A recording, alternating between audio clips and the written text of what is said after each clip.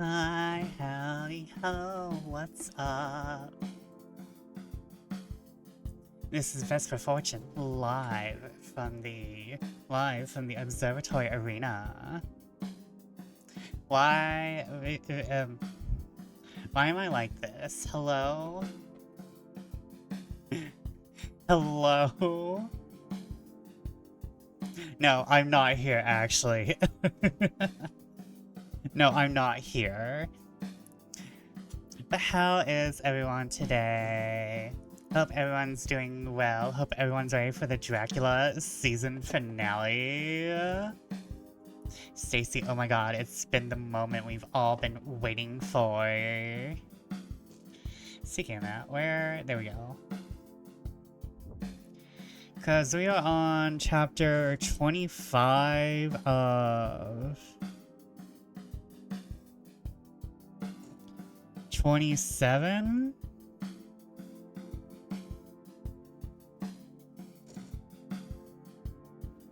Yeah, we're on chapter 25 or 27, and it looks like 26 is the big one.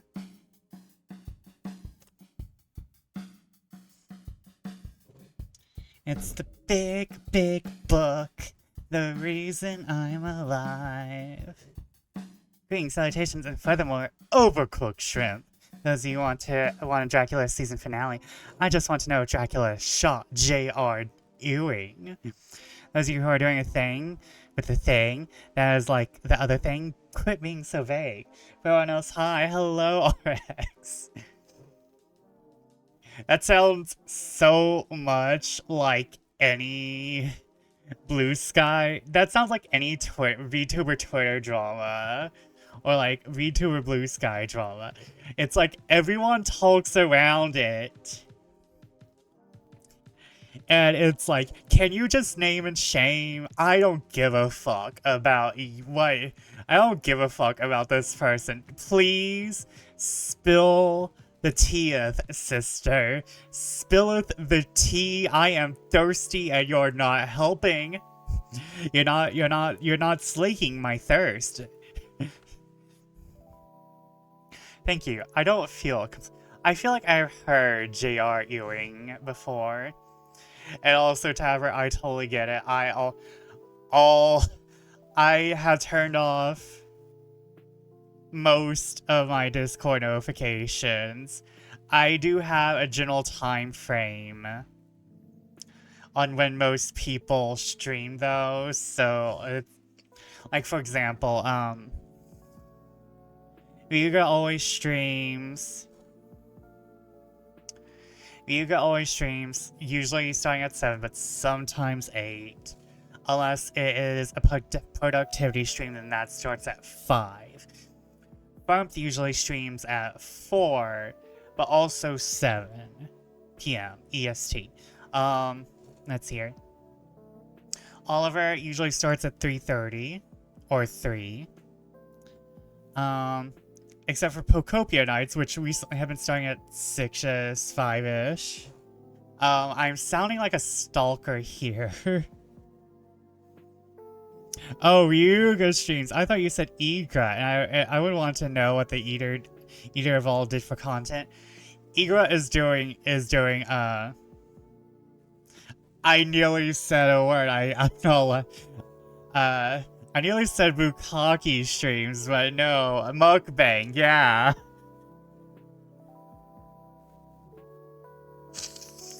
We're starting off real good. We're starting off really good, chat. A cooking stream? I feel like Igra does mukbangs. It is like a real mukbang streamer, not like...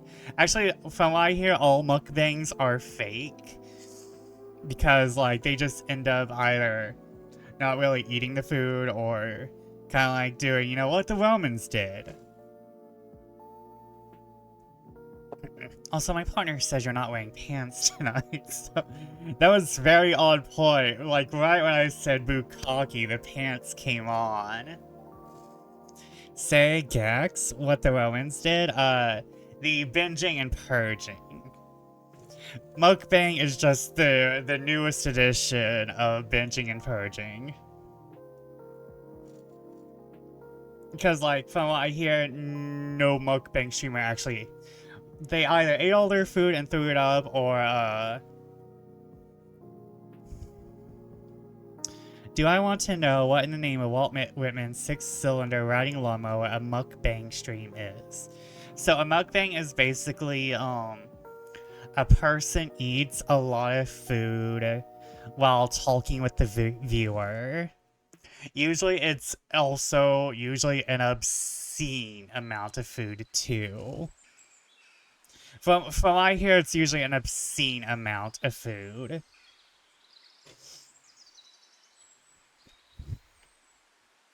Is it mukbang a type of Pokemon? There is Muk and his Alola variant, but it's not mukbang, it's just Muk. We're very thankful there is not a shiny version of Muk that is white. Okay, so apparently I'm just going to sometimes have an echo when I get Discord notifications. Okay, I wish there was some consistency, but I can deal with being a warrior of light, sometimes getting hit with the echo. I would... If you're using Opera, I would double check and make sure the settings are the same in like both if you're using Discord and an Opera, I would just double check and make sure they're both the same. Because I have problems with my Discord and my app, when my Opera and my desktop app of Discord don't match up. Well, not Opera, no wait, I'm not using Opera GX, yeah. But also, I just manually turn off all notifications. I just manually turn off all notifications.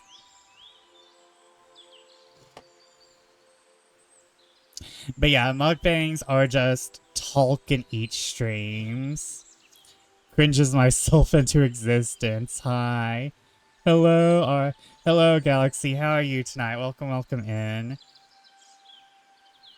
I get that feeling, though. Usually I want to cringe out of existence. What's up with you? If I remember correctly, we were talking about college last time. It must be around spring break. Well, for some people, spring break and spring bake are the same thing.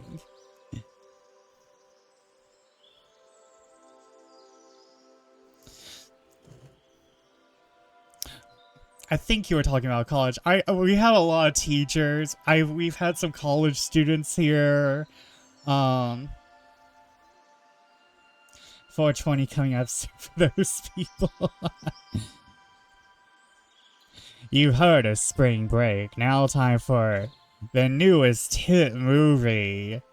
One of those 2000s weed movies, Spring Break.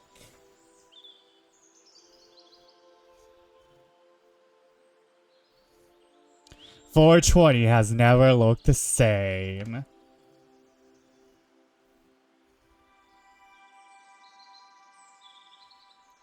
Oh, thank you for the care package, Galaxy. Thank you for keeping me hydrated and I was either gonna say well lubricated and stretched or well, you know what, it's gonna sound bad either. Yeah, thanks for keeping me well lubricated and well stretched. Yeah, let's go with the porn. I've always said bukkake tonight. Let's just keep on keeping on.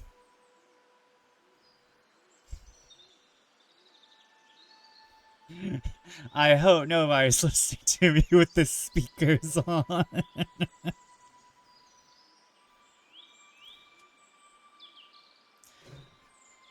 Don't listen alone. Or do. I wish I had a little cartoon wink whenever I did that. Just like the little, huh?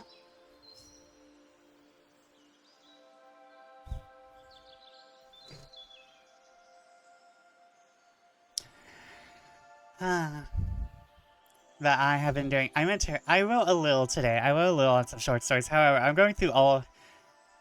Let me tell y'all. I had a time when I enjoyed 2-sentence horror stories, and I went through all of the old ones I wrote, and I'm just like, what is wrong with me? I'm going through all of my old 2-sentence stories, and I'm like, what is wrong with me? These are so cringe. I mean, some of them are gonna make for, like, funny little satires. If I, like, write full-on versions. But I also just, like, ew. Remember, kids, keep your bats hydrated and well cared for. Yeah, let's see here. Do I have... Yeah, here we go. Do I have that image? That's basically me.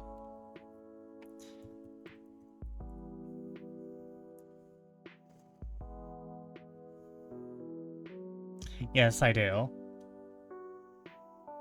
Remember, guys, it's Pepsi season for your bats. We're coming up on Pepsi season for bats. I feel one-liner from a Leisure Suit Larry game. Learn from your mistakes. They might sound similar to Kabuki and Bukake,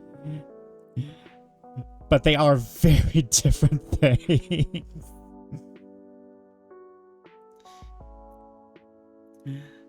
Yeah, this is basically what Galaxy does to me.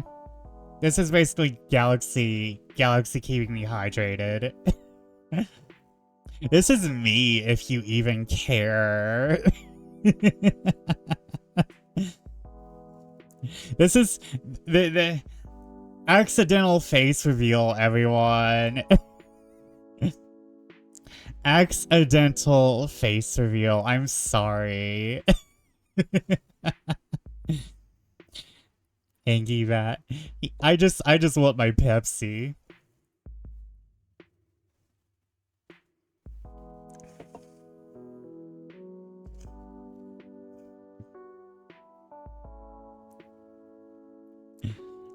For Pepsi, for the elusive and young.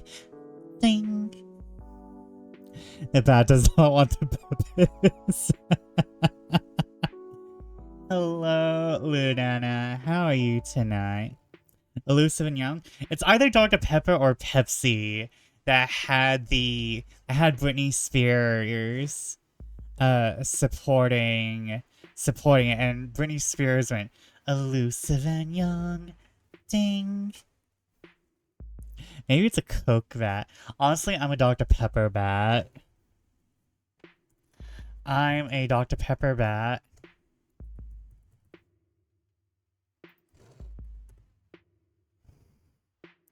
I was like, wait, is there a second A in that? Yes, there is. Everyone, please go follow Lunana, who has made multiple wonderful images of me. And let me find my current fave. Where is small me? Where is small me? Ah, yes, this incredibly tiny thing.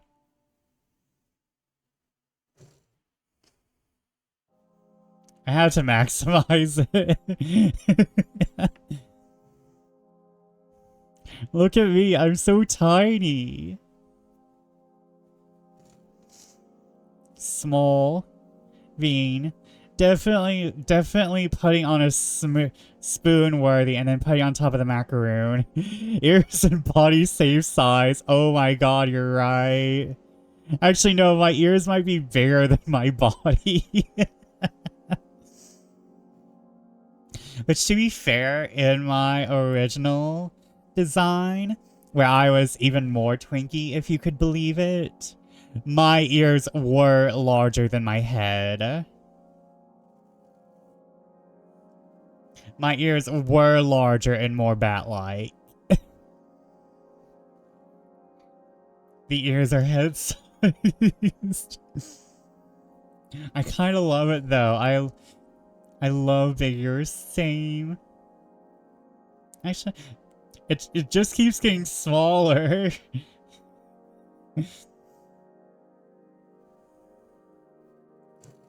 Big, small, small, big. I'm very easily entertained, people. It's the undiagnosed ADHD. Where's Waldo? But where's Vesper? I'm probably much easier to find than Waldo. You don't, unless you like put me in like one of those oh, I forgot what it's called. There was a name for the aesthetic. It wasn't witch punk, but throw me one of those homes with crushed velvet and like all the celestial theming. You won't find me then. I blend in there. That's my safe space. Put me in a home with some blue crushed velvet and a lot of tacky celestial designs. And I immediately camouflage myself.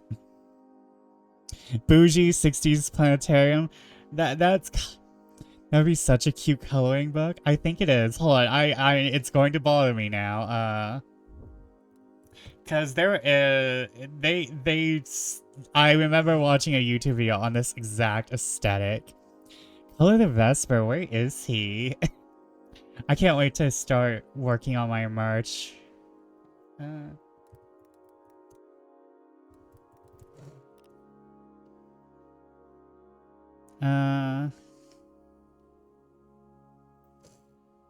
Let's see here. Whimsigoth. That's what it's called. Whimsigoth. Whimsigoth is when you have all the celestial theming and the crushed velvet.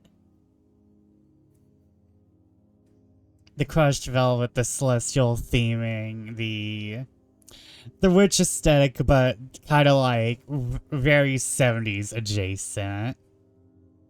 Though I also like the description of bougie 60s planetarium. It's the planetarium, but Art Deco.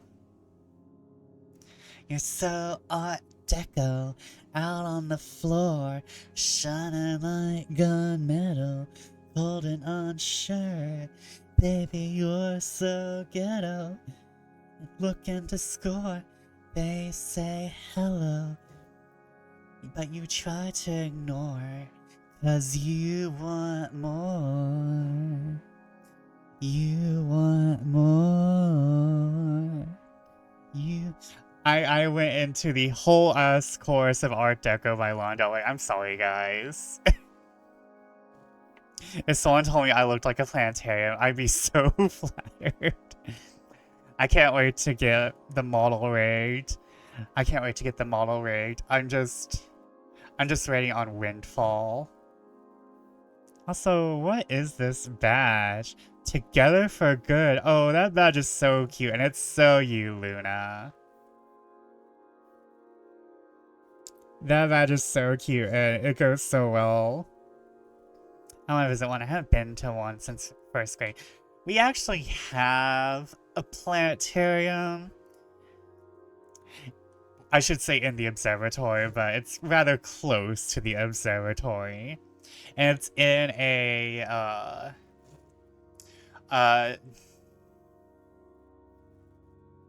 nature reserve slash park.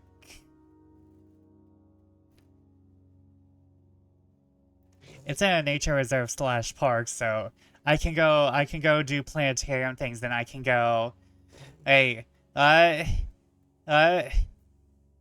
Thor, what are you doing?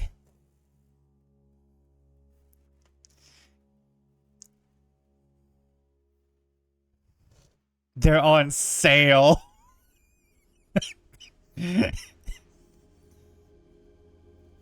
And I still don't have it. It's the best for choo-choo. Thor, you didn't have to. You gave me cash the other day, And aren't you having issues as well? You didn't have to do that. So one of these days, I'm gonna pay you back. Oh, and hi, Dolly, whenever you get out Ace's horse stream. No, my issues were done when I paid for Ian's dental stuff. Okay. I'm excited to see this. I mentioned the model, and everyone, and someone was immediately like, oh, wait, hype train. Yeah. I mentioned the model, and it's immediately hype train. Oh no, wait. That means we might be summoning other people. Oh no. Who is coming out of the summoning circle next, I wonder? That's Silver, thank you so much. You're too nice to me. Everyone's too nice for me. Oh. Come on, other people, be summoned. It's okay. Listen, y'all were very kind to me at the beginning of this year, and y'all were very kind to me last year. I had to do taxes. I had to do taxes. Also, sparkly salad, does that have the law on it? Let's see here. Did someone... Yeah, I don't even know who sparkly salad is, but I hope they're having a good day. I see we hit Sid and Rogue and Valk and of course Lunana. It's 'cause you're nice. You guys. Oh, that does remind me. I'm going to take an extra day off this week. Just 'cause I want to focus on myself. So I'm gonna have 3 days off this week, maybe 4, I don't know. It is my birthday week, however, either next week or the week after will be birthday week streamerversary combo. Because we are... The fuck is up with this price increase?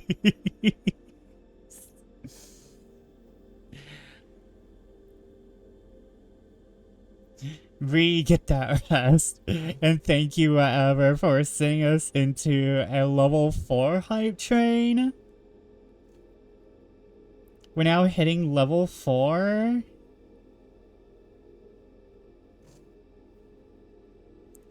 Yeah, I just want to get some rest because I want to refocus myself and talk to friends and stuff. I was planning on doing that anyway today. You guys... Well, that may just suit you to a T. but yeah, I just want to and also I really need to read my books. I need to read some books. Oh, did I tell you guys what just happened? I just...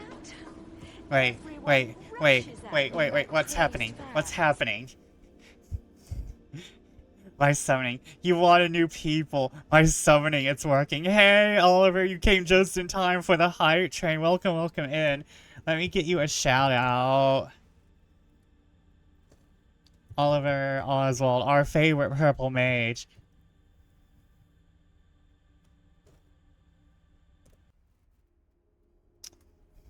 One of our many favorite purple magic casters. There's multiples of them. Magic seems to come with the color purple.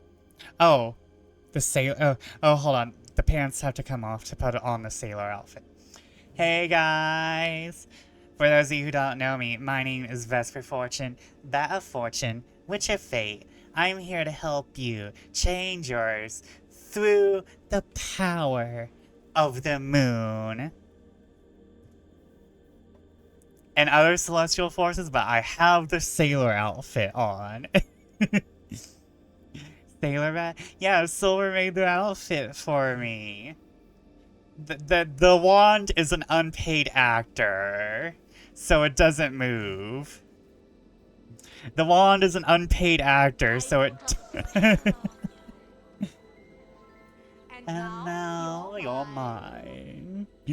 Thank you for another subscription, Ollie. Thank you, thank you.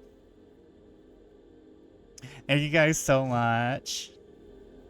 The one only moves when paid, exactly. But Ollie, I know it is very late for you. And we're so please get some rest, get some off-stream Pokopia time. Get some water, get hydrated, get some Oreos, my guy. You deserve it. They call me Eep Sleep Soul. Oh, and let's not forget, the amazing and talented... the amazing and talented Kaylin Frost, who made my model, which will one day eventually get rigged, eventually.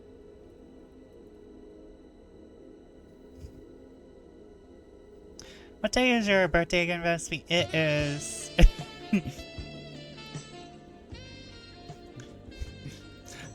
I don't know why we're playing the sax, but you know, it works.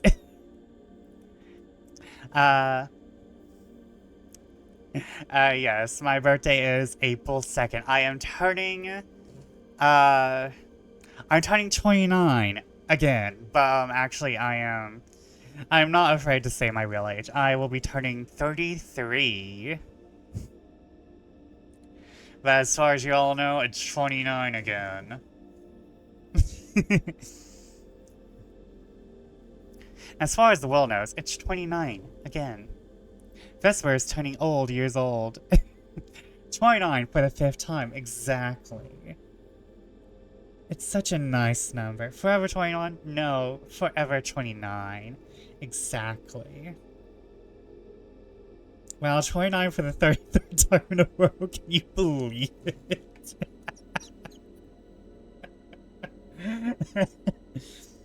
Thank you, Ollie. You get me. Everyone, please. I know I always shout Oliver, but I will be over on. This isn't a secret anymore. We've been very open about it for the past few weeks, but I will be over on Oliver's channel this Saturday. Well, depends on how much RP there is.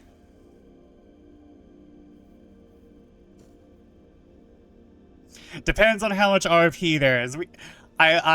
We love our girls. We love our girls and our Guy Maris. So I'm just not sure if I'm even going to get to appear. I am dragging them through the dungeon if it kills me. But I might be over on Ollie's channel this Saturday to guest star on Trial of Heart. D&D coming this weekend. Not only this weekend, but Trial of Hearts is returning.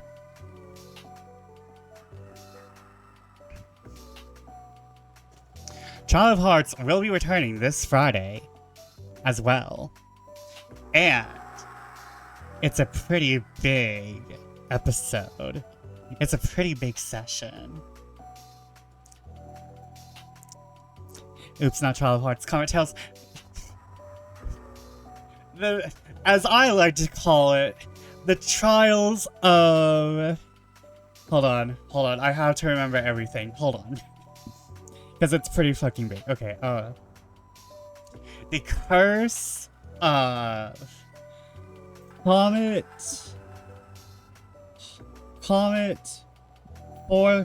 Curse of the Forlorn Comet Heart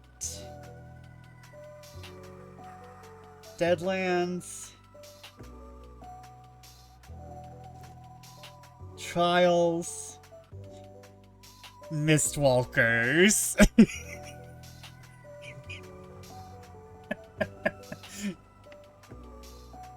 Y'all got your... Oh, hold on.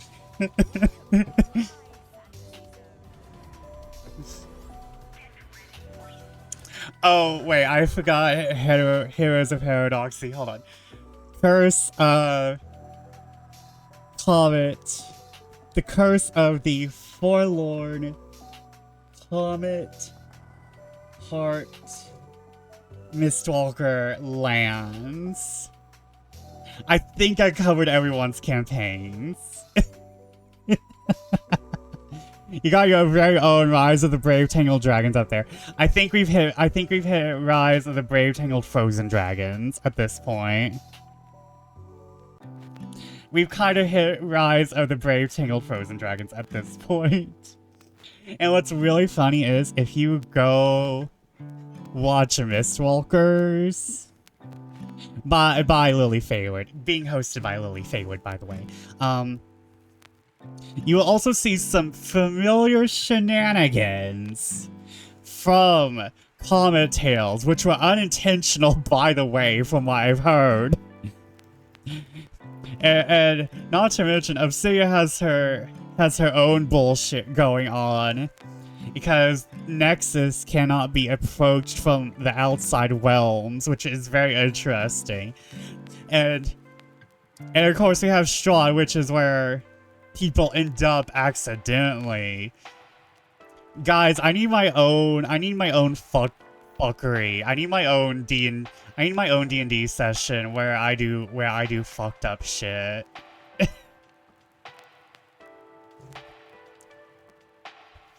I need my own D&D campaign to add to this chaos. I need my own Kiki Boba morphogenetic field bullshit. So just a normal Vesper stream, but with dice. You seem to have a new sponsorship. Ah yes, I totally forgot. There was a Ko-Fi donation in the midst of that chaos. New donation from the Luxborn Anti-Tourism Board. Thank you again, Luxborn Anti-Tourism Board. You are well beloved here.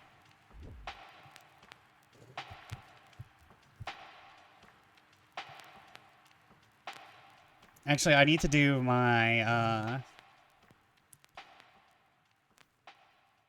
Normally, we only award this spoon to keeping people away from Luxborn, but we decided that we should just throw in for good measure. That was thrown spelled like the gifting website. Why?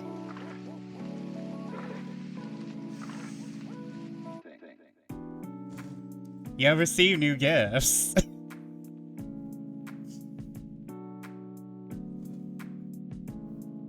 I am not surprised.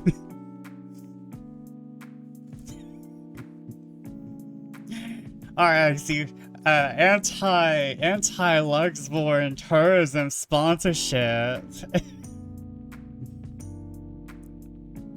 You shouldn't have. I now have my Italian wedding cake dessert tea and my chocolate creme black tea. Okay. Okay. I think that sponsorship suits you to a T. Oh my god, guys, we haven't even read. We're supposed to be... Ooshu, ooshu.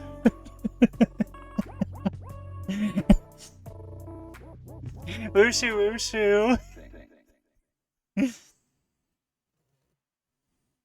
Also, I'm just gonna...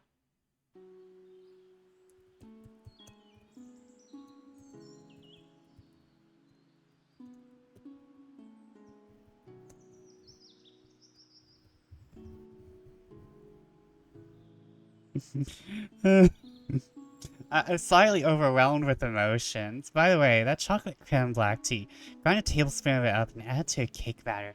Ooh. I shall. I don't think it's gonna get in time for me to bake a cake for my birthday, but maybe next week?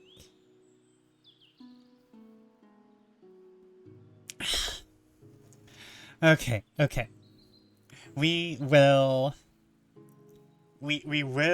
start reading. Thank you for the head pats, Galaxy. And thank you everyone for being here. I will read with the wand. Hold on. I will read with the wand in one hand and Dracula in the other. Let me go ahead and grab my copy here.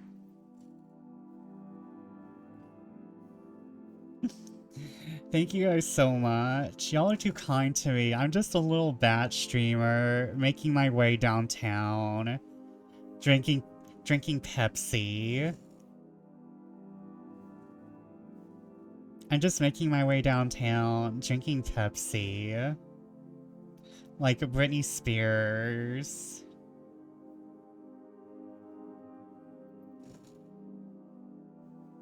Oh.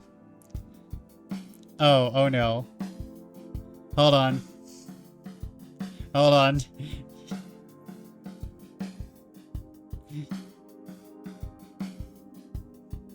Nope.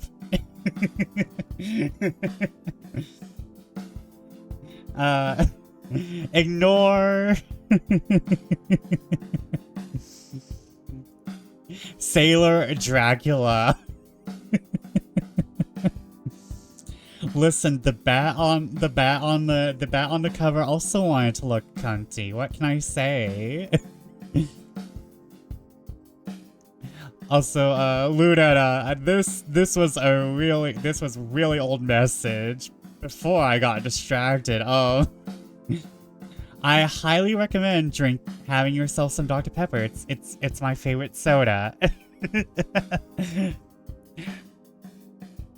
I really recommend some Dr. Pepper. It's my favorite soda. They also have a really aesthetic soda that is.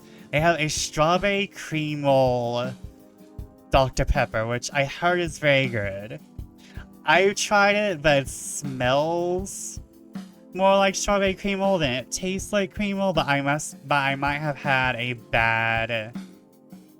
I just might have had like a bad batch.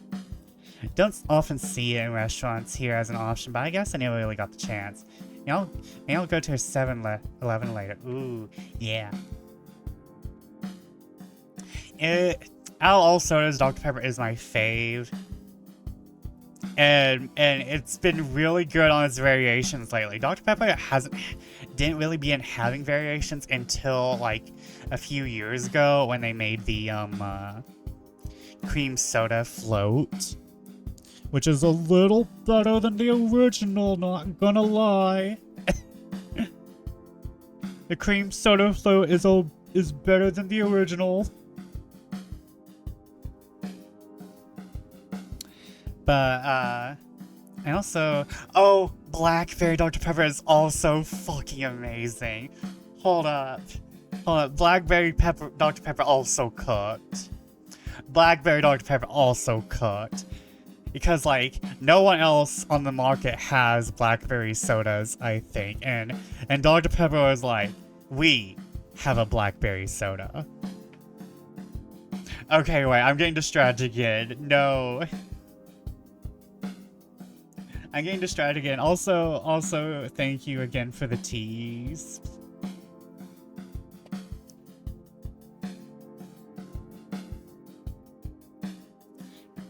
Okay, I'm gonna answer that later. Hold on. Hold on. Wait. Oh, where?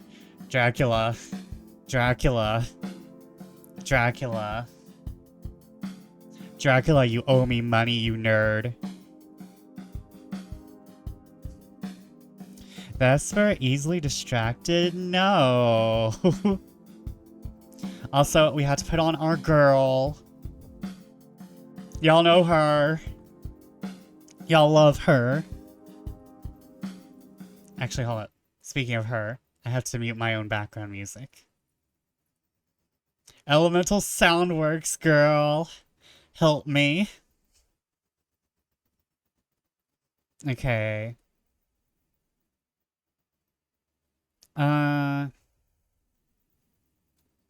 We're going back to Transylvania, so we're going back to Dracula's castle. My god, this is a 9 hour, 39-minute mix. Okay, girl, I guess you know what you're about.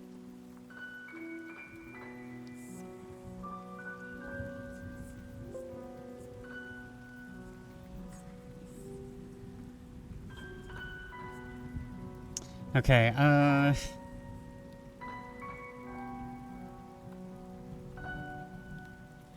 back to chapter 25. Everyone ready?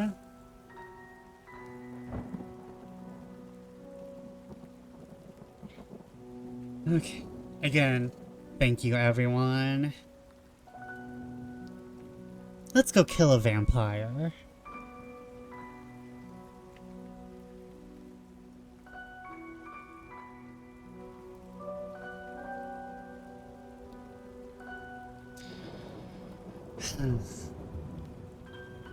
Y'all had me laughing to death last night. Now I'm crying.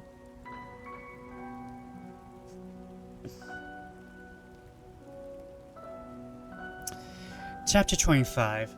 Dr. Seward's Diary. 11th of October, evening. Jonathan Harker has asked me to note this, as he is hardly equal to the task. He wants an exact record kept. I think none of us were surprised when we were asked to see Mrs. Harker a little before the time of sunset. We have of late come to understand that sunrise and sunset are to her times of peculiar freedom, when her old self can be manifest without any controlling force subduing or restraining her, or inciting her to action. This mood or condition begins some half hour before or more after actual sunrise or sunset, lasts till either the sun is high or whilst the clouds are still aglow, the rays streaming above the horizon. At first there is a sort of negative condition, as if some tie were loosened, and then absolute freedom quickly follows. When, however, the freedom ceases, a change back or relapse comes quickly, preceded only by a spell of warning silence. Tonight, when we met, she was somewhat constrained, and bore all signs of an internal struggle. I put down myself to her making a violent effort at the earliest instant she could do so. A very few minutes, however, gave her complete control of herself. Then, motioning her husband to sit beside her on the sofa, where she was half reclining, she made the rest of us bring chairs up close. Taking her husband's hand in hers, began. Oh my. I did not mean to go that deep. We are all here together in freedom, for perhaps the last time. I know, dear, now that you will always be with me to the end. This was to her husband, whose hand had, as we could see, tightened upon hers. In the morning we go out upon our task, and God alone knows what may be in store for any of us. You are going to be so good to me as to take me with you. I know that all brave, earnest man can do for a poor, weak woman whose soul is perhaps lost. No, not yet. But as at any rate at stake, you will do. But you must remember that I am not as you are. There is poison in my blood, in my soul, which must destroy me, unless some relief comes to us. Oh, my friends, you know as well as I do, that my soul is at stake. And though I know there is one way out for me, you must not, and I must not take it. She looked appealingly to us all in turn, beginning and ending with her husband. What is that way? Asked Van Helsing in a hoarse voice. What is that way which we may not take? That I may die now, either by my own hand or that of another, before the greater evil is entirely wrought. I know, and you know, that were I once dead, you could and would set free my immortal spirit, even as you did my poor Lucy's. Were death, or the fear of death, the only thing that stood in the way, I would not shrink to die here, now amidst the friends who love me. But death is not all. I cannot believe that to die in such a case, when there is hope before us and a bitter task to be done, is God's will. Therefore I, on my part, give up here the certainty of eternal rest, and go out into the dark, where may be the blackest things that the world or the nether world holds. We are all silent, for we knew instinctively that this was only a prelude. The faces of the others were set, and Harker's grew ashen gray. Perhaps he guessed better than any of us what was coming, she continued. This is what I can give into the hotchpot. I could not but note the quaint legal phrase which she used in such a place, with all seriousness. What will each of you give? Your lives, I know, she went on quickly. That's easy for brave men. Your lives are God's. You can give back. Ugh. Your lives are God's. You can give them back to him. But what will you give to me? She looked again questioningly, but this time avoided her husband's face. Quincy seemed to understand. He nodded, and her face lit up. Now I shall tell you plainly what I want, for there must be no doubtful matter in this connection between us now. You must promise me, one and all, even you, my beloved husband, that should the time come, you kill me. What is that, Tom? The voice was Quincy's, but it was low and strained. When you shall be convinced that I am so changed, and it is better that I die than I may live, and I am thus dead in the flesh, then you will, without a moment's delay, drive a stake through me and cut off my head, or do whatever else may be wanting to give me rest. Quincy was the first to rise after the pause. He knelt down before her and, taking her hand in his, said solemnly, I'm only a rough fellow who hasn't perhaps lived as a man should to win such a distinction, but I swear to you by all that I hold sacred and dear, should the time ever come, I shall not flinch from the duty that you have set us, and I promise you, too, that I shall make all certain, for if I am only doubtful, I shall take it that the time has come. My true friend, was all she could say amid her fast-falling tears, as bending over, she kissed his hand. I swear the same, my dear Madamina, said Van Helsing. And I, said Lord Godalming, each of them in turn kneeling to take her. And I, said Lord Godalming, each of them in turn kneeling to her to take the oath. I followed myself. Then her husband turned to her wan-eyed, with a greenish pallor which subdued the snowy whiteness of his hair, and asked, And I must too make such a promise, O my wife. You too, my dearest, she said with infinite yearning of pity in her voice and eyes. You must not shrink. You are the nearest and dearest in all the world to me. Our souls knit into one for all of life and time. Think, dear, that there have been times when brave men have killed their wives and their womankind to keep them from falling into the hands of the enemy. Their hands do not falter any the more because those that they love implored them to slay them. It is men's duty towards those whom they love, at such times of sore trial. And oh, my dear, if it is to be that I must meet death at any hand, let be at the hand of him who loves me best. Dr. Van Helsing, I have not forgotten your mercy in poor Lucy's case to him who loved. She stopped with a flying blush, and changed her phrase. To him who had best right to give her peace. A time shall come again. I look to you to make a happy memory of my husband's life. Now it was his loving hand which set me free from the awful thrall upon me. Again I swear, came the professor's resonant voice. Mrs. Harker smiled positively. With a sigh of relief, she leaned back and said, And now, one word of warning. Warning which you must never forget. This time, if it ever come, may come quickly and unexpectedly. In such a case, you must lose no time in using your opportunity.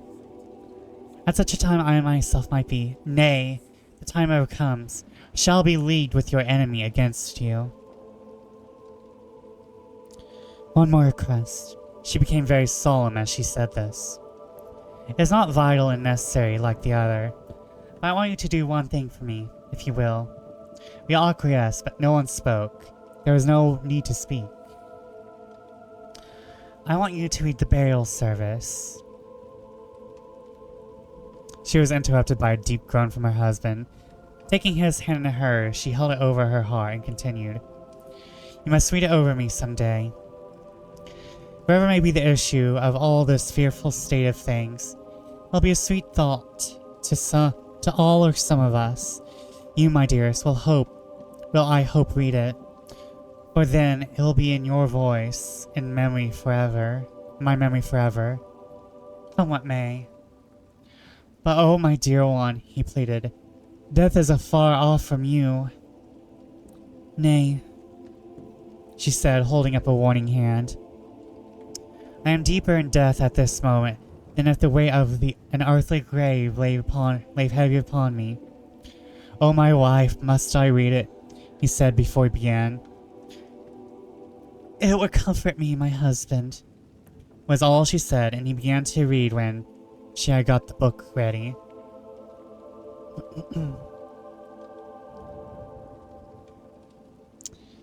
How could anyone tell of that strange scene?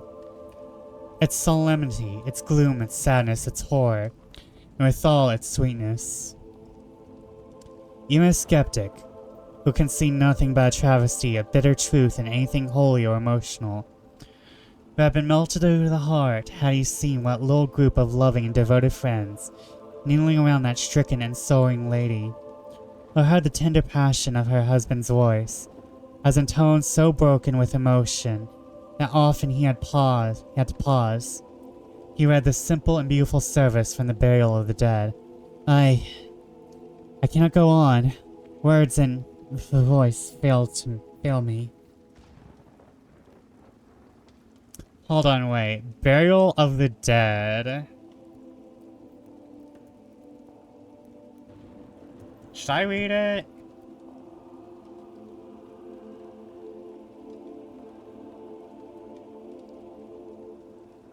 Oh, this is...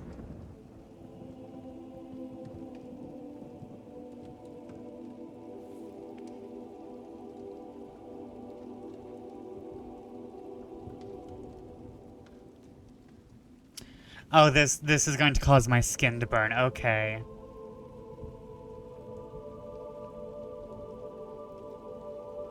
Oh, this is a whole thing. No.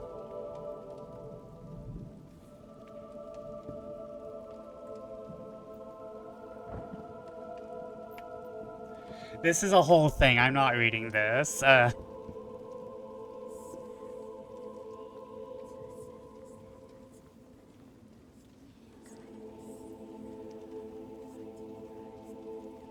Y'all can look up Burial of the Dead. Imagine it. She was right in her instinct. Strange as it all was. Bizarre it may be hereafter seemed even to us who felt its potent influence at the time.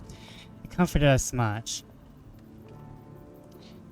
It comforted us much, and in the silence which showed Mrs. Harker's coming relapse from her freedom of soul, not seemed so full of despair to any of us as we had dreaded.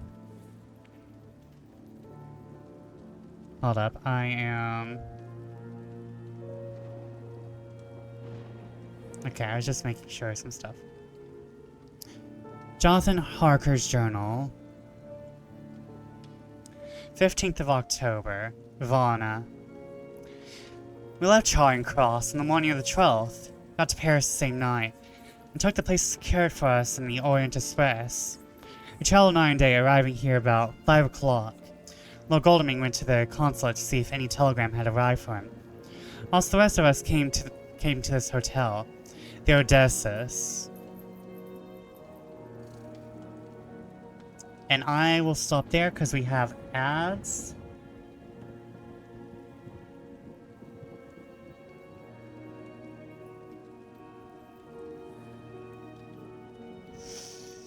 Huh, okay. I will stretch.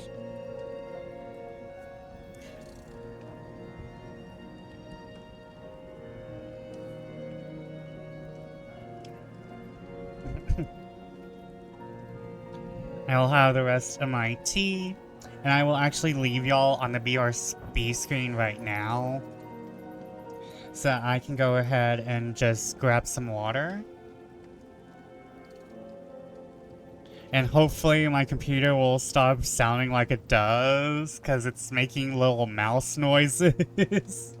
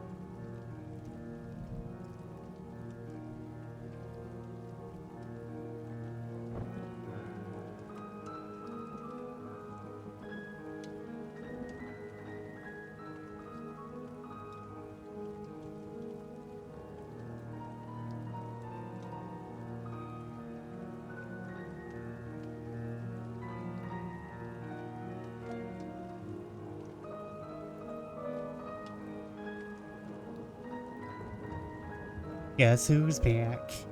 Back again.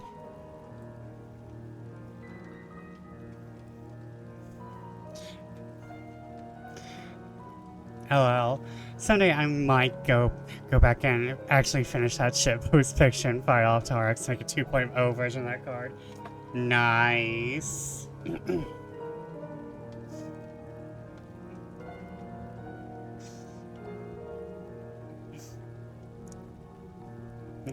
Nice. I can't. I would totally. I totally love that art because it's such a silly thing. It was such an off the cuff remark. That was like a really good one-liner. I'm just a cabinet. Oh, thank you for the care package, Galaxy. Stretch.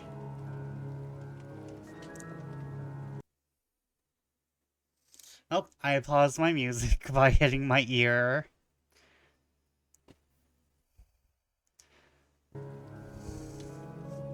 Don't look over here, I'm just a cabinet.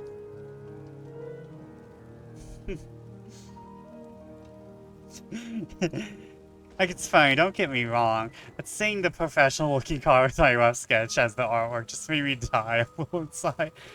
Don't worry, there's actually a lot of official cards that looked weird. Because, like, there's actually cards.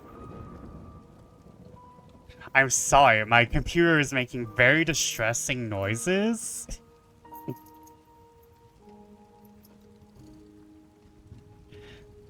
There's actually cards that are just using television screen caps.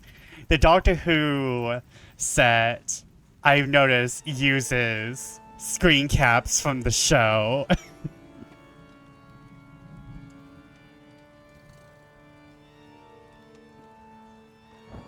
and like, I've seen some others that are just sketches. I think there's some cards that actually use children's art for them. So, like, yeah, no, you're in good company.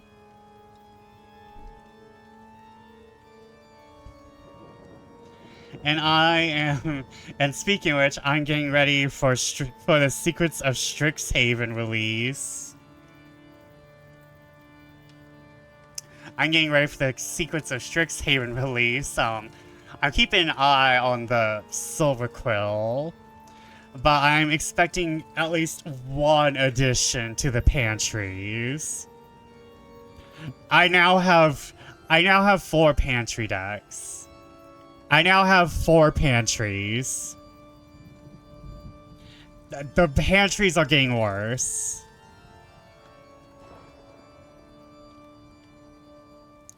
If Blue had a good food card, at least one, I'd be willing to make a 5th. But right now, I have 4.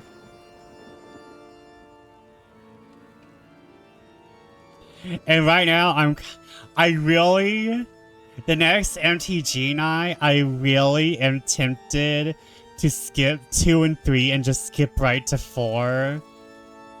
However, pantry number 4 is a 4-color commander.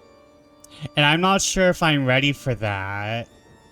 I'm not sure if I'm ready for my first 4-color commander, but damn, I kind of want to make it work.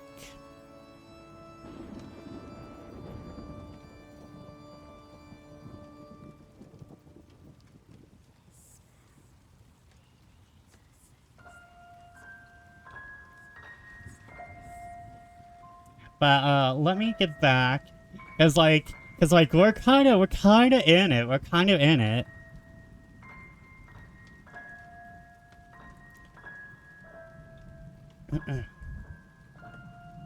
We were just getting to the Hotel the Odysseus. The journey may have had incidents. I was, however, too eager to get on to care for them. Until the Caesarian Catherine comes into port, there'll be no interest for me in anything in the wide world. Thank God, Mina as well looks to be getting stronger. Her color is coming back. She sleeps a great deal. Throughout the journey, has slept nearly all the time. Before sunrise and sunset, however, she is very wakeful and alert. It's become a habit for Van Helsing to hypnotize her at such times. At first, some effort was needed. He had to make many passes. Now she seems to yield at once, as if by habit, and scarcely any action is needed. He seems to have power at these particular moments to simply will. Her thoughts obey him. He always asks her what she can see and hear.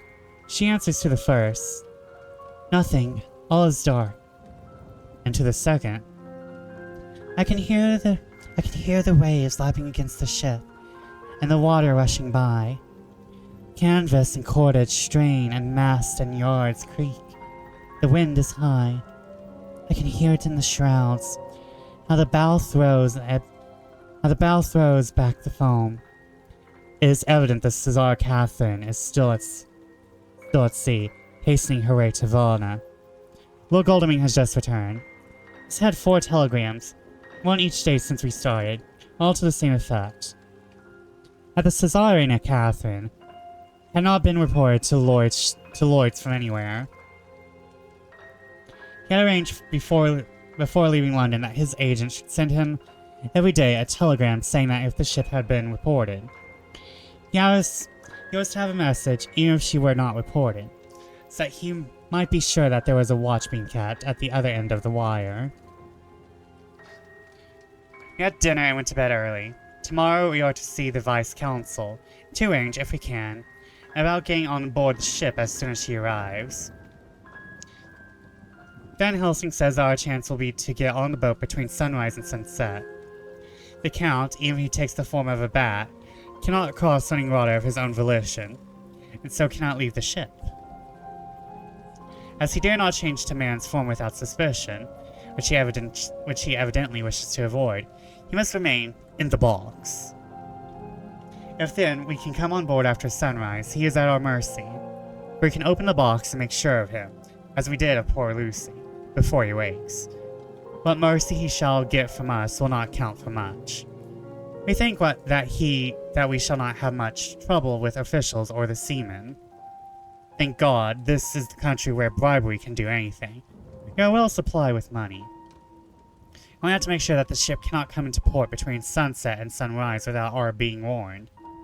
We shall be safe. Judge Moneybag will settle this case, I think. It says 16th of October. Mina's report's still the same. Lapping waves and rushing water, darkness and favoring winds. You are evidently in good time. When we hear of the Tsarina Catherine, we shall be ready. As she must pass the Dardanelles, we are sure to have some report. 17th of October. Everything is pretty well fixed now, I think. To welcome the Count on his return from his tour, Goldman told the shippers that he fancied that box sent aboard might contain something stolen from a friend of his. Got half a consent that he might open it at his own risk.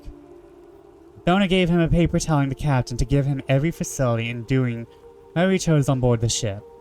Also a similar authorization to his agent at Varna. You have seen the agent, who was much impressed with Goldeming's kindly manner to him, and we were all satisfied that whatever he can to do to aid our wishes will be done. We have already arranged what to do in case we get the box open. If the Count is there, Van Helsing and Seward would cut off his head at once and drive a stake through his heart. Morris, Goldeming, and I shall prevent interference, even if we have to use arms which we shall have ready. The professor says that we can so treat the Count's body, it will soon after fall to dust. In such case, there would be no evidence against us, in case any suspicion of murder were aroused. But if it were not, we should stand or fall by our act. Perhaps someday this very script will be evidence to come between some of us and a rope. For myself, I should take the chance only too thankfully were to come. We mean to leave no stone unturned to carry out our intent. He arranged with certain officials that the instant the Tsarina Catherine is seen, you are to be informed by a special message.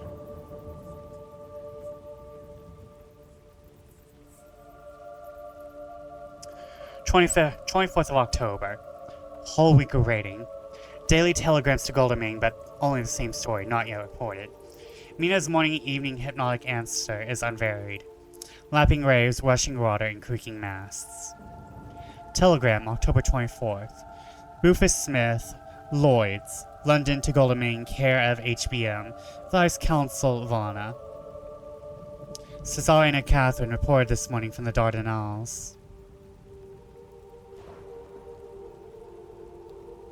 Dr. Seward's diary, 25th of October.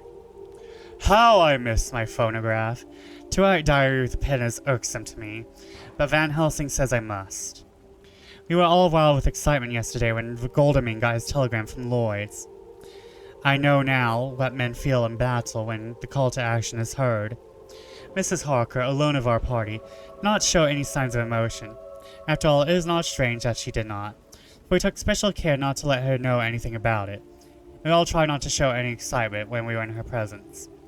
In old days she would, I am sure, have noticed, no matter how we might have tried to conceal it. But in this way she has greatly changed during the past 3 weeks. The lethargy grows upon her. Though she seems strong and well and is getting back some of her color, Van Helsing and I are not satisfied. We talk of her often. We have not, however, said a word to the others. It break poor Harker's heart, certainly his nerve, if he knew that we had even a suspicion on the subject. Van Helsing examines, he tells me, her teeth very carefully, while she's in the hypnotic condition. But he says that so long as they do not begin to sharpen, there is no active danger of a change in her. If this change should come, it would be necessary to take steps. Both know what those steps would have to be, though, and we do not mention it to we do not mention our thoughts to each other. We should neither of us shrink from the task, awful though it be to contemplate. Euthanasia is an excellent and comforting word. I'm grateful to whoever invented it. Yes, the comforting word of euthanasia. This was back when people didn't know what it meant. Nowadays, you can't say it. Everyone's like, oh, I know what that means.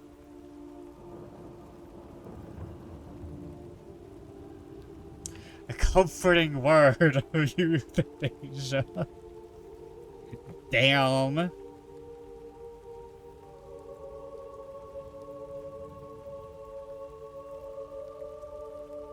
I don't think you can even say that on YouTube without getting demonetized.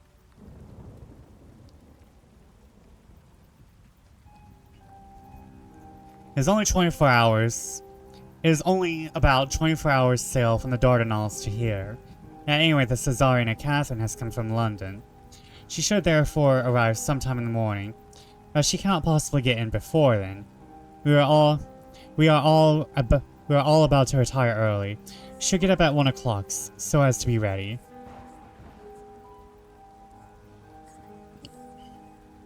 "25th of October, noon. No news yet of the ship's arrival. Mrs. Harker's hypnotic report this morning was the same as usual, so it's possible that we may get news at any moment. You men are all in a fever of excitement, except Harker, who is calm. His hands are cold as ice. An hour ago I found him wearing the edge of a great Gorka knife, which he now always carries with him. It will be a bad lookout for the Count if the edge of that kukri ever touches his throat, driven by that stern, ice-cold hand. Van Helsing and I were a little alarmed about Mrs. Harker today. About noon, she got into a sort of lethargy, which we did not like. Although we kept silence with the others, we were neither of us happy about it.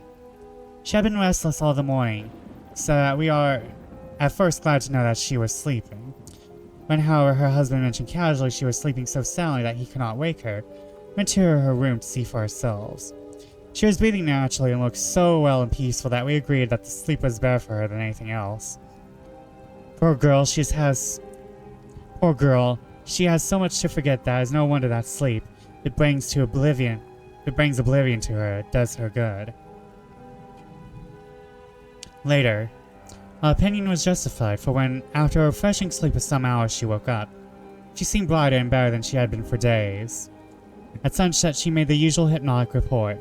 Wherever he may be in the Black Sea, the Count is hurrying to his destination. To his doom, I trust. 26th of October. Another day and no tidings of the Caesarian Catherine. She ought to be here by now. That she is, still journeying somewhere is apparent, for Mrs. Harker's hypnotic report at sunrise was still the same. It's possible that the vessel may be lying at times for fog.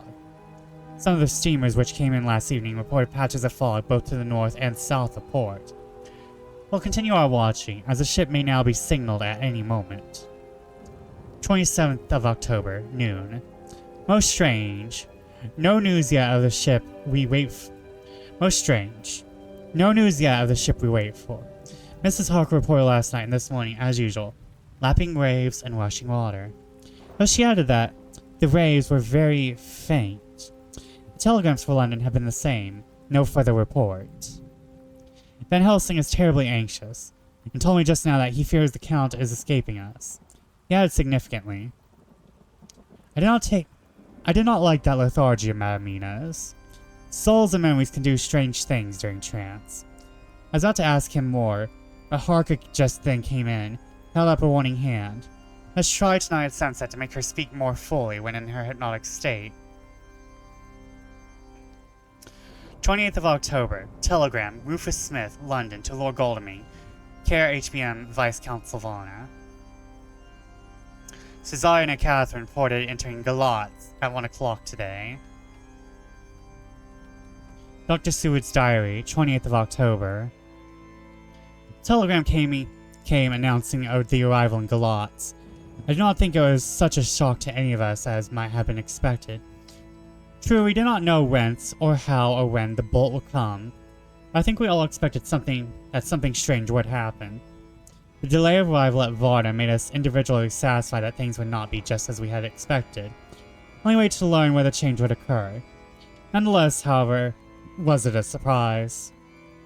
I suppose that nature works on such a hopeful basis that we believe against ourselves that things will be as they ought to be, not as we know they will be. Transcendentalism is a beacon to the angels, even if it be a will-o'-the-wisp to man. It was an odd experience that we all took it differently. Van Helsing raised his hand over his head for a moment, as though in remonstrance with the Almighty. But he said not a word, and in a few seconds stood up with his face sternly set. Lord Goldeming grew very pale and sat breathing heavily. I was myself half stunned and looked in wonder at one after another. Quincy Morris tightened his belt with that quick movement which I knew so well. In our old wandering days, it meant action. Mrs. Harker grew ghastly white, so that the scar on her forehead seemed to burn. But she folded her hands meekly and looked up in prayer. Harker smiled, actually smiled, the dark, bitter smile of one who is without hope. But at the same time, his action belied his word. For his hands instinctively sought the hilt of the great kukri knife and rested there. When does the next train start for Galatz? Said Van Helsing to us generally. At 6:30 tomorrow morning, we all started, but the answer came from Miss... Hold on. At 6:30 tomorrow morning, we all started, for the answer came from Mrs. Harker. How on earth do you know? Said Art.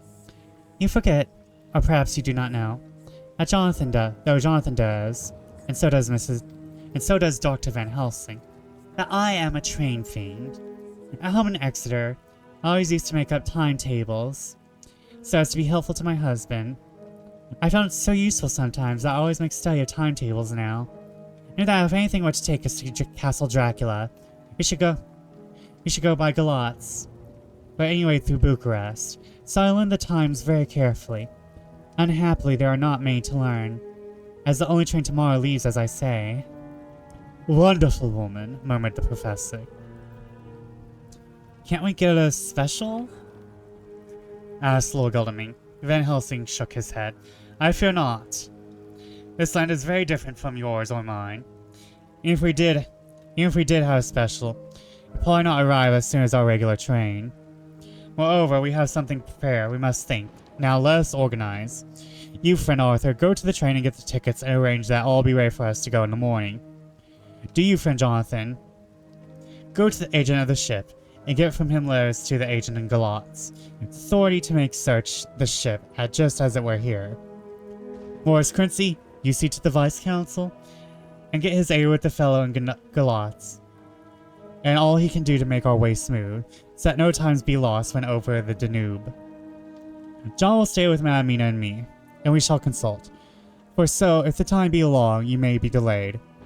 It will not matter when the sun set, since I am here with Madam to make a report. And I, said Mrs. Harker brightly, and more like her old self than she had been for a many long day, shall try to be of use in all ways, shall think and write for you as I used to do. Something is shifting from me in some strange way, and I feel freer than I have been as of late. Three younger men looked happy at the moment they seemed to realize the significance of her words, but Van Helsing and I, turning to each other, met a grave and troubled glance. We said nothing at the time, however.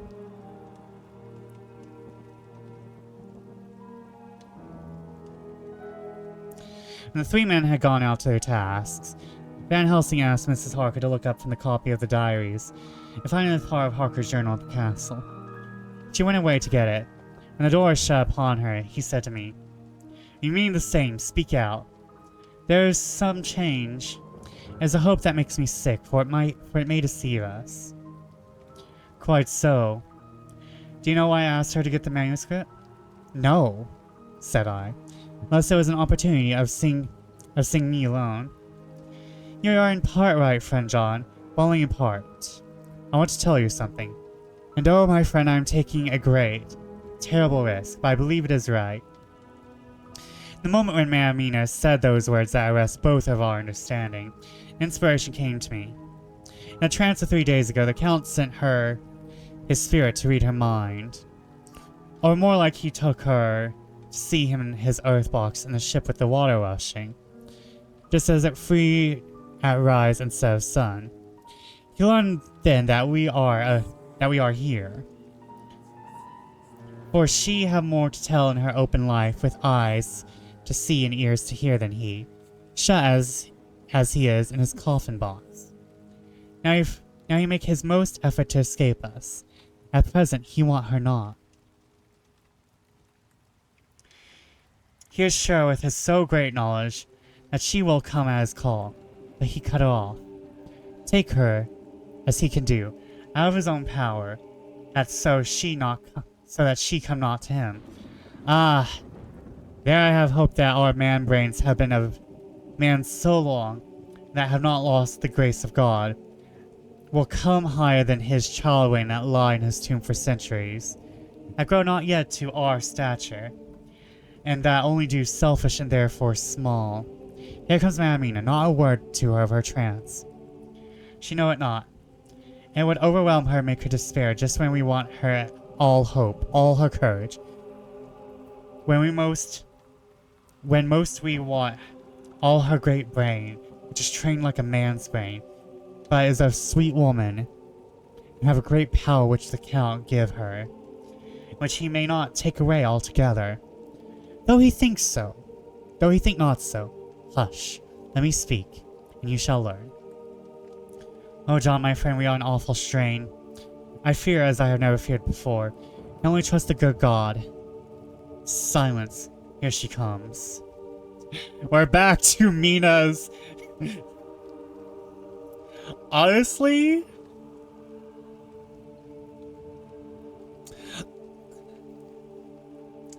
I kind of feel like both Mina and Lucy have been the most important characters in this story. Like we have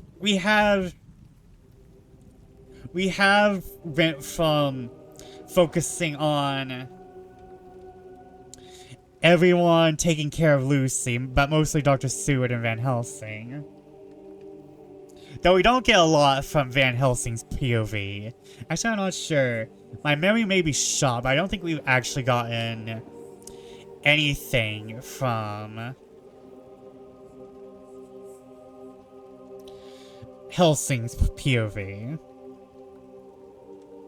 Like, we have went from Harker to Mina and Lucy to Lucy, and now we kind of like had the boys' time, the man's day out. Now we're kind of like circling back to Mina. To be fair, if they think that Mina's an unwitting spy for Dracula, keeping her in the dark now. Yeah, they were keeping her in the dark, but now they feel like Dracula is trying to push her out because he needs to escape. That's what that paragraph was saying. I think I swapped around some words. I think I fucked up a little. Cause I might be having some late onset dyslexia. But I think what Van Helsing was saying is that Dracula is shutting her out so he can keep safe. But he does not know he has full control. He cannot fully control Mina just yet.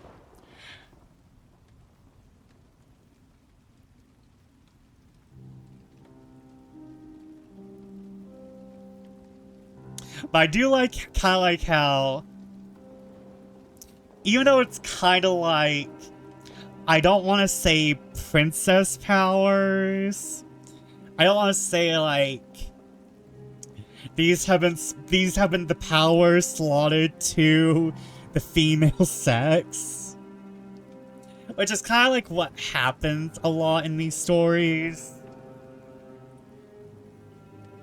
where like the girls get to be magic while the men are the men get the physical classes, while girls get the magical classes.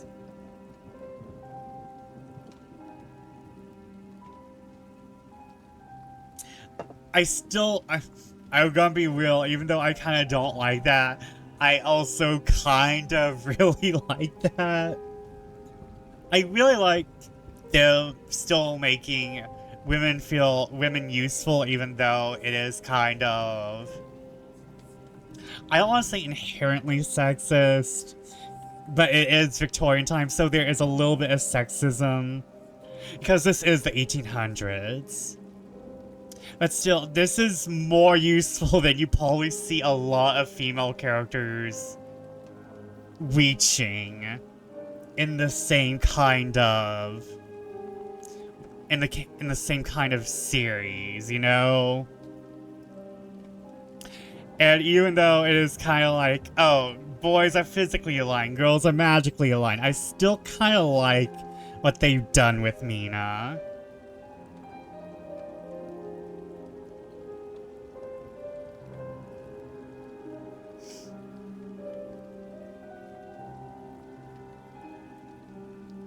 I still am enjoying what they did with Mina.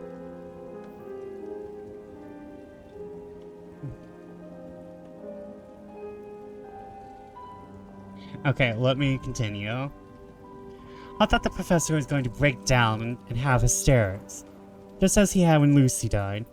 With great effort, he controlled himself and was at a perfect poise when Mrs. Harker tripped into the room, bright and happy looking, and in the doing of work, seemingly forgetful of her misery. As she came in, she handed a number of sheets of typewriting to Van Helsing. Looked over them. I'm sorry, my computer is making very distressing noises.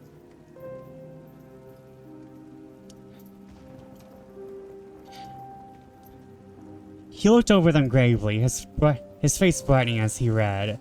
Then, holding the pages between his fingers and thumb, said, "Friend John, to you with so much experience already, and to you, dear Madamina, that are young, here is a lesson. Do not fear ever to think. A half-thought has been buzzing often in my brain, but I fear to let him loose his wings. Here now, with more knowledge, I go back to where that half-thought came from. I find that he be no half-thought at all. That be a whole thought. Though so young, he is not yet strong enough to use his little rings. Nay, like the ugly duck of my friend Hans Andersen. He be no duck thought at all, but a big swan thought that sail nobly on big wings.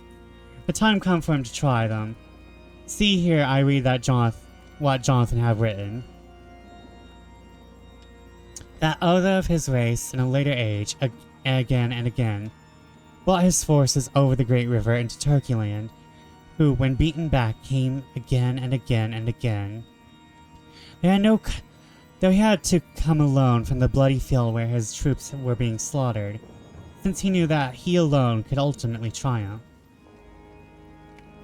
What does this tell us? Not much, no. The Count's child thought see nothing, therefore he speaks so free.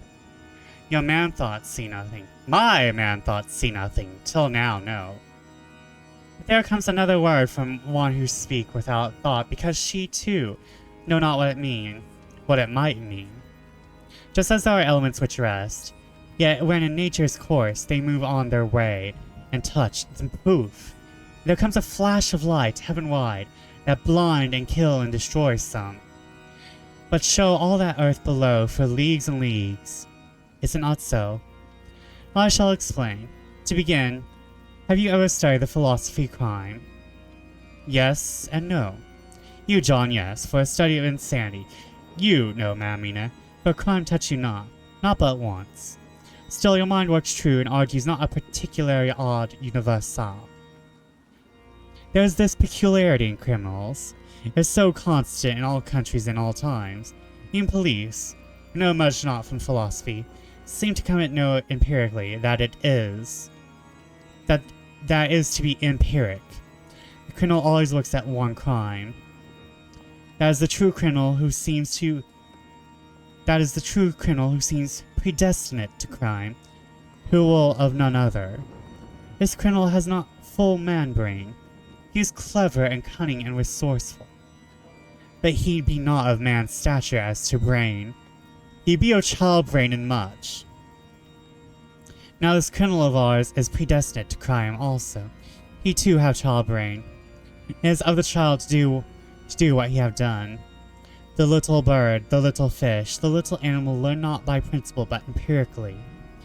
When you learn to do, then there is to him the ground to start to do more. Thus Polsto, said Archimedes, give me a fulcrum, and I shall move the world. Do once is the fulcrum. To do once is the fulcrum whereby child brain become man brain, until he have the purpose to do more. Continue to do the same thing again every time, just as he have done before. Oh my dear, I see your eyes have opened, and to you the lightning flash show all the leagues. For Mrs. Harker began to clap her eyes, and her eyes sparkled. He went on. Now you shall speak.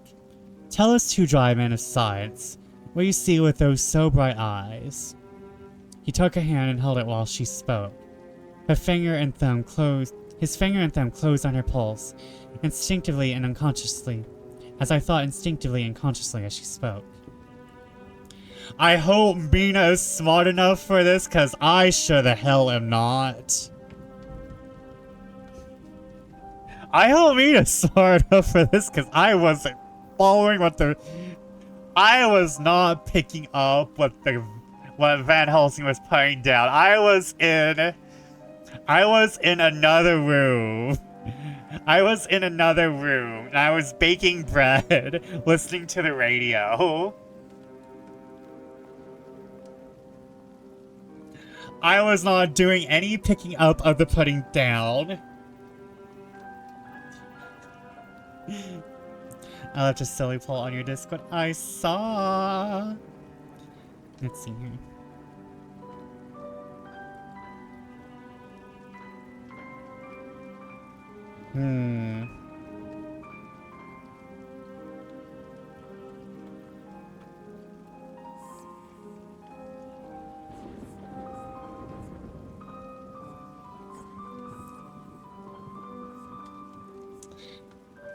I hope Mina's smarter than me, cause I'm not getting it.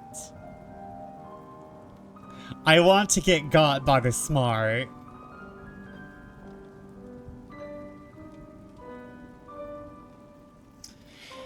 The Count is a criminal and of criminal type.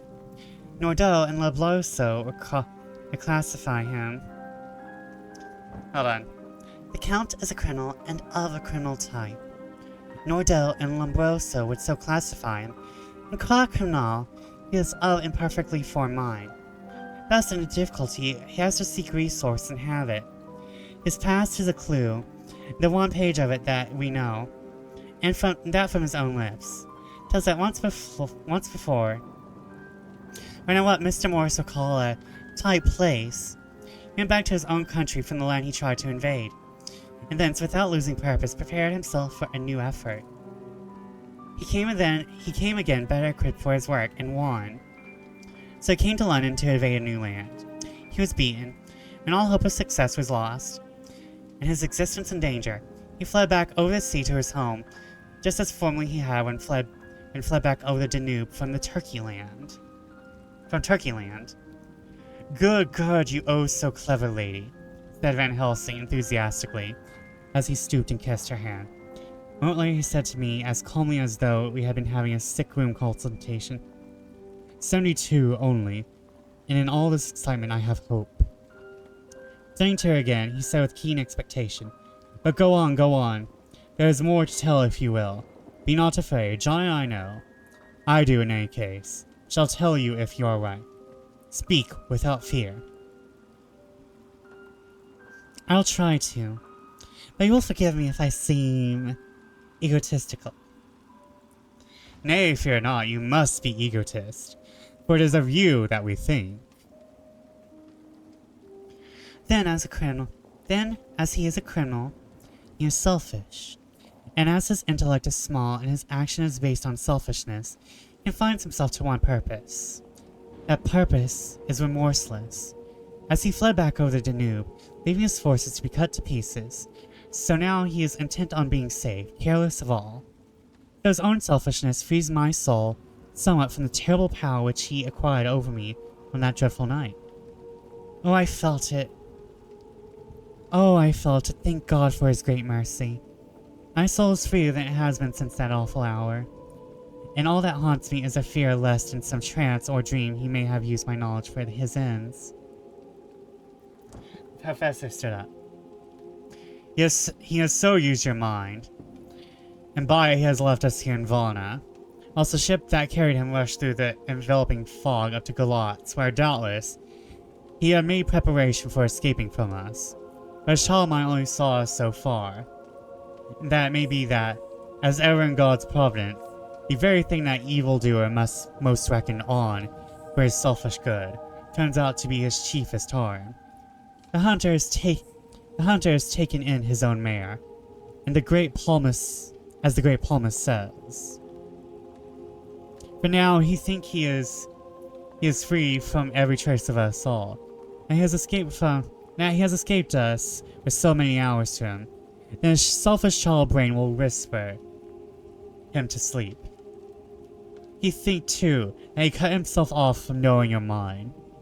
There can be no knowledge of him to you. There is where he failed. That terrible baptism of blood which he gave you makes you free to go to him in spirit, as you have as yet done in your times of freedom, in the sunrise and set. At such times you go by my volition and not his, and this power too good of you and others, as you have won from your suffering at his hands. This is now all the more precious that he know it not, and to guard himself have even cut himself off from his knowledge of our where. We, however, are not selfish, and we believe that God is with us through all this blackness, and these many dark hours. We shall follow him, and we shall not flinch, even if we prepare ourselves that we become like him. Friend John, this has been a great hour, and have done much to advance us on our way. You must scribe and write him all down, so that when the others return from our work, give it to them, and they shall know as we do. And so I have written it whilst we wait their return, and Mrs. Harker has written with her typewriter all since she brought the MS to us. Chapter 26. Oh, I'm shrimping. I'm normally parenthesizing, but I was shrimping there. Okay, hold on. Let me stretch these.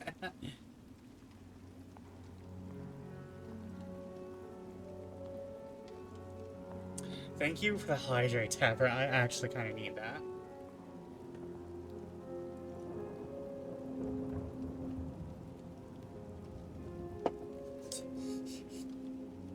I love how they're basically like, Dracula's so stupid.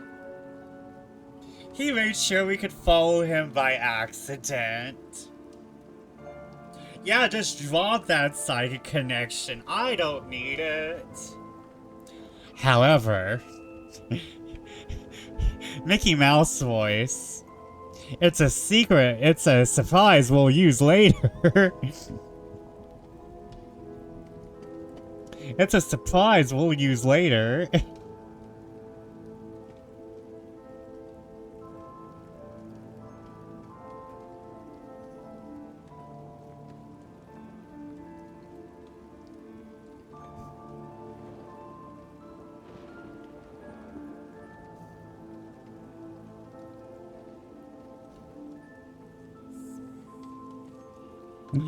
Oh man, I'm really loving this story actually. Dracula's so good, guys.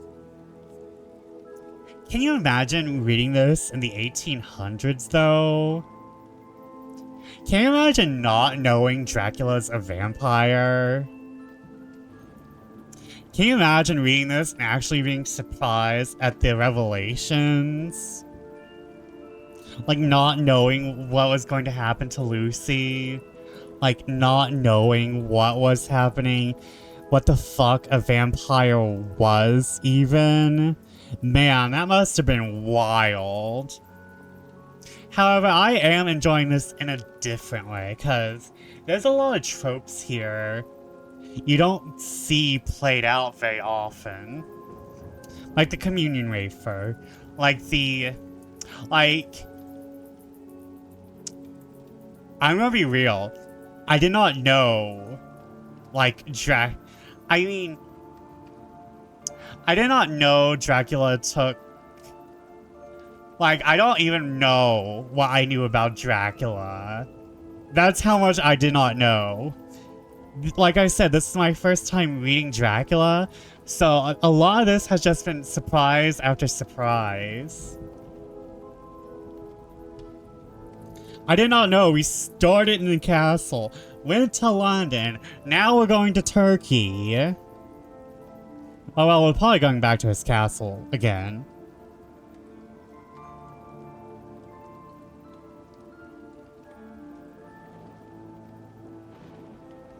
We're probably going back to his castle again.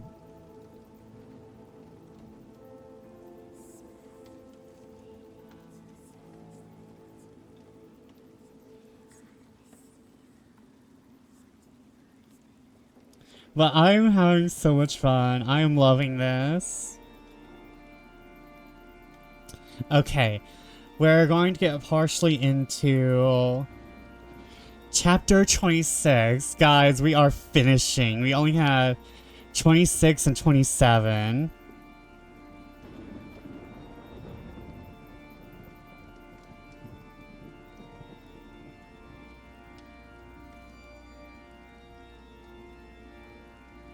New challenge for me. I have knit my snake's belly and have it follow the wiggles of the back. Nice. Okay. Thank you for the lurk, Galaxy. Enjoy having me on in the background. Please rest up. Please do what you need to. And also, everyone, please get yourselves water and drinks as well. We will be there will be an ad break coming up, so that will be the perfect time to do that. We'll have an ad break coming up in 10 or so minutes.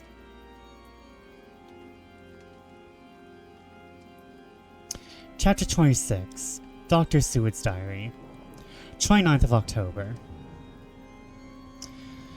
This was written in the train from Varna to Galatz. Last night we all assembled a little before the time of sunset. Each of us had done his work as well as he could, so far as thought, and endeavor, and opportunity go. We were prepared for the whole of our journey, and for our work when we get to Galatz. When the usual time came around, Mrs. Harker prepared herself for a hypnotic effort, but a longer and more serious effort on the part of Van Helsing than has been usually necessary. She sank into trance. Usually she speaks on a hint, but this time the professor had to ask her questions, ask them resolutely, before we could learn anything. At last her answer came.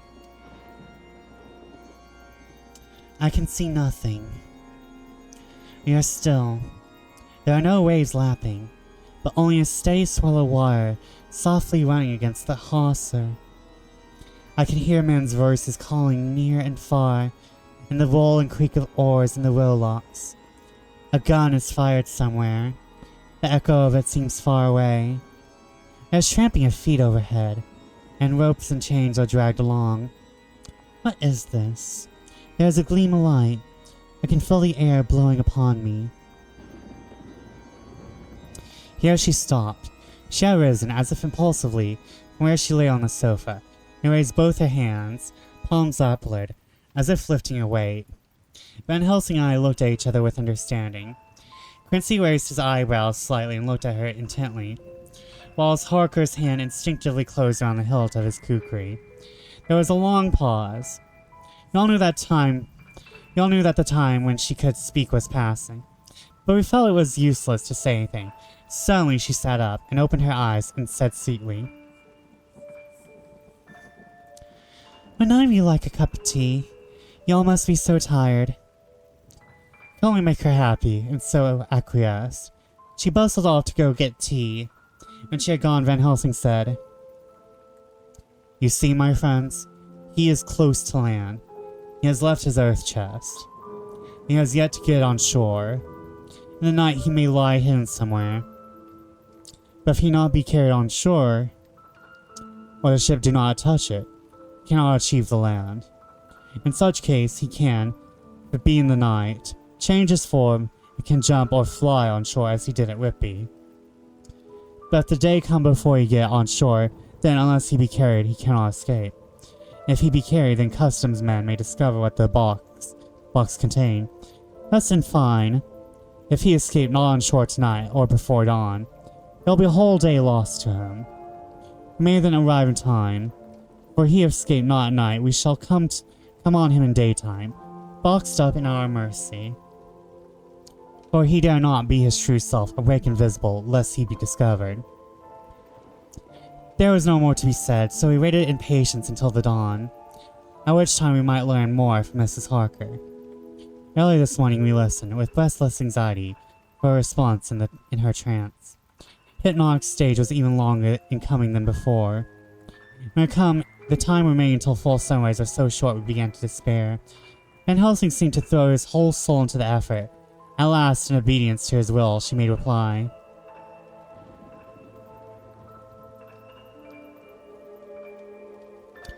All is dark. I hear lapping water, level with me, and some creaking of wood on wood. She paused, and the red sun shot up. Must wait till tonight. And so it is that we are traveling towards Galatz with an agony of expectation. We are due to arrive between 2 and 3 in the morning, but already at Bucharest, we are 3 hours late, so we cannot possibly get in until well after sunup. Thus we shall have 2 more hypnotic messages from Mrs. Harker. Either or both may possibly throw light on what is happening. Oh no, Dracula will get in the way of ad break. I will be using ad break to up my water. Later.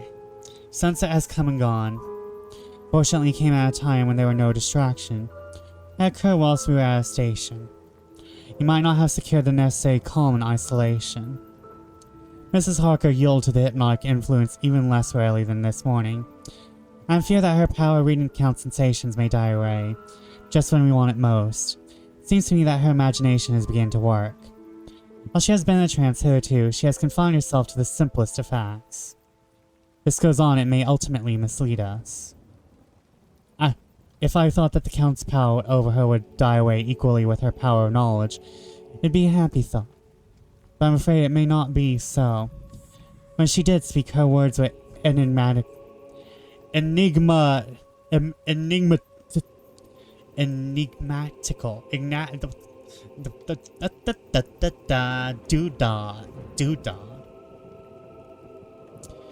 she did speak, her words were enigmatic.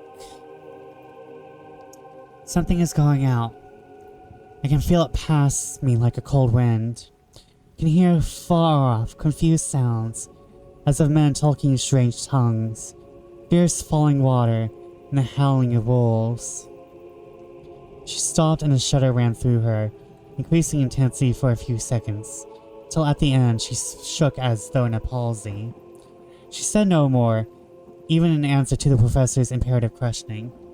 When she woke from the trance, she was cold and exhausted and languid, but her mind was all alert. She could not remember anything, but asked what she had said.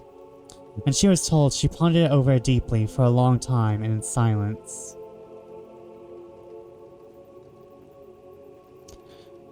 30th of October, 7 a.m. We are near Galatz now.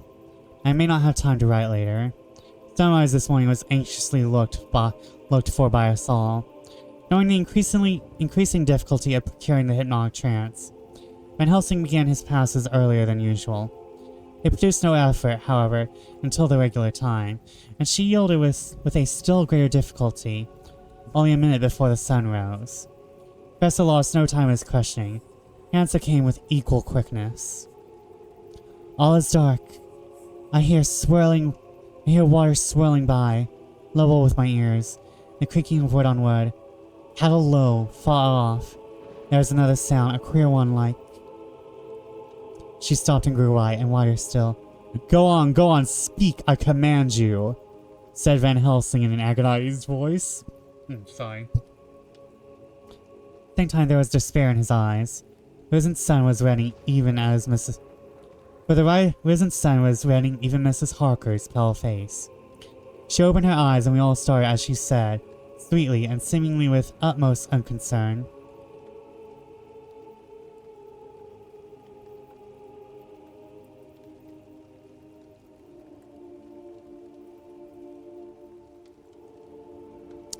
Oh, Professor, why ask me to do what you know I can't? I don't remember anything. Then, seeing the look of amazement on our faces, she said, turning from one to the other with a troubled look, What have I said? What have I done? I know nothing. When I was lying here, half asleep, heard you say, Go on, speak, I command you. It seems so funny to hear you order me about as if I were a bad child. Oh, Madam Mina, he said sadly. It is proof, if proof be needed, of how I love and honor you. When a word for your good, spoken with more earnest than ever, can seem so strange because it is to order her whom I am proud to obey. The whistles are sounding. You are nearing Galatz. You are on fire with anxiety and eagerness.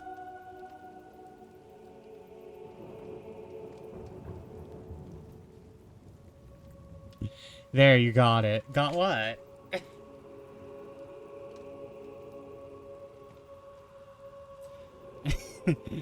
Oh, the enigmatic? No, it actually said enigmatical. Enigmatical? I just shortened it to enigmatic. For my own goddamn sake. This is the actual word.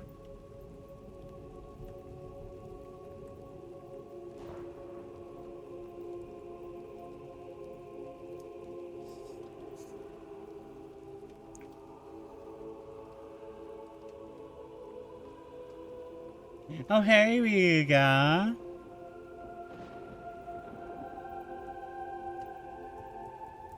Welcome in. So we are actually just a little ways into chapter 26, where Mina Harker is using her Dracula location powers to try and find Dracula. How are you enjoying your last day of your of resting? Also, I can't wait for Chrono Trigger tomorrow. I can't wait for Chrono Trigger tomorrow. Since I'm planning on resting this week. Since I'm planning on resting this week, I'm gonna be there.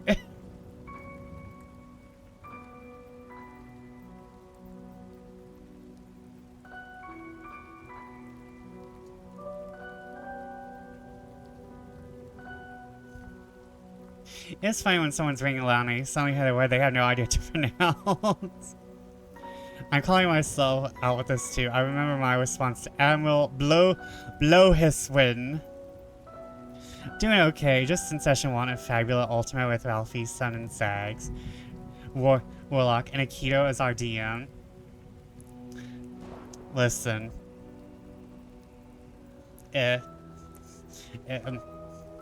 Listen, if y'all need me to guest star, I want to give Fabula Ultimate a try. I'm gonna be real. I like D&D, but if you give me JRPG D&D, I might switch over. There's not really a summoner class in D&D. Oh hey, ad break. Perfect. I will be right back. I'm going to refill on my water. Because I'm thirsty as hell. I'll be right back, chat.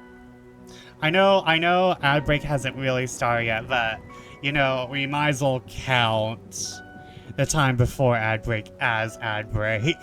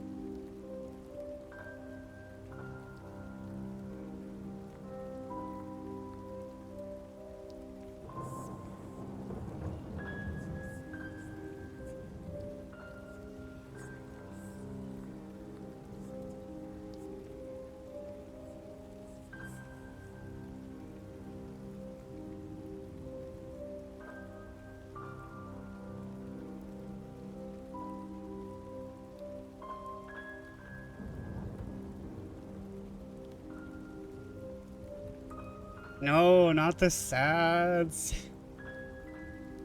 Not the sads. Fight the sads. You're stronger than the sads.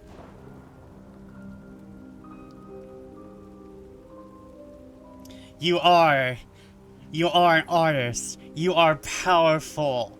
You are technically God.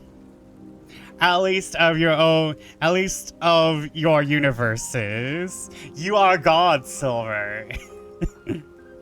Wait, is that the wrong way to approach this?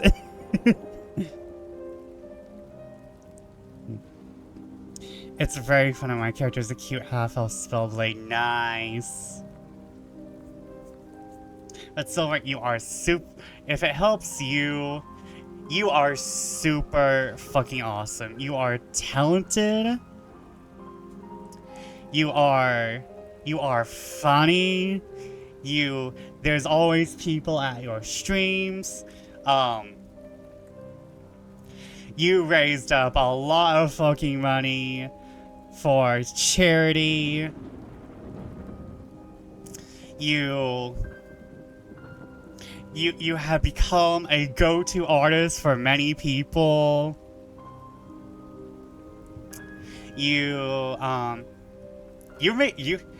Listen. I wouldn't be here without you. So you are an amazing friend. I also need to poke you back idea. So is Silver getting all of our commission money? The bat speaks no lies.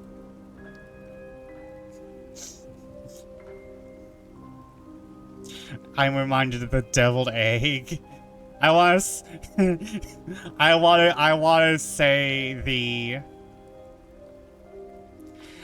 say the line, but here's the thing, there are two, actually no, I know 3 mice now. Well, Tapper isn't a mouse, Tapper is a shapeshifter who just chooses a mice form. But, I know 2 mice and a mouse adjacent. I know 2 mice and a mouse adjacent, so I cannot say the mouse speaks only lies. I can't say that because all the mice I know are wonderful people. All the mice I know are wonderful people, just like Silver. Also, if anyone... Actually, hold on. Let me just go ahead and grab that from YouTube. Those 3 mice are not blind. I will... Actually, no. I will put that meme into my chat. I love that Avantra's trip clip, right? That is a fucking good one.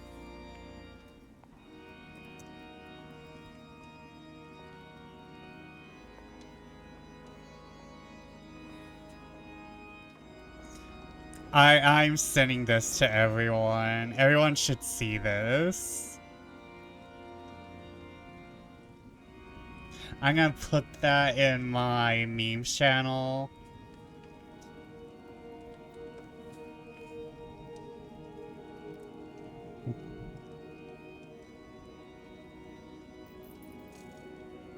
Everyone should go see what I posted in memes. You can wait though.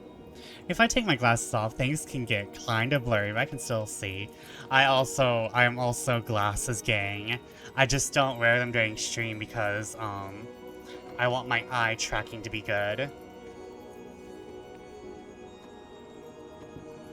Speaking of which, my phone is a little to the side, but you know what? We'll live. But Silver, I send hugs. Take a break if you need to. Much like my wand, take a break if you need to. Much like the wand, take a break if you need to.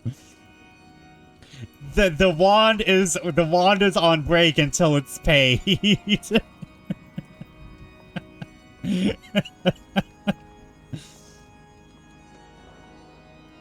My eye tracking is still decent even with glasses on. During my reaction stream, I was able to wink 2 different times and tracking picked up. Nice! I love winking on this model. I just can't do it with my other eye, however I suck winking with my left eye.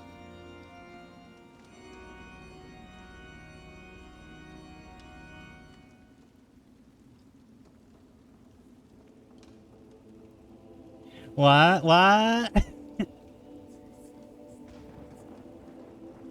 Sorry, we love you.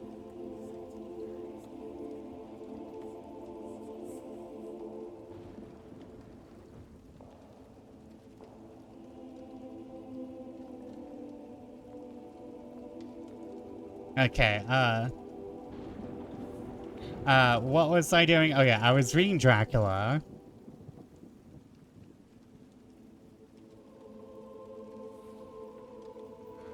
So if you ever need anything, please don't be afraid to ask or to DM me.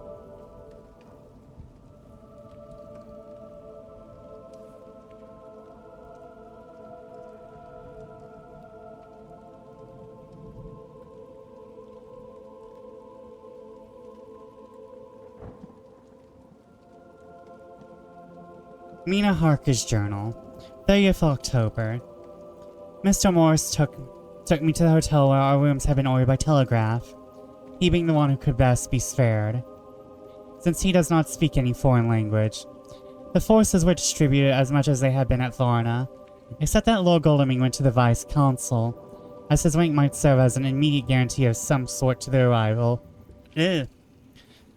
As his rank might serve as an immediate guarantee of some sort to the official. We being in extreme hurry. Jonathan and the 2 doctors went to the shipping agent to learn particulars of the arrival of the Caesarian Catherine. Later, Lord Goldeming has returned. Council is away and the Vice Consul is sick, though the routine work has been attended to by a clerk. He is very obliging and offered to do anything in his power. Jonathan Harker's journal, 30th October. At 9 o'clock, Dr. Van Helsing... Oh, hold on, wait, this is Harker. 30th October. At 9 o'clock, Dr. Van Helsing, Seward, and I called on messengers Mackenzie and Steinkopf, the agents of the London firm of Hapgood. They had received a wire from London in answer to Lord Goldeming's telegraph request, asking us to show them any civility in their power. They were more than kind and courteous, and took us at once on board the Caesarian Catherine, which lay at anchor out in the river harbor. There we saw the captain, Donaldson by name, tell us of his voyage. He said that in all his life he had never had so favorable a run. Man, he said, that made us afeard, for we expect it, that we should have to pay for some rare piece of ill luck, so as to keep up the average. It's no caring to run from London to the Black Sea with a wind a hinty, as though the devil himself were blowing on your sail for his purpose. And at a time when we could spear no such a thing. Hold on. And at a time we could no spear a thing. Again, as we nigh a ship of port or a headland, a fog fell on us and traveled with us till when we after... Fuck!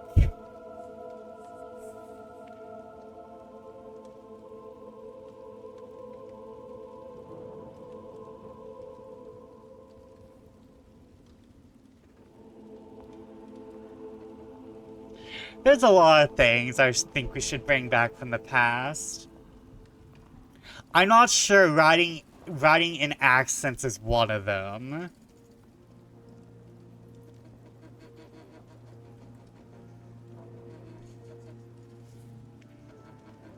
There's a lot of things we should bring back. Writing in accents is not one of them.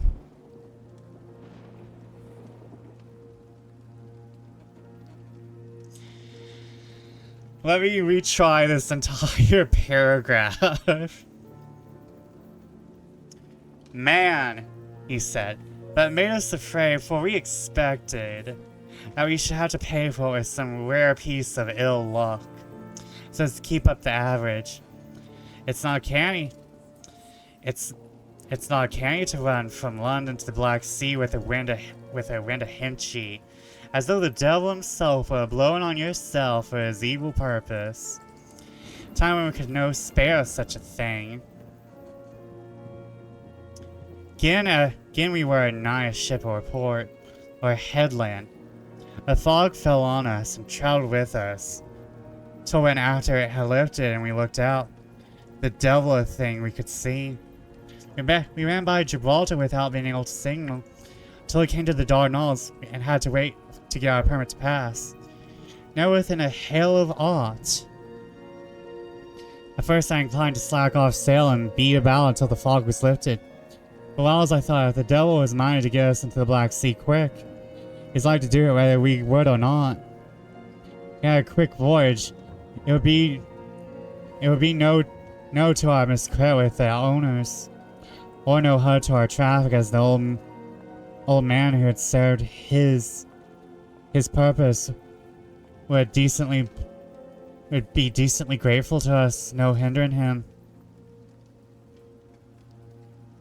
The mixture of simplicity and cunning, of superstition and commercial reasoning aroused Van Helsing, who said, "Mine friend, that devil was more clever than he thought by some. He know when he meet his match." The skipper was not displeased with the compliment and went on. There's nothing wrong with writing accents, as long as you know the accent's supposed to sound like.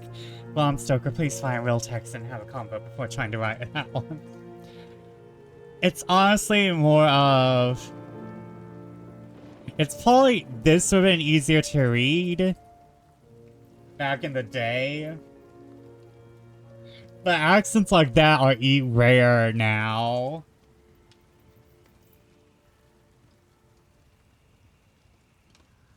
And not to mention, I'm American.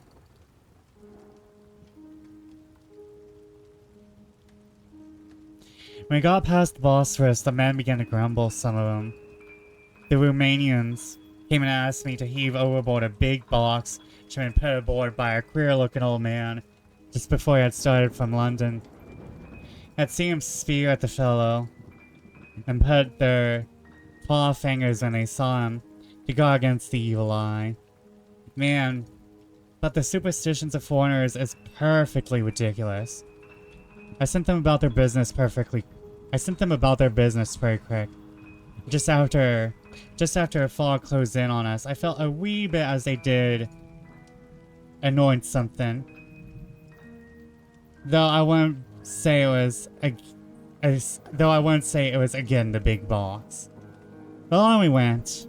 As the fog didn't let up for 5 days, I just let the wind carry us. But the devil wanted to get somewheres. Well, he would fetch up a reed.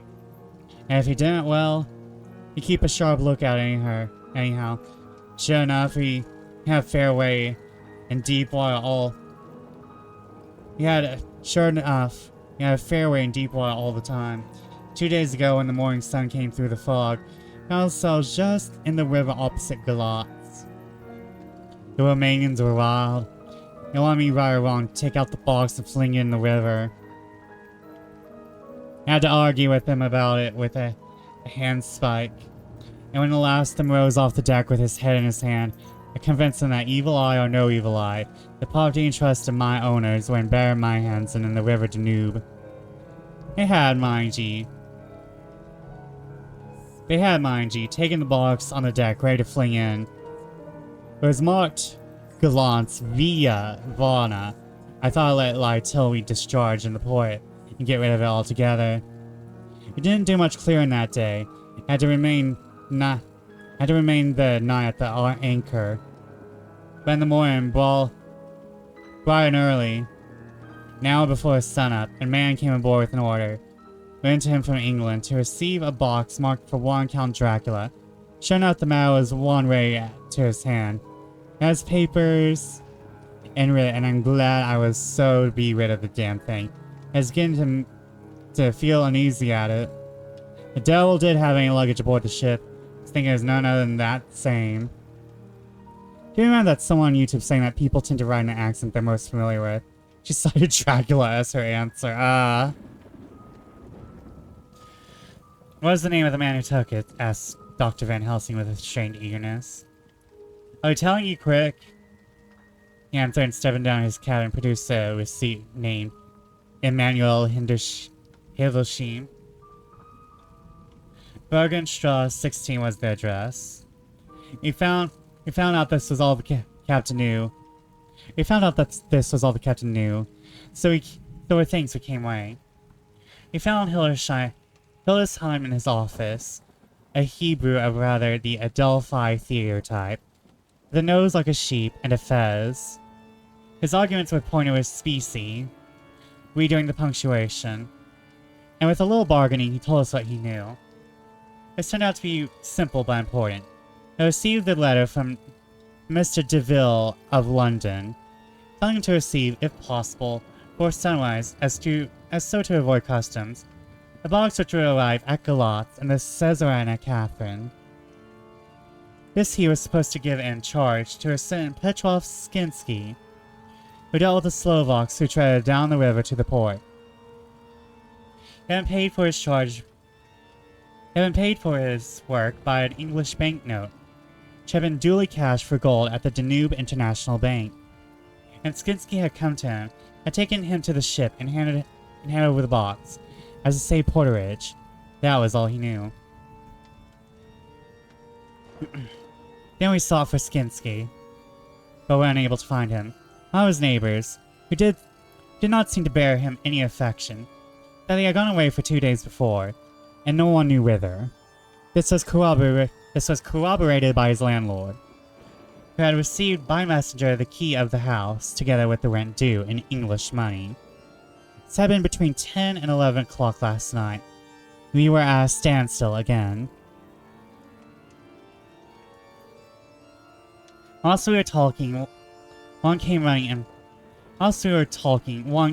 and breathlessly gasped out that the body of Skinsky had been found inside the wall of the churchyard of St. Peter, that the throat had been torn open as if by some wild animal. Those we had been thinking of ran off to see the horror, the women crying out, "This is the work of a Slovak!" We hurried away lest we should have been in some way drawn into the affair and so detained. As we came home, we could arrive at no definite conclusion. We were all convinced that the box was on its way, by water, to somewhere. But where that might be, we had to discover. With heavy hearts, we came home to the hotel to Mina. We met together. The first thing was to consult as to taking Mina again into our confidence. Things are getting desperate. It is at least a chance, though a hazardous one. As a preliminary step, I was released from my promise to her. Basically, she said you could tell where Bram Stoker was from, as all normal text in the book sounds at its best when read with a proper British accent. No, I'm not telling you to attempt a British accent, you're fine. I wouldn't know how to, unfortunately. Like, I guess, nope, that's southern. That was southwestern.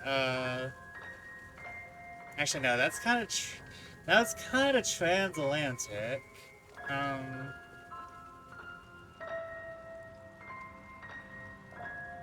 I remember, like, distantly, in the landscapes of my memories, painted faintly by watercolors,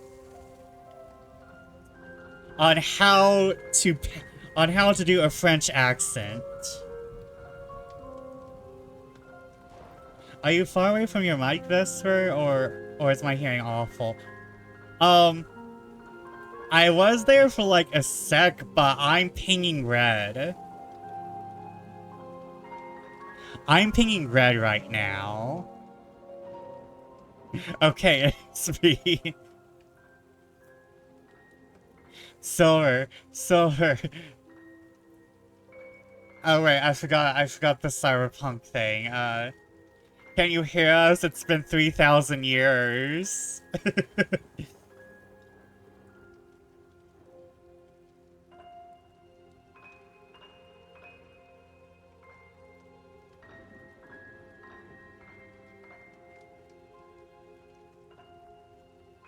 I'll turn the tab up to 2,000. Oh my. I will turn down the music. I'll turn the music down a little. No, not 2,000. I'm sorry. The dyslexia. 200.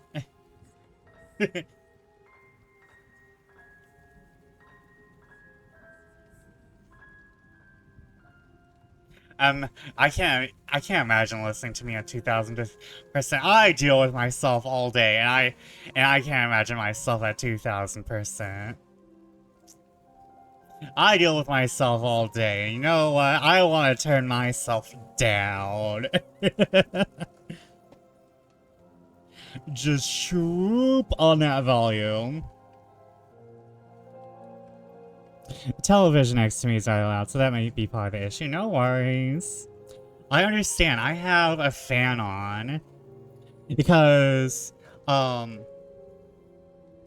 can't live without stimulation. I can't live without stimulation. You see, I don't know how to do accents, but I can do weird little voices. I can do weird as fuck little voices. Vesper, you have many fans. Most are in chat.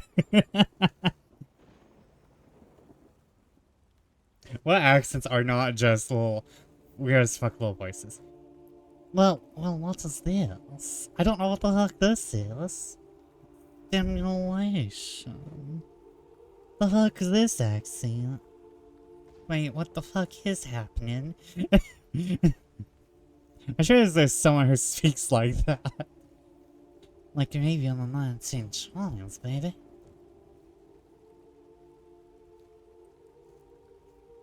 Maybe in the 1920s, baby. In the 1920s, I live in a floozy. I live in a floozy, you hear me?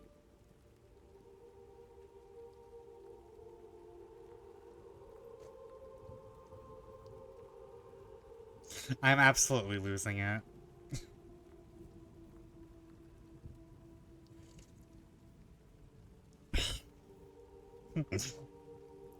Stimulation. I'm just going to keep saying stimulation until it doesn't sound like a word anymore.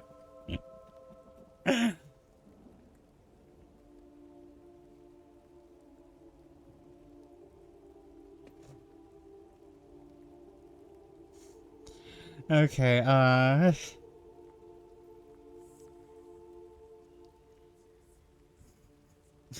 Booth. Nina Harker's journal. 30th October. Are they going to kill Dracula on Halloween? Are they going to kill Dracula on Halloween? I would love that, actually. That's so fucking extra. 30th October, evening. They were so tired and worn out and dispirited that there was nothing to be done until they had some rest. So I asked them all to lie down for half an hour, else I should enter everything up to the moment I feel so grateful to the man who invented the Traveler's typewriter, and to Mr. Morris for getting this one for me. I should have felt quite astray doing the work if I had to write with a pen. It's all done. Poor dear Jonathan. But he must have suffered. He must be suffering now. He lies on the sofa, hardly seeming to breathe. His whole body appears in collapse. His brows are knit, his face is drawn with pain. Poor fellow, maybe he's thinking. You can see his face all wrinkled up with concentration of his thoughts. Oh, if only I could help at all. I shall do what I can. I have asked Dr. Van Helsing, and he has got me all the papers I have not yet seen. Whilst they are resting, I shall go over all carefully. Perhaps I may arrive at some conclusion. I shall try to follow the professor's example. Think without prejudice on the facts before me. I do believe under God's providence I have made a discovery. I shall get the maps and look over them.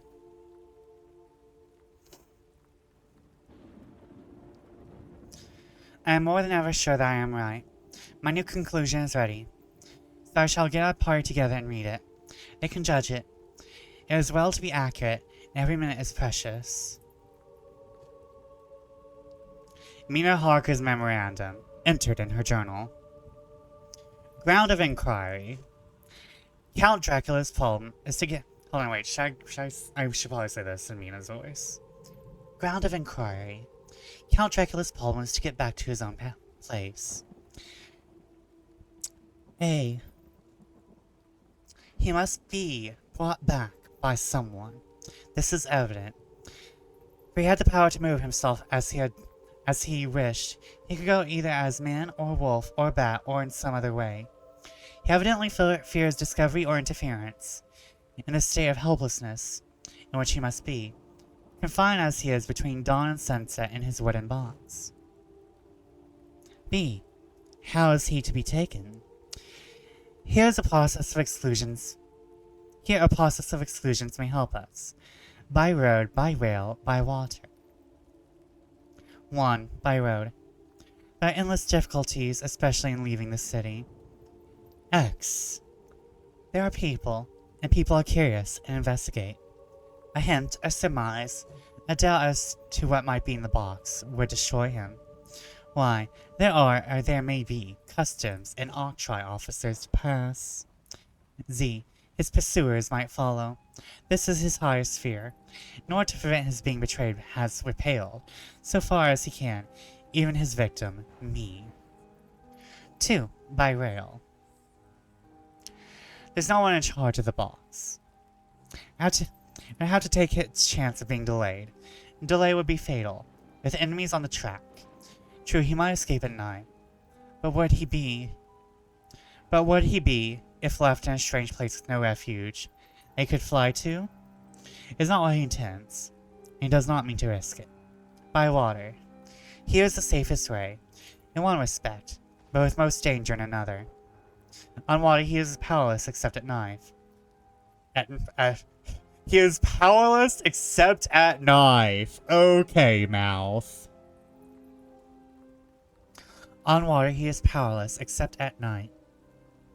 Even then he can only summon fog and storm and snow and his wolves. But were he wrecked, the living water could engulf him, helpless, and he would indeed be lost. Could have the vessel drive to land. But if it were unfriendly land, wherein he was not free to move, his position would still be desperate.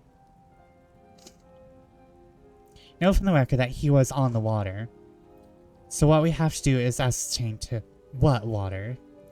First thing is to realize exactly what he has done as yet. May then get a light on what his latter task is to be.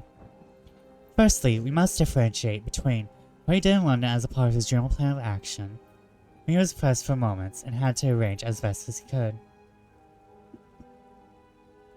Secondly, we must see, as well as we can surmise, if from the facts we know of, what he has done here.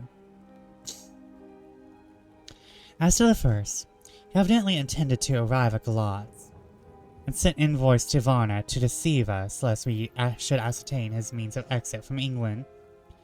His immediate sole purpose then was to escape. The proof of this is the letter of instructions sent to Emanuel Hillesheim to clear and take away the box before sunrise. There's also instruction to Petrov Skinsky. These we must only guess at. But there must have been some letter or message These we must only guess at. But there must have been some letter or message since Skinsky came to Hillesheim. And so far, his plans were successful, we know. The Caesarian and Catherine made a phenomenally quick journey, so much so that Captain Donaldson's suspicions were aroused. His superstition united with his cariness played the Count's game for him, and he ran with his favoring wind through fogs and all till brought up the blindfolded Galot. That the Count's arrangements were well made has been proved. Losheim cleared the box, took it off, and gave it to Skinsky. Skinsky took it, and here we lose the trail. We only know that the box is somewhere on the water, moving along. The customs and the octroi, if there be any, have been avoided. Now we come to what the Count must have done after his arrival, on land, at Galot's. The box was given to Skinsky before sunrise. At sunrise, the Count could appear in his own form. Here we ask why Skinsky was chosen at all to aid in the work. My husband's diary, Skinsky is mentioned as dealing with the Slovaks who trade down the river to the port. The man's remark that the murder was the work of a Slovak showed the general feeling against his class. The Count wanted isolation. My surmise is this. Down in London, the Count decided to get back to his castle by water as the most safe and secret way. He was bought from the castle by Sejani, and probably they delivered their cargo to Slovaks who took the boxes to Varna. But there they were shipped for London. Thus the Count had knowledge of persons who could arrange this service. When the box was on land before sunrise or after sunset, he came out from his box, met Skinsky, and instructed him what to do as to arranging the carriage of the box up some river. When this was done, he knew that all was in train. He blotted out his traces, as he thought, by murdering his agent. I have examined the map, and find that the river is most suitable for the Slovaks to have ascended is either the Pruth or the Sureth. I read in the typescript that, in my trance, I heard cows low and water swirling level with my ears, the creaking of wood. The Count, in his box, then, was in a river, in an open boat, propelled probably by either oars or poles. The banks are near, and it is working against the stream. There would be no such sound if flowing downstream. Of course, it may not be either Sureth or the Pruth. We may possibly investigate further. Now, of these two, the Pruth is more easily navigated, but the Sureth is, at Fundu, joined by the Bistritsia, which runs up around the Borgo Pass. The loop it makes is manifestly as close to Dracula's castle as it can be got by water.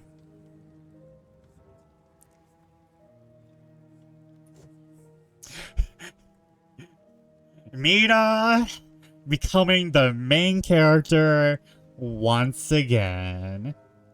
Mina doing all the work. Mina Harker's journal continued. When I had done reading, Jonathan took me in his arms and kissed me. He always kept shaking me by both hands. And Dr. Van Helsing said, "Our dear Madam Mina is once more our teacher. Her eyes have been where we were blinded. Now we are on track once again, and this time we may succeed. Our enemy is at his most helpless. If we can come on him by day, on the water our task will be over. He has a start, but he is powerless to hasten, as he may not leave his box lest those who carry them may suspect. For them to suspect, may prompt them to throw him in the stream where he perish. This he knows, and will not. Now, men, to our council of war, for here now we must plan what each and all shall do." Mina, main character arc. Mina, main. It's just an anagram.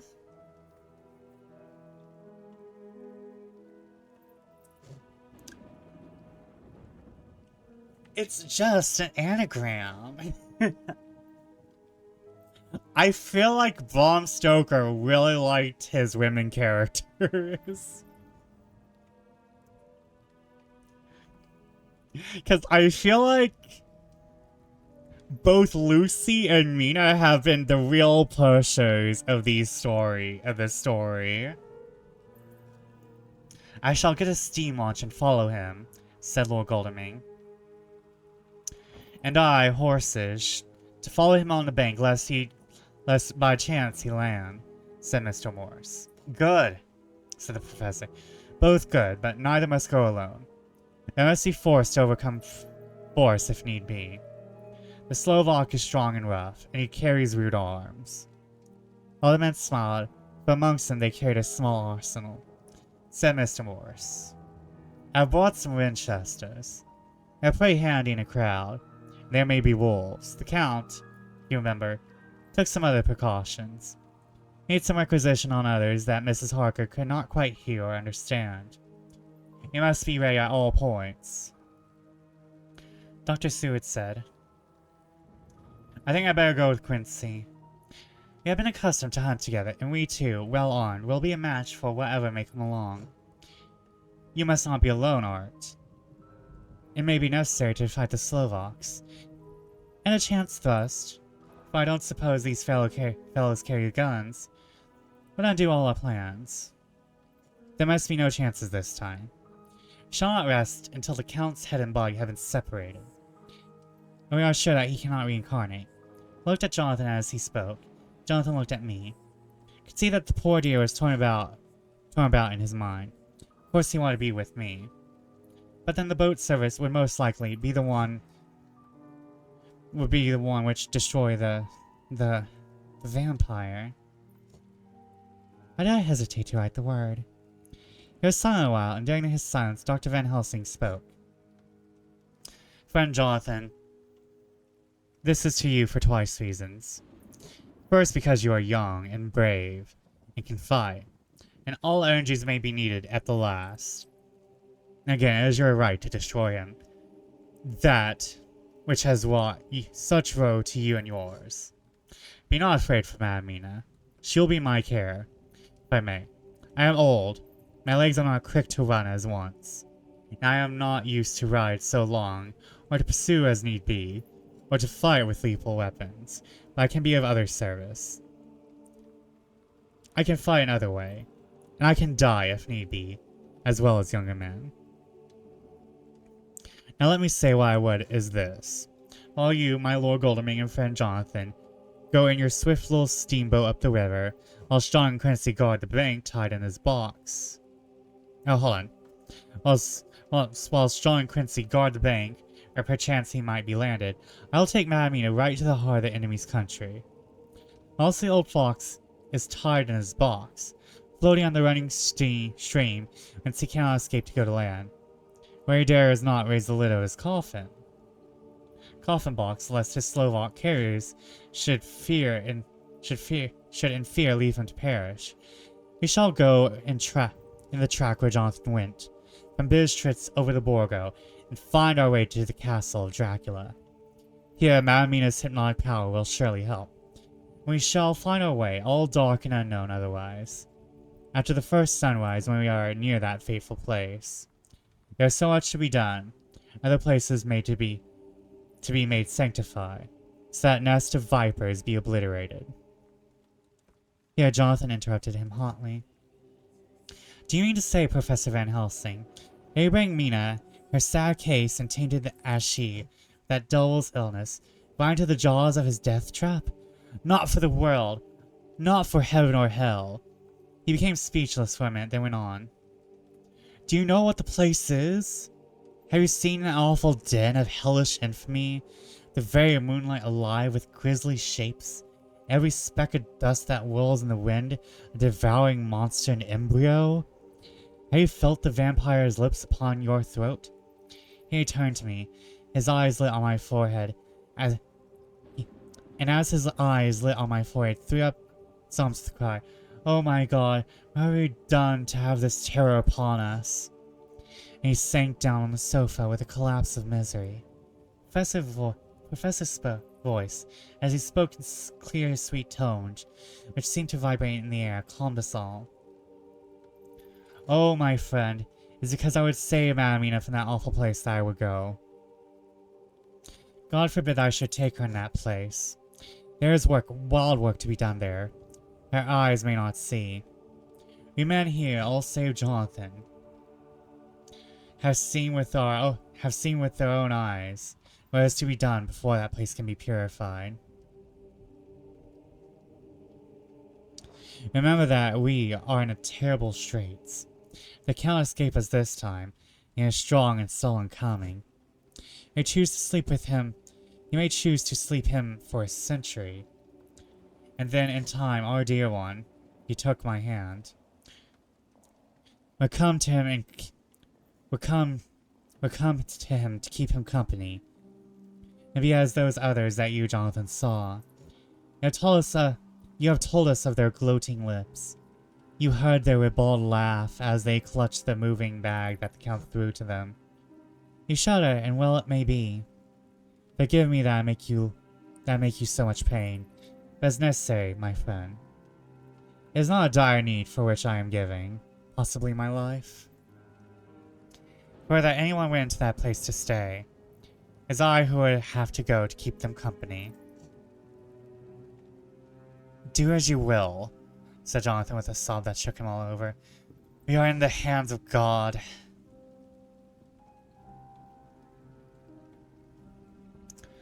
Later.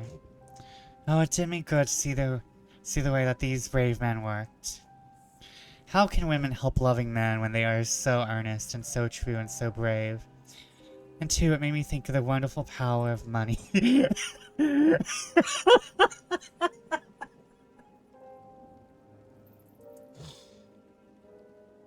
Damn, Mina, okay.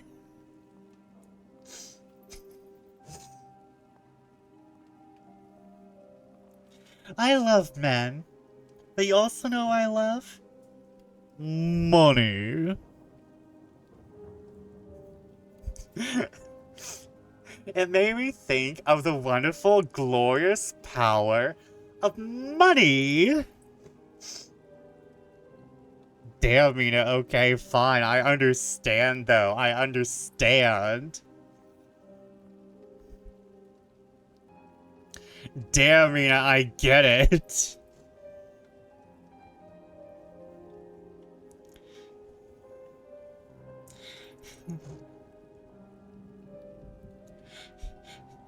Mina wondering if whether or not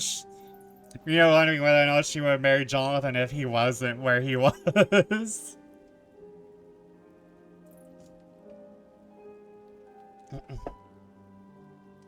Fucking Lucy getting every single man. And Mina appreciating money. Let's go.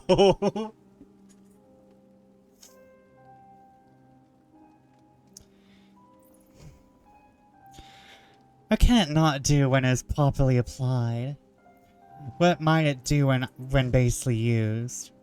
I felt thankful that Lord Godalming is rich, and that both he and Mr. Morris, who also has plenty of money, are willing to spend it so freely.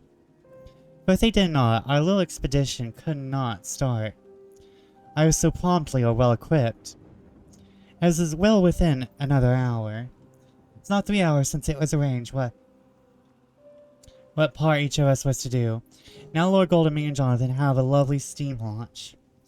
We're steam ready to start at a moment's notice. Dr. Seward and Mr. Morris have half a dozen good horses, well appointed.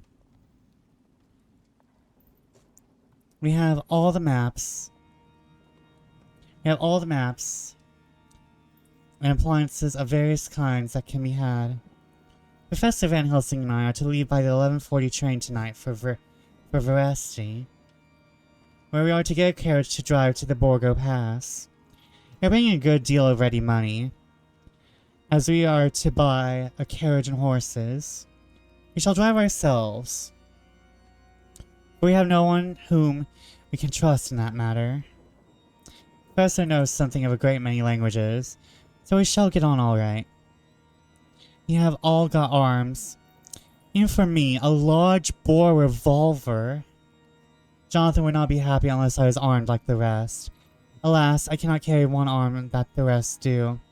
The scar on my forehead forbids that. Dear Dr. Van Helsing comforts me by telling me I am fully armed, as there may be wolves. The weather is getting colder every hour. There are snow flurries which may come and go as warnings. We have given Mina a gun.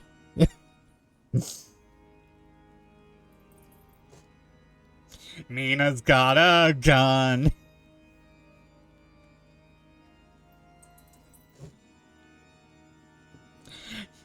Yeah, I can't use the power of Christ. But I have a gun. I cannot harness the power of God, but you know what I can harness? The power of a bullet. Seems like a great idea with the best of intentions. What could possibly go on?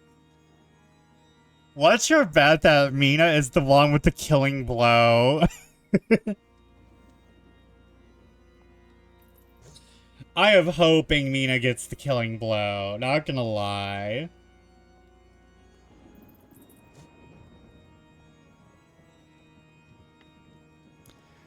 Later. It took all my courage to say goodbye to my darling. You may never meet again. Courage, Mina. Professor is looking at you keenly. His look is a warning. There must be no tears now. Unless it may be that God will them. Unless it may be that God will let them fall in gladness.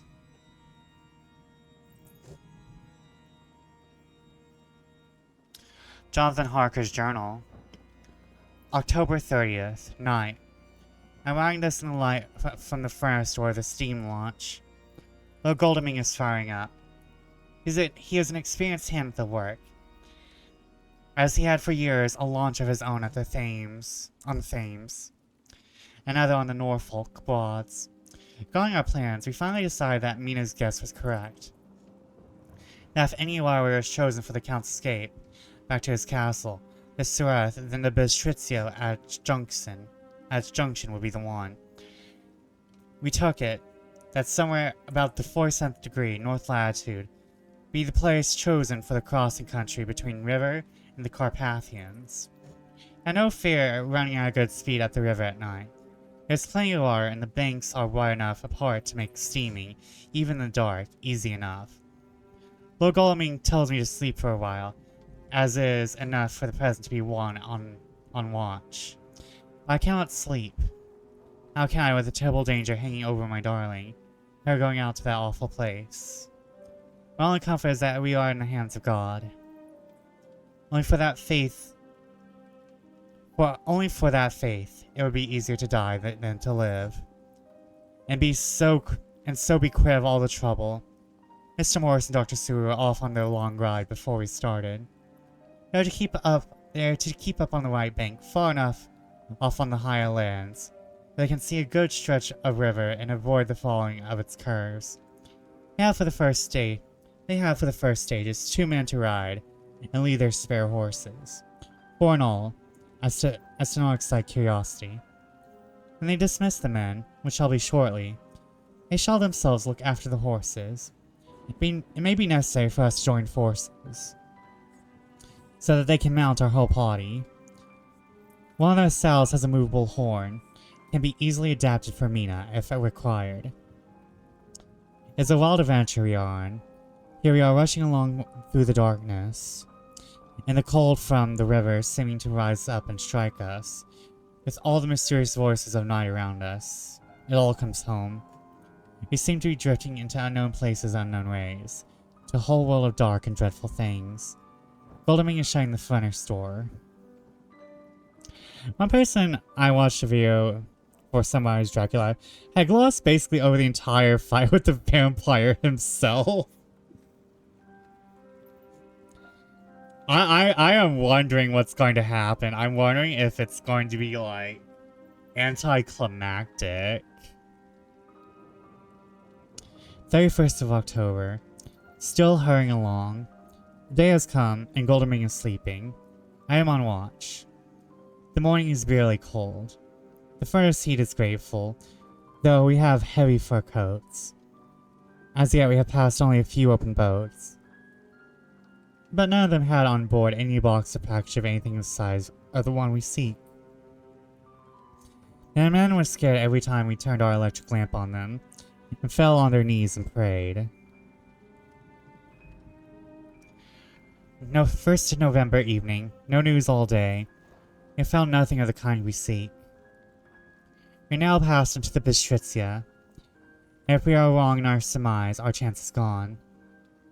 We have overhauled every boat, big and little. Early this morning, one crew took us for a government boat and treated us accordingly. We saw in this a way of smoothing matters. So at Fundu, the Bistritsia runs into the Sereth. We got a Romanian flag and now fly conspicuously. Every boat which we have overhauled since then, this trick has succeeded.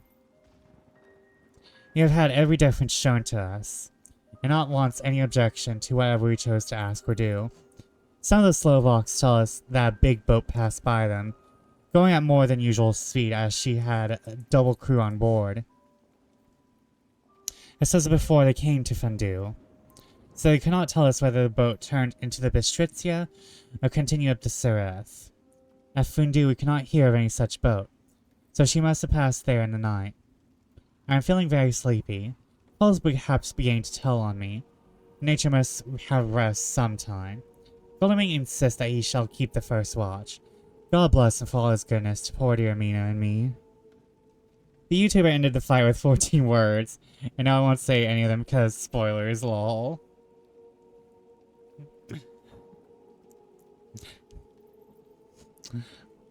So, like, what we're building up to, I can imagine the fight actually being pretty short. 2nd November morning. It is broad daylight. That good fellow would not wake me. Said it would have been a sin too, but I slept peacefully and was forgetting my trouble. It seems really selfish to me to have slept so long, then watch all night, but he is quite right. I am a new man this morning, and as I sit here and watch him sleeping, can do all that is to me. I can do all that is necessary, both as to minding the engine, staring and keeping watch. I can feel that my strength and energy are coming back to me. I wonder where Mina is now, in Van Helsing. They sure got to Veresti about noon on Wednesday. It would take them some time to get the carriage and horses, so if they have started and traveled hard, they will be about now at the Borgo Pass. God guide and help them. I'm afraid to think what may happen. If we could only go faster. But we cannot. The engines are throbbing and doing their utmost. Wonder how Dr. Sue and Mr. Morris are getting on. There seem to be endless streams running down the mountains into this river. But, as none of them are very large, at present at all events, though they are terrible doubtless in winter, and when the snow melts, horsemen may not have much obstruction. Hope that we get to the Strasbad. I hope that before we get to Strasbad we may see them. For if by that time we have not overtaken the Count, it may be necessary to take counsel together what to do next.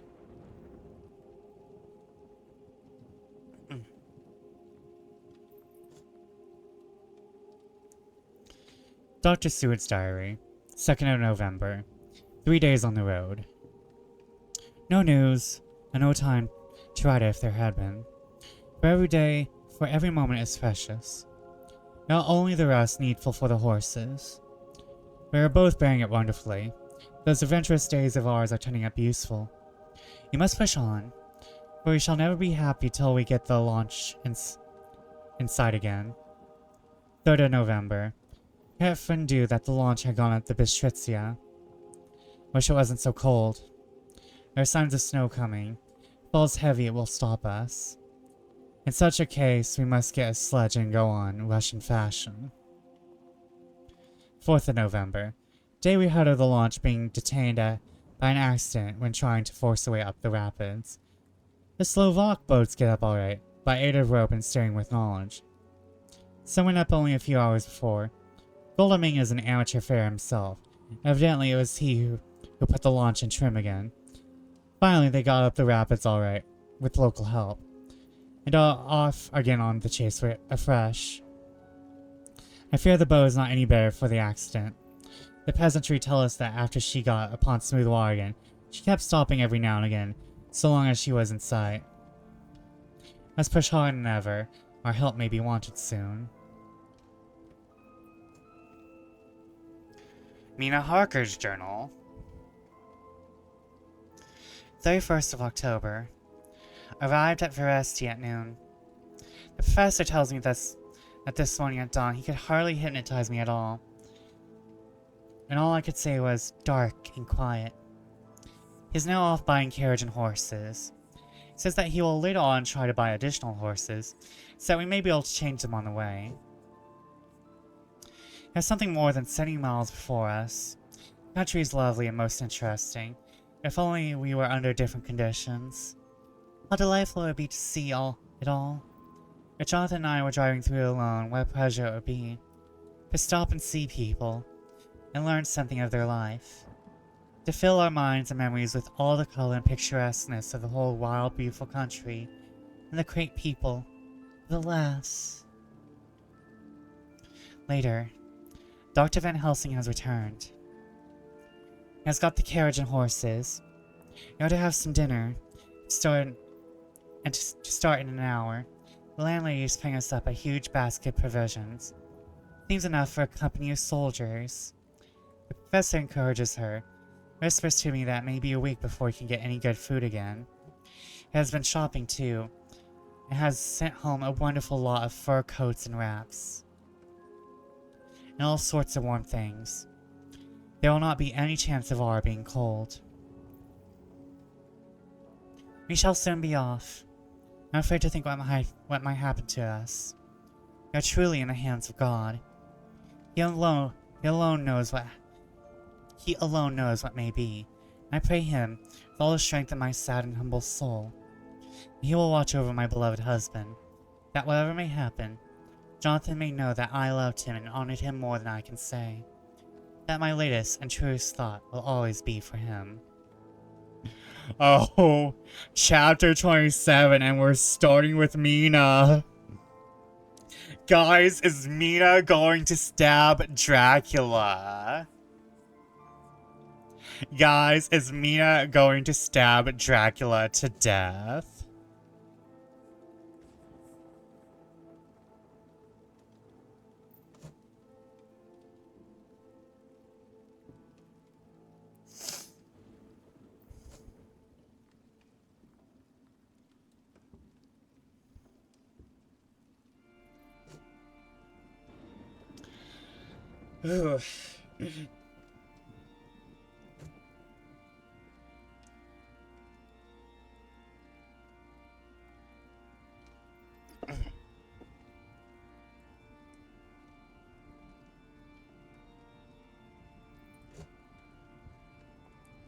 I'm kind of hoping for the Mina stabbing Dracula ending, not gonna lie. Mina Harker's chapter 27, final chapter. Chapter 27, Mina Harker's journal. 1st of November. All day long we have traveled at good speed. The horses seem to know that they are being kindly treated, but they go willingly at their full stage at best speed. We have had now so many changes and find the same things so constantly that we are encouraged to think that the journey will be an easy one. Dr. Van Helsing is laconic. He tells the farmers that he is hurrying to Bistritz and pays them well to make the exchange of horses. We got hot soup or coffee or tea, and off we go. It's a lovely country, full of beauties of all imaginable kinds. The people are brave and strong and simple, and seem full of nice qualities. And I will stop there for the moment. We're still going on. We've only hit 3 hours. And we're at the final chapter. Oh my god, guys.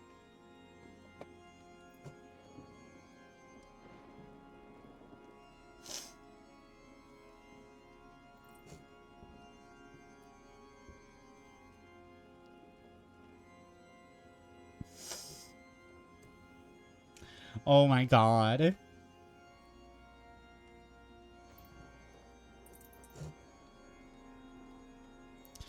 Okay, I'm gonna go get some water. I'll BRB. Thank you for the hydrate, Ryuga. I will actually take that right now.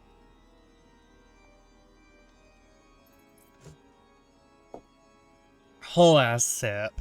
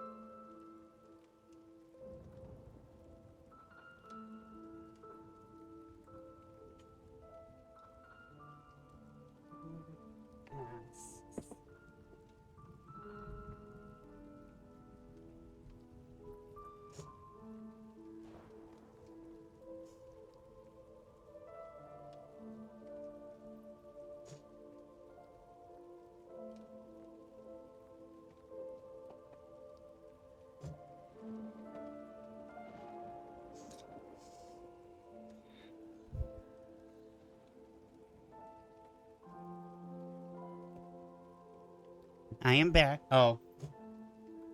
Wrong screen. Wrong screen. I'm a professional. I'm a professional.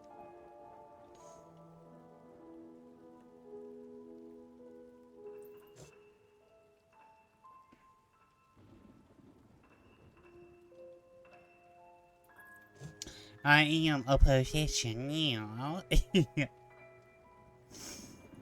Oh man. Finishing up the journey, man.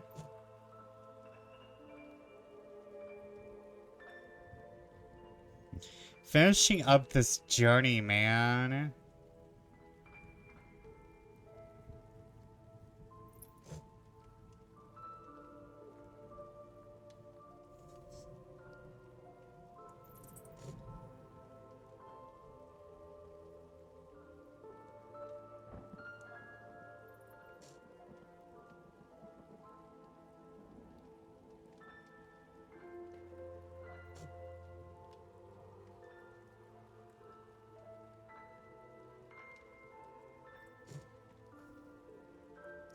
Man.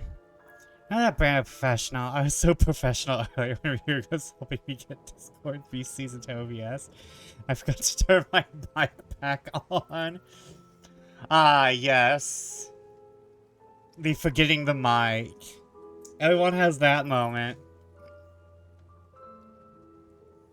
I went one entire stream where for an entire hour I had my desktop audio off and I was playing a game.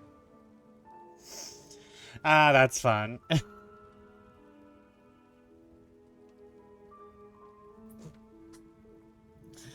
A whole hour of gameplay without audio.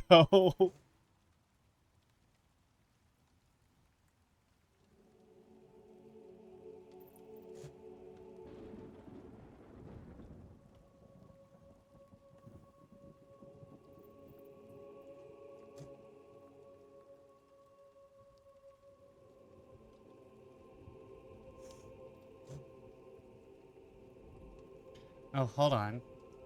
Hold on, I found a Final Fantasy 14 article. Hold on.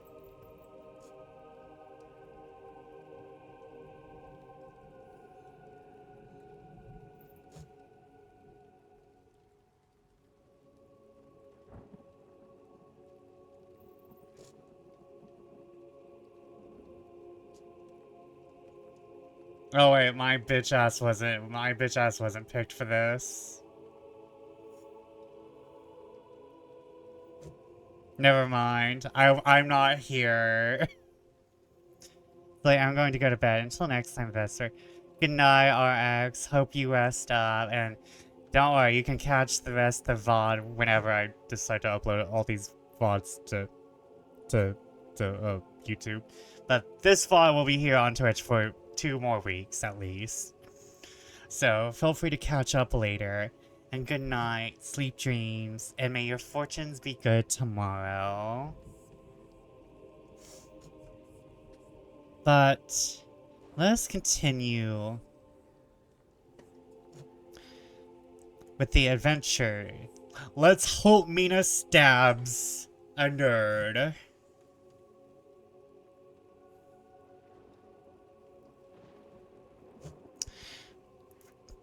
It is a lovely country full of beauties of all imaginable kinds.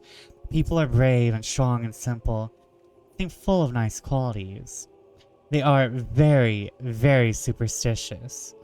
The first house where we stopped, when the woman who saw us saw the scar on my forehead, she crossed herself and put 2 fingers towards me to keep off the evil eye.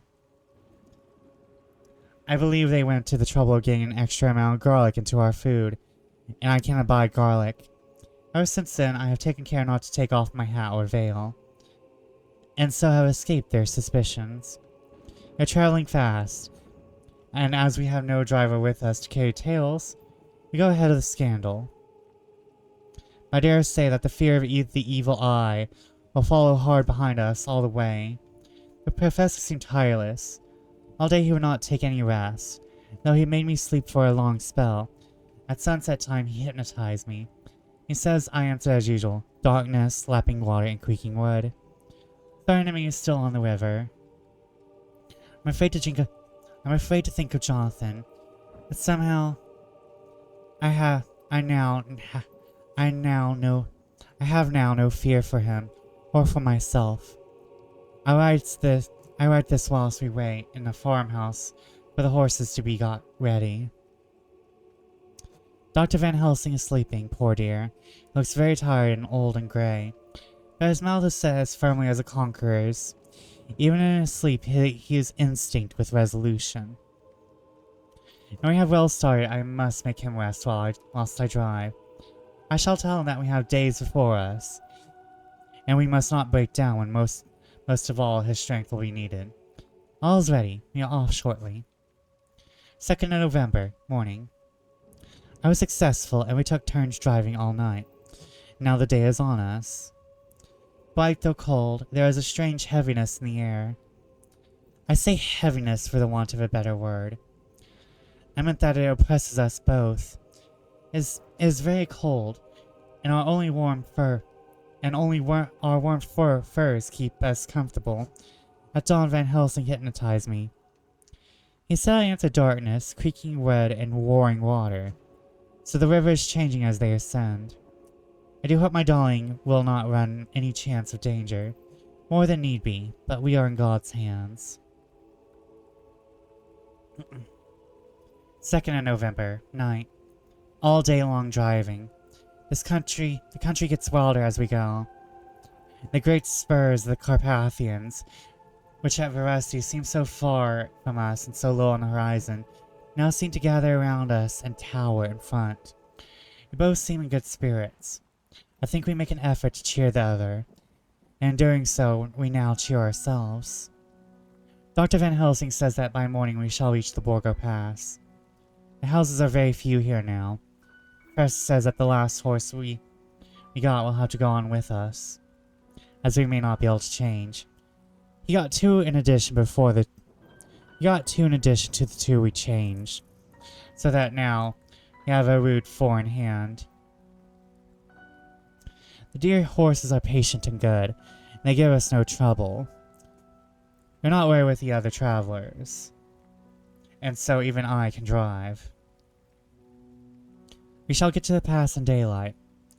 We do not want to arrive before, so we take it easy, and have each a long rest and turn. Well, what will tomorrow bring to us? We go to seek the place where my poor darling suffered so much. God grant that we may be guided aright, and that he will deign to watch over my husband and those dear to us both, and who are in such deadly peril. As for me, I am not worthy in his sight. Alas, I am unclean to his eyes, and shall be until he may deign to let me stand forth in his sight, as one of those who has not incurred his wrath.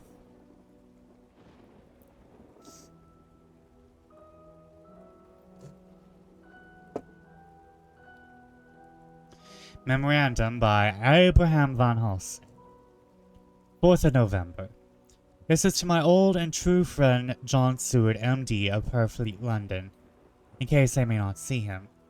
It may explain. It is morning, and I lie by a fire which all night I have kept alive, Madam Mina aiding me. It is cold. Cold. So cold that the grey heavy sky is full of snow, which when it falls will sell for all winter, as the ground is hardening to receive it. May have affected Madam Mina. She has been so heavy of head all day that she is not like herself. She sleeps and sleeps and sleeps. She, who is usually so alert, have done literally nothing all the day. She even have lost her appetite. She make no entry into her little diary, she who writes so faithful at every pause. Something whispered to me that all is not well. However, tonight she is more vif. Her long sleep all day seemed to have refreshed and restore her. Now she is all sweet and bright as ever. At sunset I tried to hypnotize her, but alas, with no effect. Her power has grown less and less each day, and tonight it failed me altogether. Well, God's will be done, wherever it may be, and whithersoever it may lead. Now to the historical. For as Madam Mina write not in her stenography, I must, in my cumbrous old fashion, that so each day may not go unrecorded. We got to the Borgo Pass just after sunrise yesterday morning. I saw signs of dawn and I got ready for the hypnotism. We stopped our carriage and got down so that there may be no disturbance. I made a couch with furs. Mad Mina, lying down, yielded herself as usual, but more slow and more short time than ever, to the hypnotic sleep. As before came the answer, darkness and the swirling of water. Then she woke, bright and radiant, and we go on our way, and soon reach the pass. At this time and place, she became all on fire with zeal, some new guiding power being her manifested. But as she pointed to a road and say, "This is the way." "How you know it?" I ask. "Of course I know it," she answered, and with a pause add, "Have not my Jonathan traveled it and wrote of it in his travel?" At first I think somewhat strange, but soon I see there be only one such byroad. It is used but little, and very different from the coach road from the Bukovina to the Bistritz, which is more ride and hard and more of use. So we came down the road, where we meet other ways. Not always were we sure that they were roads at all, for they be neglect and light snow has fallen. The horses know, and they only. I give rein to them, and they go on so patient. By and by, we find all things which Jonathan have note in that wonderful diary of him. Then we go on for long hours and hours. And hours. At first I tell Mad Mina to sleep. She tried, she succeed. She sleep all the time, till at the last.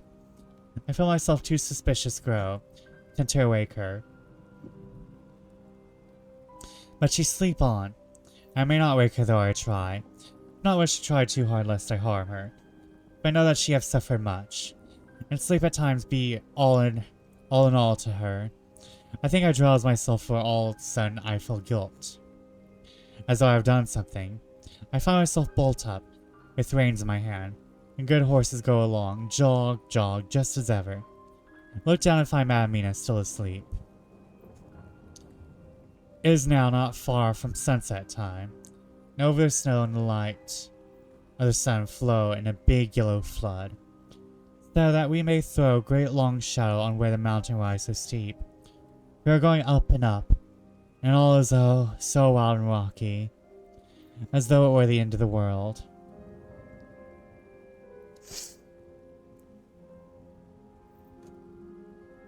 Then I arouse Mad Mina. This time she waked with not much trouble, and I try to put her to hypnotic sleep. But she sleep not, being as though I were not. So I try and try, till at once I find her and myself in dark. So I look round, find that the sun have gone down. Mad Mina laugh, and I turn and look at her. She is now quite awake, looks so well as I never saw her since that night at Carfax when we first entered the Count's house. I am amazed, and not at ease then, but she is so bright and tender and thoughtful for me that I forget all fear. Light a fire, for your boss supply a word with us. She prepare food while I undo the horses and set them, tethered in shelter to feed. Then when I return to the fire, she had my supper ready. I go to help her, but she smile, tell me that she have eat already, that she was so hungry that she would not wait. I like it not, and I have grave doubt, but I fear to affright her, and so I am silent of it. She helped me and I eat alone. And then we wrap in fur and lie beside the fire. I tell her to sleep while I watch. Presently I forget all of watching. And when I suddenly remember that I watch, I find her lying quiet but awake, looking at me with so bright eyes. Once, twice more the same occur, and I get much sleep till before the morning. When I wake I try to hypnotize her, but alas, though she shut her eyes obedient, she may not sleep. Then sunrise up, and up, and up, and then sleep come to her too late, but so heavy that she will not wake. I have to lift her up, place her sleeping in the carriage, and I have harnessed the horses, made all ready. Now I am still asleep, and she look in her sleep more healthy and redder than ever. And like it not, I'm afraid, and afraid, and afraid. I'm afraid of all things. And even to think I must go my way, go on my way. And a stake we play for is life and death. And more than these, we must not flinch. Hey, Ralphie, thank you for the sub. 28 months. Oh my god. Let me get you. Thank you for the shout out, Silver. If I remember correctly, you were part of the group that was playing.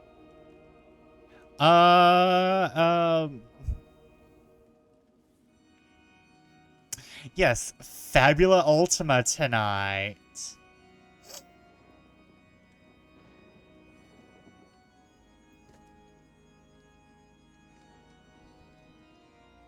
They are the JRPG, TTRPG. It is so well done. Nice.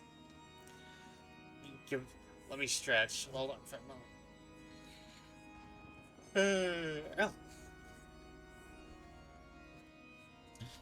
If I had $1 for every time I forgot to unmute, I would be sending this message from a spot. You came just in time. We are... Oh, we're not. We're nearly at the end of Dracula. But oh my god, I really want to try Fabula Ultima. I have a PDF. I think I have the PDF in my computer somewhere.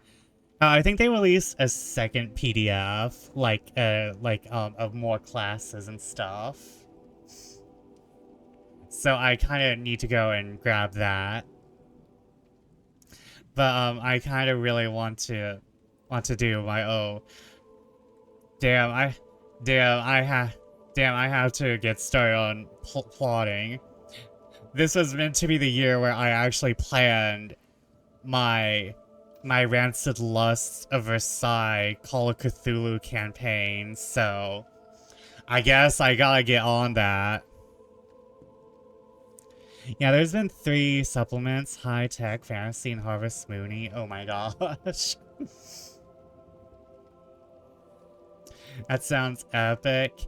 Well, I have to go do some history research. I have to go read on the French Revolution. Because I'm turning Marie Antoinette into a Cthulhu slut, so...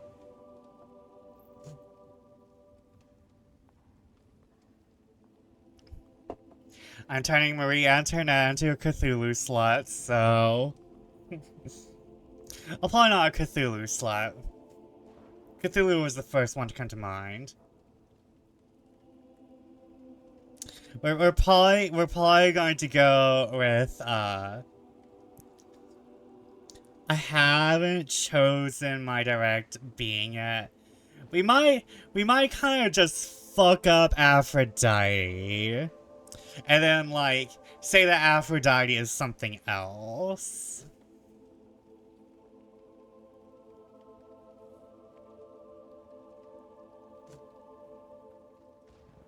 You know, Aphrodite's from the sea. Good, historical accuracy makes things more interesting. Definitely not because I fixate it and think it's an autism thing. That's true, yeah. Depending on,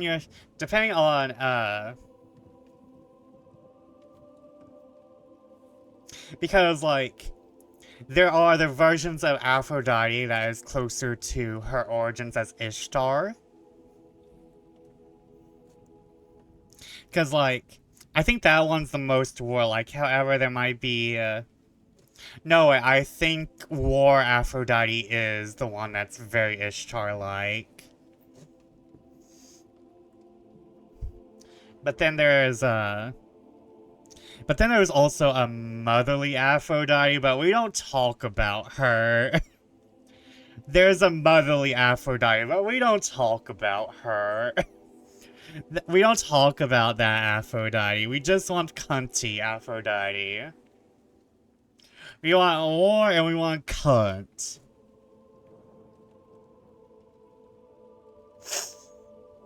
We want war and we want cunt. But it's not going to be Aphrodite. It's going to be weird, some weird entity taking over the image of Aphrodite. Serve war while serving cunt, or the other way around. I'm glad they made her more cunty in Hades 2. I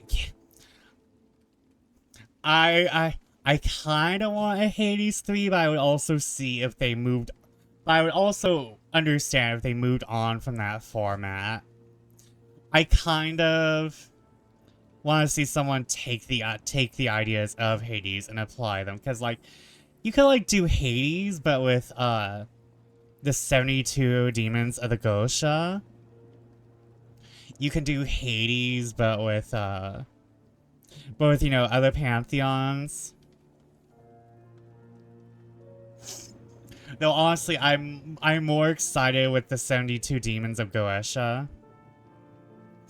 People sleep on the Goetia and make up dumb stuff instead, right?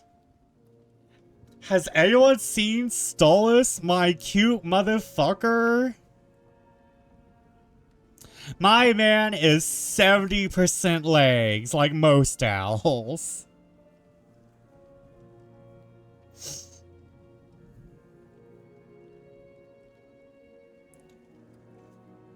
Then there's the fucking lion leg reel. There's lion leg reel. Sentences you don't expect to hear ever. Super fucking natural. We don't talk about supernatural in this house. I mean, we do. But only for bad reasons.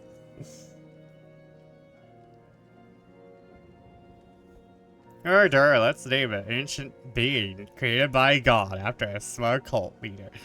Bozos. You would think... Okay, I hate to, like, get distracted, but this is, like, #1 Vesper stream bullshit, is that I get distracted from the main plot. But I can never get into supernatural. I think it's because... Dean and Sam are... I know they're so straight and so masculine, they kind of circle back around to be homosexual coded. They're like... They are like, yeah, macho gay. They are lumberjack gays. They wear they wear the what's it called? The flannel. The flannel.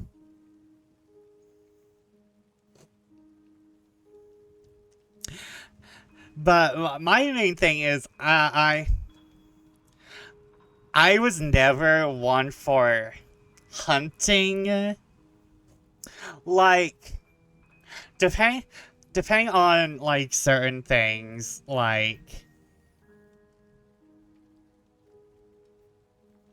I could get behind, like, a show that was about hunting monsters.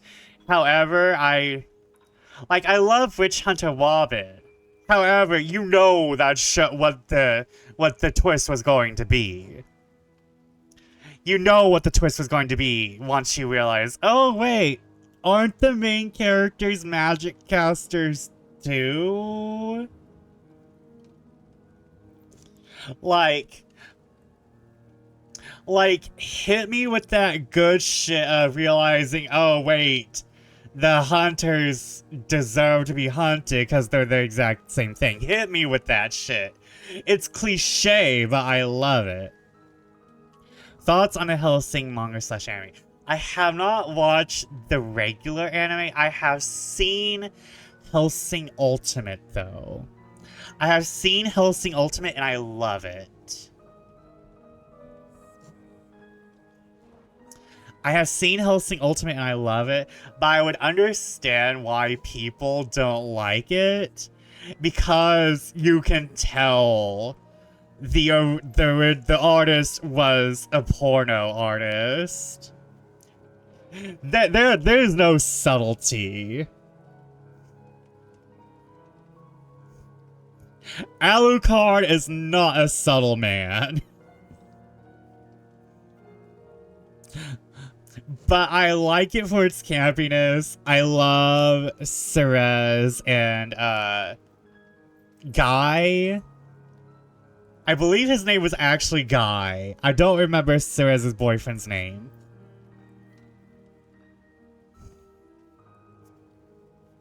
You don't really need to watch the old anime. It only ends because they ran out of manga. Dude, what are we gonna do? We ran out of manga. Well, I guess we just end it, my guy. To be fair, though, this is my first time reading Dracula, so I did not have the... context of Dracula for Hellsing. Instead, I just had the... as I like to call the morphogenetic field that is like passed down Dracula, cultural Dracula. I have the brain field version of Dracula, so I like knew the basics of vampirism.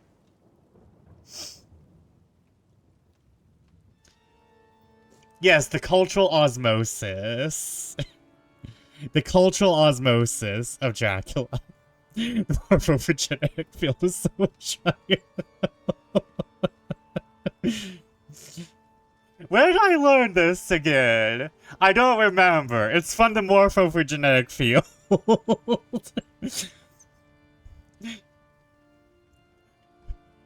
What are your sources? A. Delusions. B. It came to me from a dream. C. The morphogenetic fields.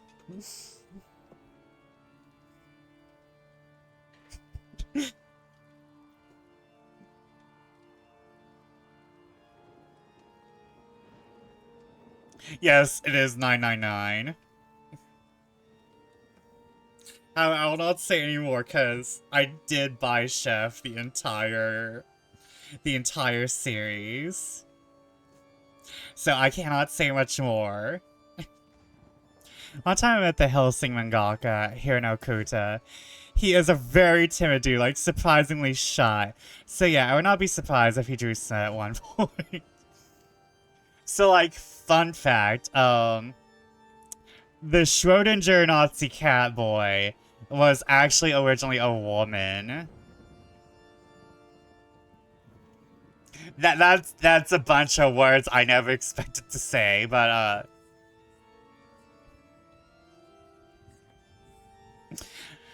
the Schrodinger was originally a girl. I think that's kind of obvious by the way he was designed. Anyway, creators are sleeping on the Ars Goetia for anything demonic. They're all numbered and categorized and have their own symbols and etc. Gosh, I forgot about that. I do love Hellsing, though. Hellsing is so much fun. It is so campy. I believe it well, not like... an accurate adaptation. It's not supposed to be accurate. It's more like the world's campiest sequel. Dracula rises to kill Nazis at the behest of Integra Van Helsing. In, like, modern day... in, like, the modern day world. Man, I fucking loved Hellsing. Hellsing was so much fun. And whilst I did not get the chance to watch much Hellsing, but I remember feeling very uncomfy. I don't recall, right? I'm not sure if you're talking about Hellsing Ultimate or original Hellsing. But considering that there is... I don't think it was Ultimate. Okay, so I cannot speak on not Ultimate, but I know in Ultimate... It's not sex scenes, but there is basically a point where a character is dying. And the way she was impelled by Alucard was basically just outright visual sex metaphors. Like, it's just outright sex. And, like, it might feel uncomfortable. If like, you're like, oh, that's sex. There is a lot of sex, yeah. I mean, there's also, like, you know, the usual bullshit of breasting boobily. Like, Sarah's gets some breasty boobily moments. But again, the mangaka was originally this was originally hentai, so the mangaka gets a pass for breasting boobily women. The mangaka gets a pass. He adapted a porn into Dracula. He adapted a porn into fighting Nazis. I'm giving him a pass. Not to mention, Integra doesn't breast boobily. So, and like, Integra is awesome. And we also have that, I know she's a Nazi, but we had that one muscular vampire chick. Actually, no, wait. None of the women besides Sarah's breasts boobily, now that I think about it.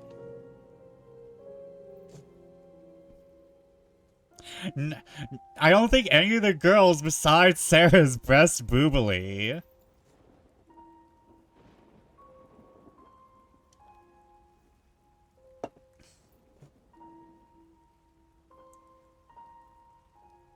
He gave us a god tier butch, a non-berry vampire in a suit, a muscle mommy, a cat boy. Like, how can you not appreciate that? You're right. Right? My man knows how to design.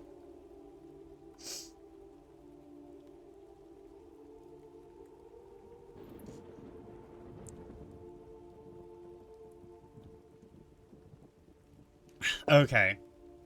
I should actually be reading Dracula. Where the fuck was I?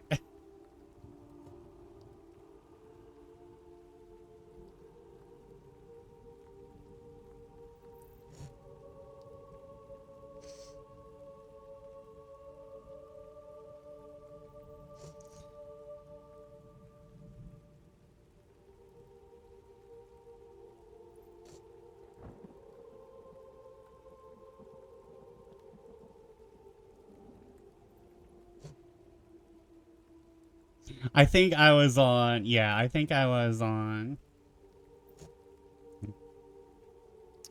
5th of November, yeah. Okay, I think this shit's about to hit the fan, folks.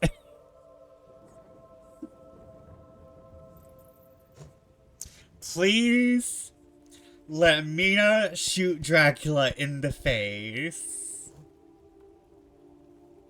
I only have one want right now, and I want Mina to kill Dracula.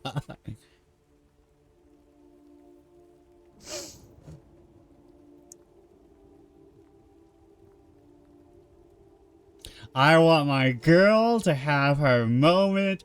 She has been carrying this goddamn team of heterosexual men. She has been carrying this team of cishet men.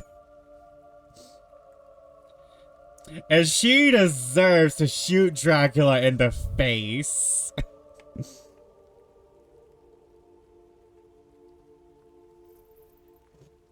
My girl has been doing the most work in this group project. Hasta la... Oh. Hasta la vista, baby. Mina, probably. It's true. As she draws out a shotgun. 5th of November, morning. Let me be accurate in everything. But though you and I have seen some strange things together, you may at first think that I, Van Helsing, am mad. That the many horrors and the so long strain on nerves has at last turned my brain. All yesterday we traveled, ever getting closer to the mountain and moving into a more and more wild and desert land. There are great frowning precipices and much falling water, and nature seemed to have held some time her carnival. Mamina still sleep, and though I did have hunger and appeased it, I could not waken her, even for food. I began to fear that the fatal spell of the place was upon her, taken as she is with that vampire baptism. Well, I said to myself, if it be that she sleep all day, it shall be so that I do not sleep at night. If it be that she sleep all day, it shall also be that I do not sleep at night. As we travel on the rough road, for a road of an ancient and perfect kind there it was, held down my head and slept. Again I waked with a sense of guilt and of time past, found Madamina still sleeping, and the sun low down. But all was indeed changed. The frowning mountain seemed further away. We were near the top of a steep rising hill, on summit of which was such a castle as Jonathan tell of in his diary. At once I exulted in fear. For now, for good or ill, the end was near. So I was actually productive tonight? Ooh, please tell. I woke Madamina, and again tried to hypnotize her, but alas, unavailing till too late. Then ere the great dark came upon us, for even after the down sun, the heavens reflected the gone sun on the snow. All was for a time in a great twilight. I took out the horses and fed them in what shelter I could.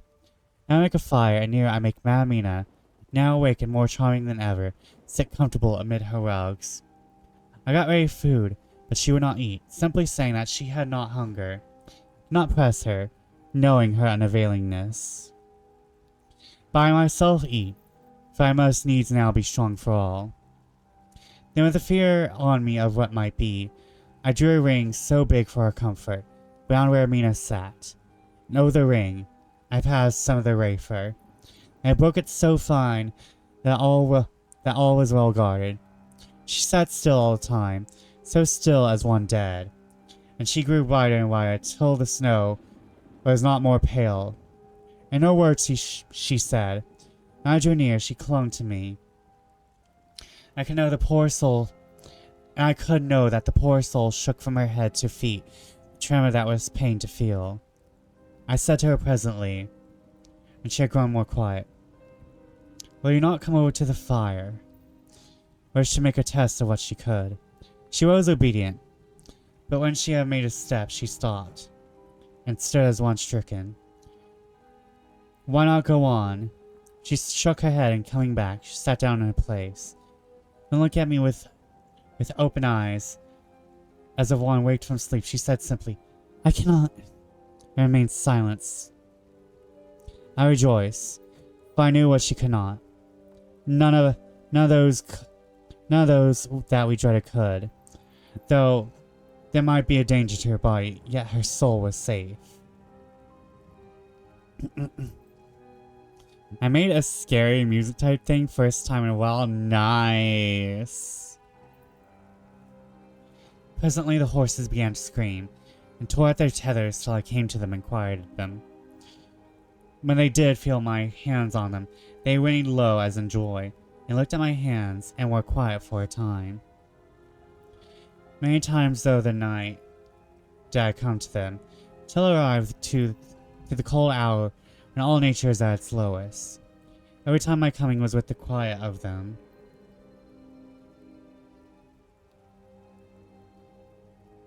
In the cold hour, the fire began to die. I was stepping forth to replenish it. The now the snow was flying in sweeps with the chill mist. Even in the dark, there was a light of some kind, as there ever is over snow.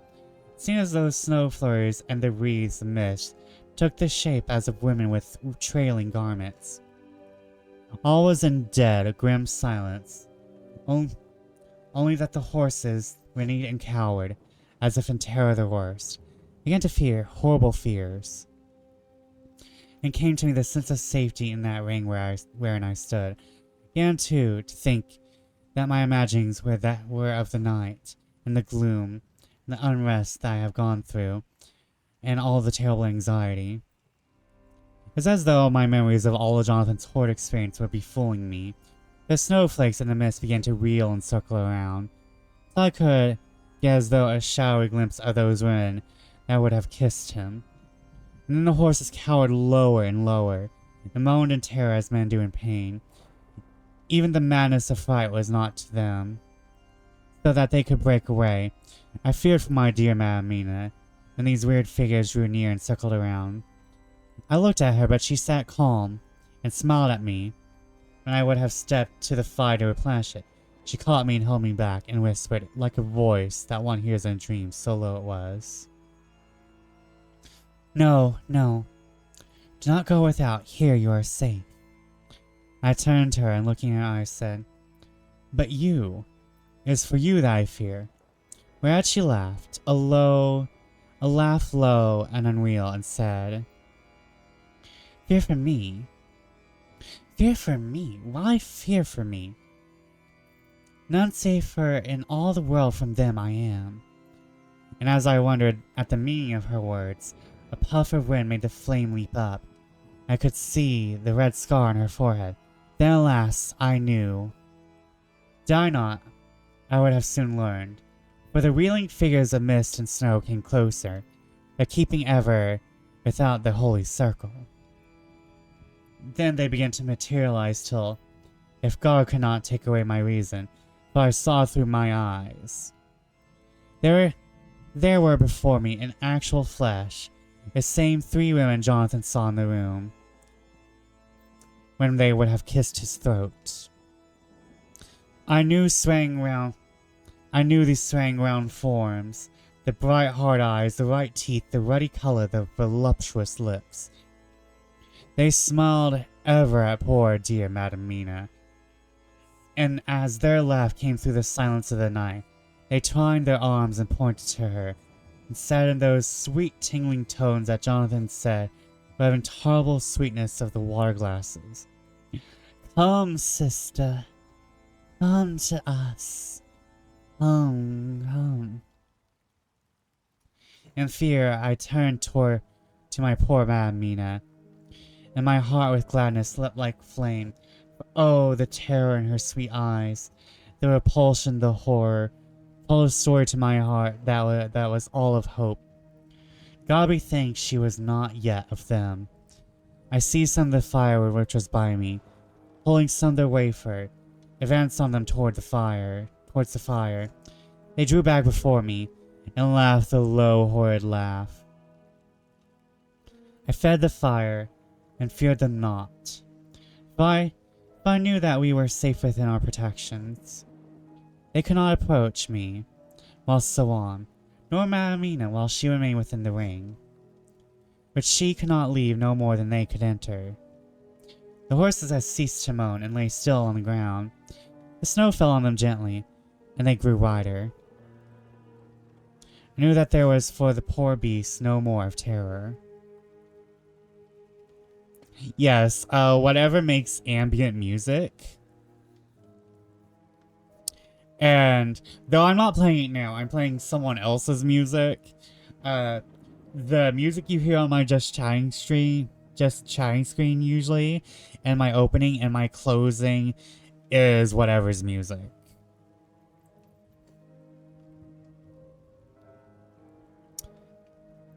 And so remained till the red of dawn to fall through the snow gloom. I was desolate and afraid, and full of woe and terror. When that beautiful sun began to climb the horizon, life was to me again. At the first coming of the dawn, the horrid figures melted in the whirling mist and snow. The wreaths of transparent gloom moved away towards the castle, and were lost. Instinctively, with the dawn coming, I turned to Madamina, intending to hypnotize her. She lay in deep and sudden sleep, from which I could not wake her. I tried to hypnotize through her sleep. She made no response, none at all. And the day broke. I fear yet to stir. I made my fire and have seen the horses. They are all dead. Today I have much to do here, and keep waiting till the sun is high. There may be places I must go, where that sunlight, whose snow and mist obscure it, will be to me a safety. I will strengthen with me breakfast, and then I will to my terrible work. Madamina still sleeps, and God be thanked, she is calm in her sleep. Yes, Silver's starring and ending music is by whatever as well. Jonathan Harker's journal, 4th of November evening. The accident to the launch has been a terrible thing for us. Only for it we should have overtaken the boat long ago. By now my dear Mina would have been free. I fear to think of her, off on the wolds near that horrid place. We have got horses and we follow on the track. I note this while Goldeming is getting ready. We have our arms. The Sigeny must look out if they mean to fight. Oh, only if Morris and Stewart were with us. Must only hope. I write no more. If I write no more, goodbye, Mina. God bless and keep you.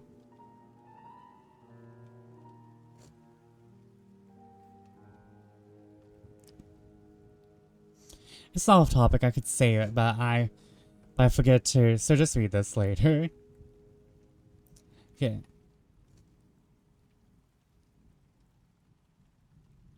I thought Schrodinger was because he was like, Schrodinger's cat.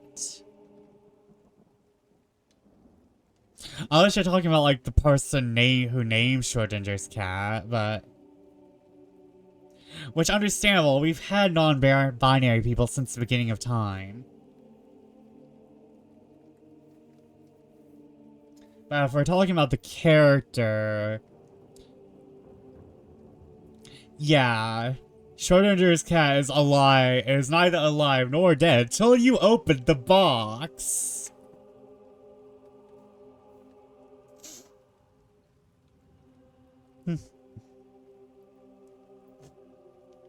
I read something about being both. It's both, but also neither. It's both alive and dead.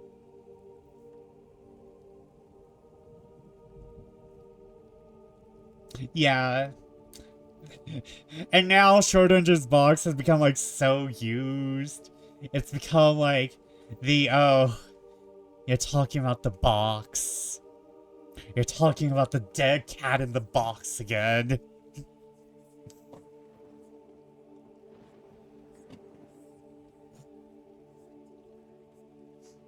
However, I haven't really played that many boxes. Oh my god.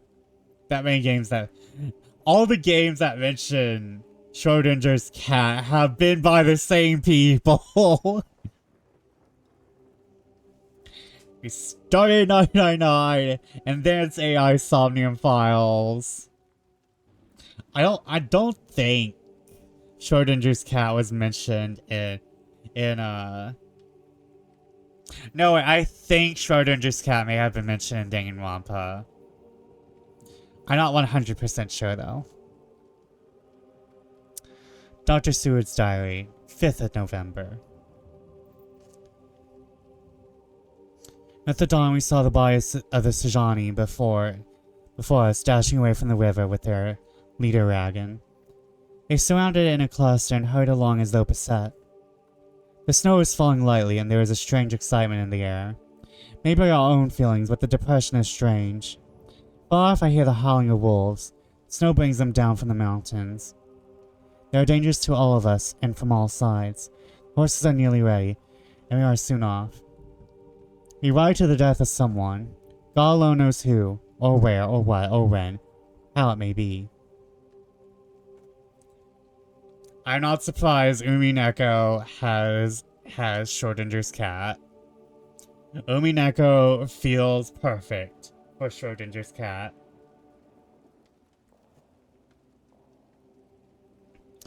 Dr. Van Helsing's memorandum. 5th of November afternoon. I am at least sane. Speak for yourself, buddy.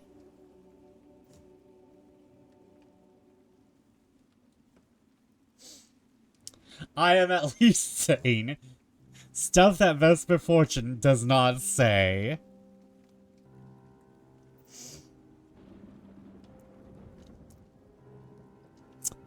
Fifth of November afternoon. I am at least sane. Thank God for that mercy at all events. Though the proving it has been dreadful. When I left Mamina sleeping within the holy circle, I took my way to the castle. The blacksmith hammer which I took in the carriage from Veresti was useful. Though the doors well open, I broke them off the rusty hinges, lest some ill intent or ill chance should close them, so that being entered, I might not get out. Jonathan's very experience served me here. By memory of his diary, I found my way to the old chapel. For I knew that here my work lay. The air was oppressive. It seemed as if there was some sulphurous fume, which at times made me dizzy. Either there was a roaring in my ears, or I heard afar off the howl of wolves. That bethought me of my dear Mamina, and I was in a terrible plight. The dilemma had me between his horns. Her I had not dared to take into this place, but left safe from the vampire in that holy circle. Yet even there would be the wolf. I had resolved me that my work lay here, and that as to the wolves we must submit. If it were God's will, at any rate it was only death and freedom beyond. So I did choose for her. Had it been but for myself, the choice had been easy. The maw of the wolf were better to rest in than the grave of the vampire. So I make my choice to go on with my work. I knew that there were at least 3 graves to find. Graves I inhabit. So I search and search, and I find one of them. She lay in her vampire sleep, so full of life and voluptuous beauty that I shudder as though I have come to do murder. I doubt not that in old time, when such things were, many a man who set forth to do such a task as mine, found at the last his heart fail him, and then his nerve. So he delay and delay and delay, till the mere beauty and the fascination of the wanton undead have hypnotized him, and he remain on and on till sunset come, and the vampire sleep be over. Then the beautiful eyes of the fair woman open and look love, the voluptuous mouth present a kiss, and the man is weak. And there remains one more victim of the vampire, and there remain one more victim in the vampire fold, none more to swell the grim and grisly ranks of the undead. There is some fascination, surely, and I am moved by the mere presence of such a one. Even lying as she lay in a tomb fretted with age, heavy with the dust of centuries, though there be that horrid odor as the lairs of the Count have had. Yes, I was moved, I, Van Helsing, with all my purpose and with my motive for hate. I was moved to a yearning for delay, which seemed to paralyze my faculties and clog my very soul. It may have been that the need of natural sleep, and the strange oppression of the air beginning to overcome me. So it was that I was lapsing into sleep, the open-eyed sleep of one who yields to a sweet fascination. when there come through the snow-stilled air a long, low wail, so full of woe and pity that woke me like a sound of clarion. 'Twas the voice of my dear Madamina that I heard.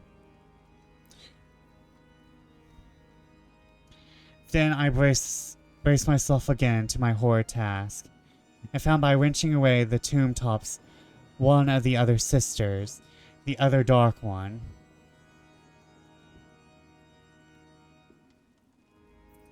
I dare not pause to look at her as I had on her sister, lest once more I should begin to be enthralled. But I go on searching until presently I find in a high great tomb, it's made to one much beloved, that other fair sister which, like Jonathan... Hold up. But I go on searching until presently I find in a high great tomb, as if made to one much beloved, that other fair sister which, like Jonathan, I had seen to gather herself out of atoms of the mist. She was so fair to look on, so radiantly beautiful, so exquisitely voluptuous. The very instinct of man in me, which calls some my sex to love and protect one of hers, made my head whirl with new emotion. That God be thanked, that soul wail of my dear Madamina had not died out of my ears, and before the spell could be wrought further upon me, I nerved myself to my wild work. By this time I had searched all the tombs in the chapel, so far as I could tell, and there had been only 3 of these undead phantoms around us in the night. I took it there was no more of the active undead existent. There's one great tomb more lordly than all the rest. Huge it was, and nobly proportioned. On it but one word. Dracula.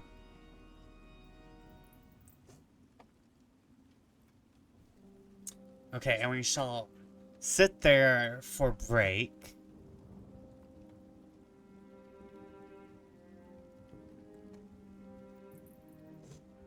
Because we have ads coming.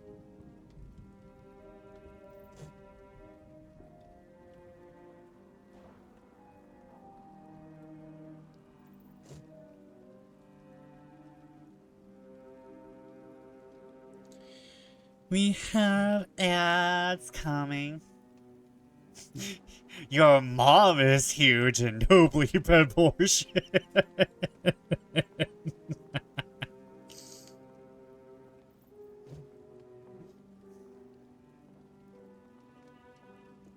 I'll never lose my affection for mom jokes.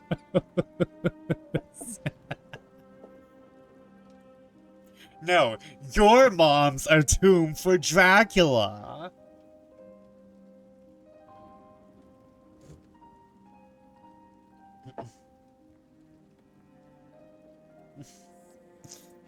Your mom is so old, Dracula uses her as his tomb.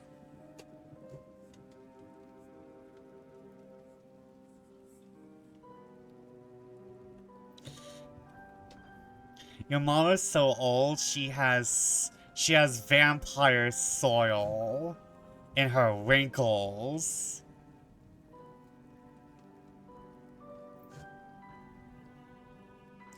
I don't know. I'm not good at your mama jokes.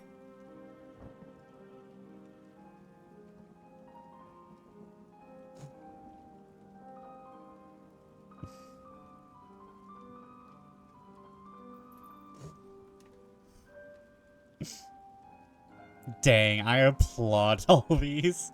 You know, I was so old. Dracula younger than she is. Actually, I'm going to take these next 2 minutes for a pee break, so I'm going to go piss. BRB.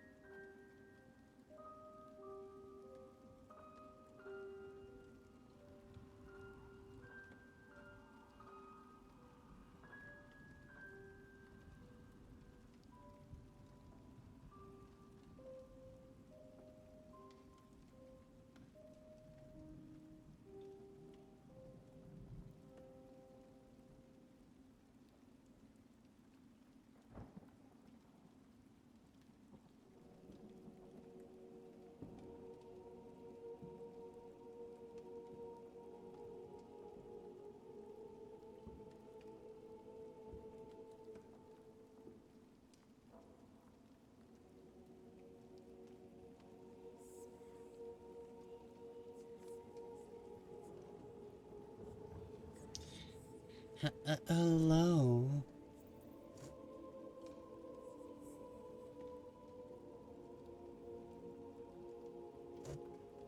I remember seeing a clip from somewhere. Two guys were arguing. For the sake of the story, I'll call them Fred and John. Fred told John to leave or he'll make him leave. John was quiet, decided he didn't want to die on this hill today, and turned to leave. He couldn't just let whatever insult Fred said slide uncontested, so he asked, "You in what army?" Fred could not tell that John was leaving, but apparently couldn't stand letting John have the last word, so he retorted at John's back, "Your mama's. Your mama's army."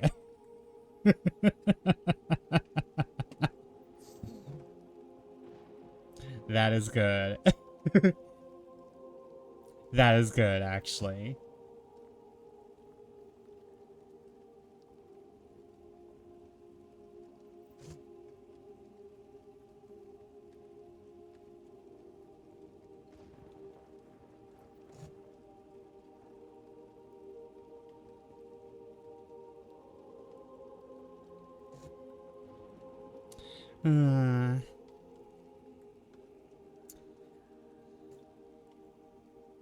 Anytime I lose something at work, at least 3 times a week, my coworker Melly hears me say, "Where'd I put my blank?" And she replies, "Your mom's house."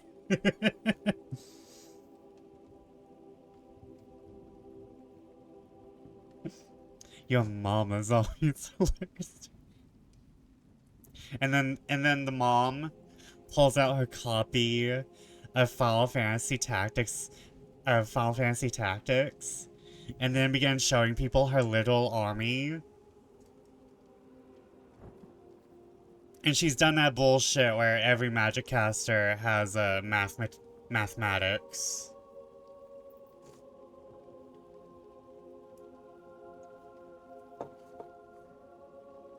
The army is fucking... The army is fucking meta'd out. The army is parsing.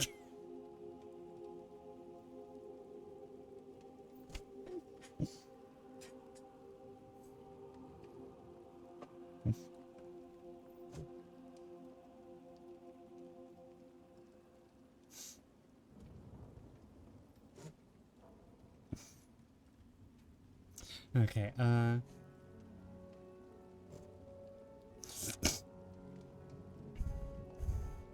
okay, let's get back to it. I would like to finish before 2 o'clock.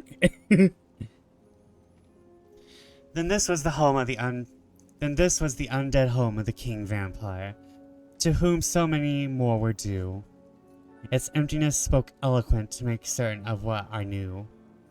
But I began to restore these women to their dead selves through my awful work.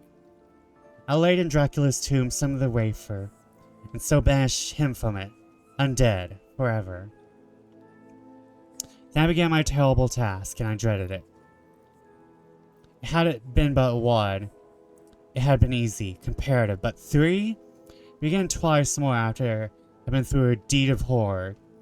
For if it was terrible with the sweet Miss Lucy, what would it not be with these strange ones who had survived through centuries, who had been strengthened by the passing of the years, who would, if they could, have fought for their foul lives? Oh, my friend John, that was butcher work. I had not been nerved by the thoughts of other dead, of the living over whom hung such a pall of fear, I could not have gone on. I tremble and tremble even yet, though till all was over, God be thanked, my nerve did stand. I had not seen the repose in the first place, and the gladness that stole over it just ere the final dissolution came, as realization that the soul had been won. I could not have gone further with my butchery. I could not have endured the horrid screeching as the stake drove home, plunging a writhing form, the lips a bloody foam. I should have fled in terror and left my work undone, but it is over, and the poor souls, compare them now and weep, as I think of them placid, each in her full sleep of death for a short moment ere fading. For friend John, hardly had my knife severed the head of each before the whole body began to melt away and crumble it into its native dust. As though the death, that should have come centuries agone, had at last assert himself and say at once and loud, "I am here." Before I left the castle, I so fixed its entrances that nevermore can the Count enter there undead. When I stepped into the circle where Madamina slept, she woke from her sleep and seeing me cried out in pain that I had endured too much. "Come," she said, "come away from this awful place. Let us go and meet my husband who is, I know, coming towards us." She was looking thin and pale and weak, but her eyes were pure and glowed with fervor. Glad to see her paleness and her illness, for my mind was full of the fresh horror of that ruddy vampire sleep. And so, with trust and hope, and yet full of fear, we go eastward to meet our friends, and him, whom Madamina tell me that she know are coming to meet us.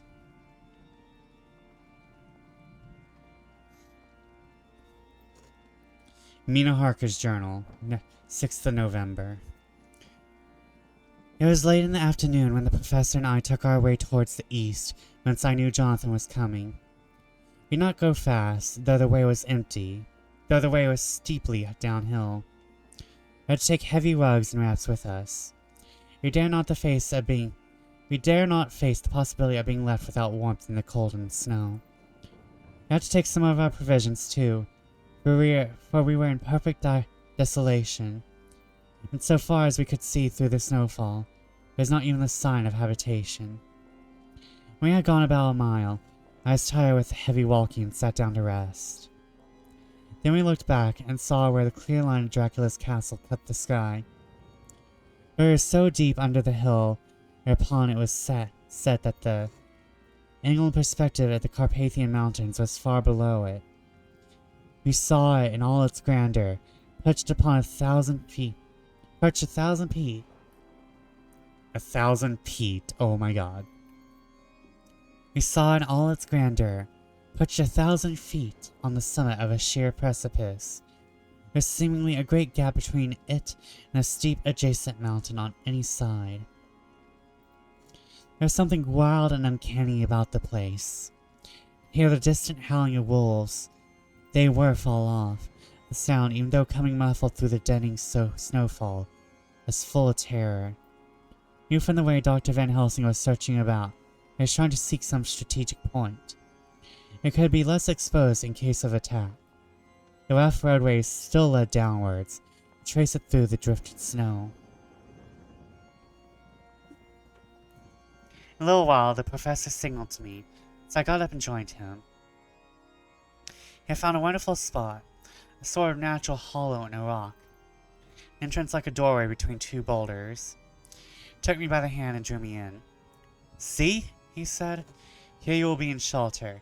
If the wolves do come, I can meet them one by one." He brought in our furs and made a snug nest for me. He got out some provisions and forced them upon me. I could not eat. To even try to do so was repulsive to me.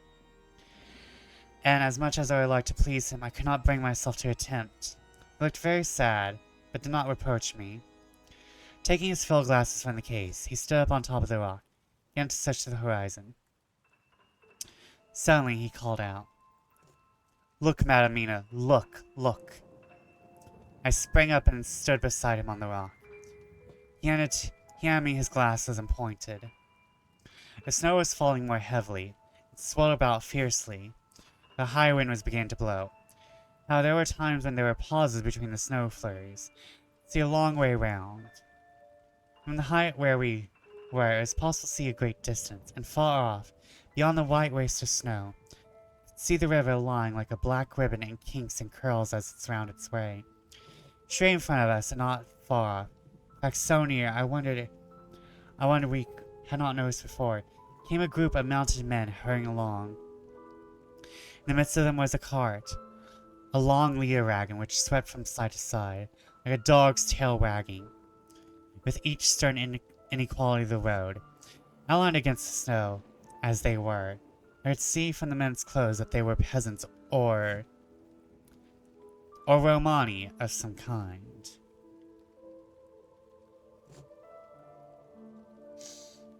You know that pause!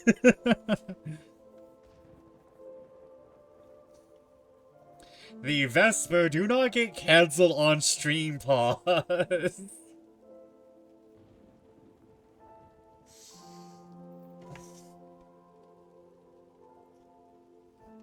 On the cot was a great square chest. My heart leaped as I saw it, for I felt that the end was coming. The evening was now drawing close. I well knew that at sunset the thing, which was till then imprisoned there, would take new freedom, and could in any of many forms elude all pursuit. In fear, I turned to the professor. To my consternation, however, he was not there. An instant later, I saw him below me. Round the rock, he had drawn a circle, such as we had found shelter in last night. And completed, he stood beside me again, saying, "At least you shall be safe here from him." He took the glasses from me, and at the next lull of snow, swept the whole space below us. "See," he said, "they come quickly. They are flogging the horses, and galloping as hard as they can." He paused and went on in a hollow voice. "They are racing for the sunset. We may be too late. God's will be done." Down came another blinding rush of driving snow. The whole landscape was blotted out. Soon passed, however, and once more his glasses were fixed on the plain. Then came a sudden cry. "Look, look, look, see! 2 horsemen follow fast, coming up from the south. Must be Quincy and John." "Take the glass. Look before the snow blots it all out." I took in a look. The 2 men might be Dr. Seward and Mr. Morris. I knew at all events neither of them were Jonathan. At the same time, I knew that Jonathan was not far off. Looking around, I saw on the north side of the coming party 2 other men riding at breakneck speed. One of them I knew was Jonathan, and the other I took, of course, to be Lord Godalming. They too were pursuing the party with the cart. I told the professor he shouted in glee like a schoolboy, and after looking intently till a snowfall made sight impossible, he laid his Winchester rifle ready for use against the boulder, the opening of our shelter. "They are all converging," he said. "When the time comes, we shall have Romani on all sides." I got out my revolver ready to hand, but whilst we were speaking, the howling of the wolves came louder and closer.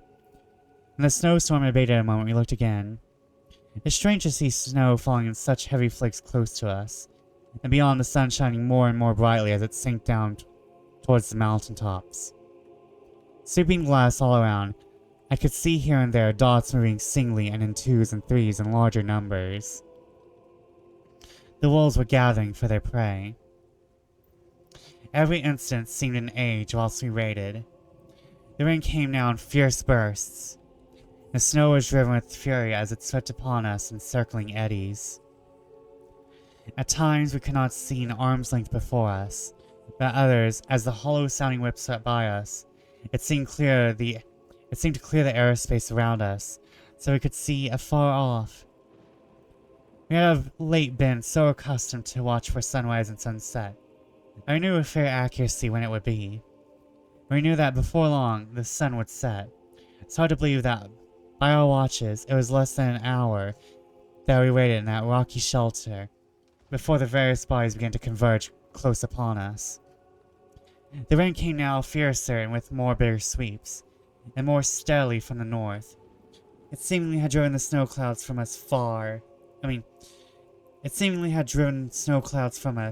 for with only occasional bursts the snow fell. Could distinguish clearly the individuals of each party, the pursued from the pursuers. Strangely enough, those pursued did not seem to realize, or at least care, that they were pursued. They seemed, however, to hasten with redoubled speed as the sun dropped lower and lower on the mountain tops.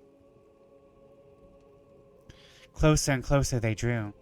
Professor and I crouched down behind our rock, held our weapons ready. See that he was determined that they should not pass. One and all were quite unaware of our presence. All at once, two voices shouted out to halt. One was my Jonathan's, raised in high key of passion, the other Mr. Morris's strong, resolute tone of command. The Romani may not have known the language, but there was no mistaking the tone.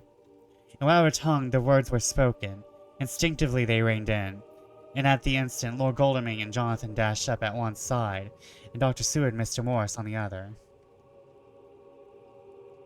The leader of the Romani, a splendid-looking fellow who sat his horse like a centaur, waved them back, and in a fierce voice gave his companions some word to proceed. To latch the horses which sprang forward, the four men raised their Winchester rifles, in an unmistakable way commanded them to stop.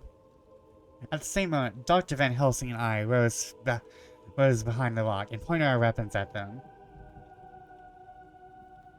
Seeing that they were surrounded, the men tightened their reins and drew up. Billy turned to them and gave a word, at which every man of the Romani party drew what weapon he carried, knife or pistol, and held himself in readiness to attack. Issue was joined in an instant. The leader, with a quick movement of his rein, threw his horse out in front, pointing first to the sun, now closed down on the hilltops, then to the castle, said something which I did not understand. For answer, all four men of our party drew themselves from their horses and dashed towards the cart. I should have felt terrible fear at seeing Jonathan in such danger, but that the door battle must have been upon me as well as the rest of them. I felt no fear, only a wild, surging desire to do something. Seeing the quick movement of our parties, the leader of the Romani gave a command. His men instantly formed round the cart in a sort of undisciplined endeavor, each one shouldering and pushing the other in his eagerness to carry out the order. In the midst of this, I could see that Jonathan on one side of the ring of men, and Quincy on the other, were forcing a way to the cart. It was evident that they were bent on finishing their task before the sun should set. Nothing seemed to stop or even hinder them. Neither the leveled weapon nor the flashing knives of the Romani in front, nor the howling of the wolves behind, appeared to even attract their attention. Jonathan's impetuosity, and the manifest singleness of his purpose, seemed to overawe those in front of him. Instinctively they cowered aside and let him pass. In an instant he had jumped upon the cart, and with a strength which seemed incredible, raised the great box, flung it over the wheel and to the ground. In the meantime, Mr. Morris had to use force to pass through his side of the ring of Sajani. All the time I had been breathlessly watching Jonathan. I had, tail of my eye, seen pressingly desperately forward, and had seen the knives of the Romani flash as he won a way through them, and they cut at him. He had parried them with his great Bowie knife. At first I thought he too had come in through safely. But as he sprang beside Jonathan, who had now jumped from the cart, I could see that his left hand was clutching at his side, with the blow sprang through his fingers. Not to delay withstanding this, for as Jonathan, with desperate energy, attacked one end of the chest, attempting to prise off the lid with his great kukri knife, he attacked the other frantically with his Bowie. Under the efforts of both men, the lid had begun to yield, and the nails drew with a quick screeching sound, and the top of the box thrown back. By this time the Romani, seeing themselves covered by the Winchesters, at the mercy of Lord Godalming and Dr. Seward, had given in and made no resistance. The sun was almost down on the mountain tops, and the shadows of the whole group fell long upon the snow. I saw the Count lying within the box on the earth, some of which the rude falling from this. The sun was almost down on the mountain tops. Shadows of the whole group fell upon the snow. I saw the Count lying within the box upon the earth, some which the rude falling from the cart had scattered over him. He was deathly pale, just like a waxen image, and the red eyes glare with the horrible vindictive look which I knew too well. As I looked, the eyes saw the sinking sun. The look of hate in them turned to triumph. But on the instant came the sweep and flash of Jonathan's great knife. I shrieked as I saw it shear through the throat. Whilst at the same moment, Mr. Morse's bowie knife plunged into the heart. It was like a miracle that for our very eyes, and almost in the drawing of a breath, the whole body crumbled into dust and passed from our sight.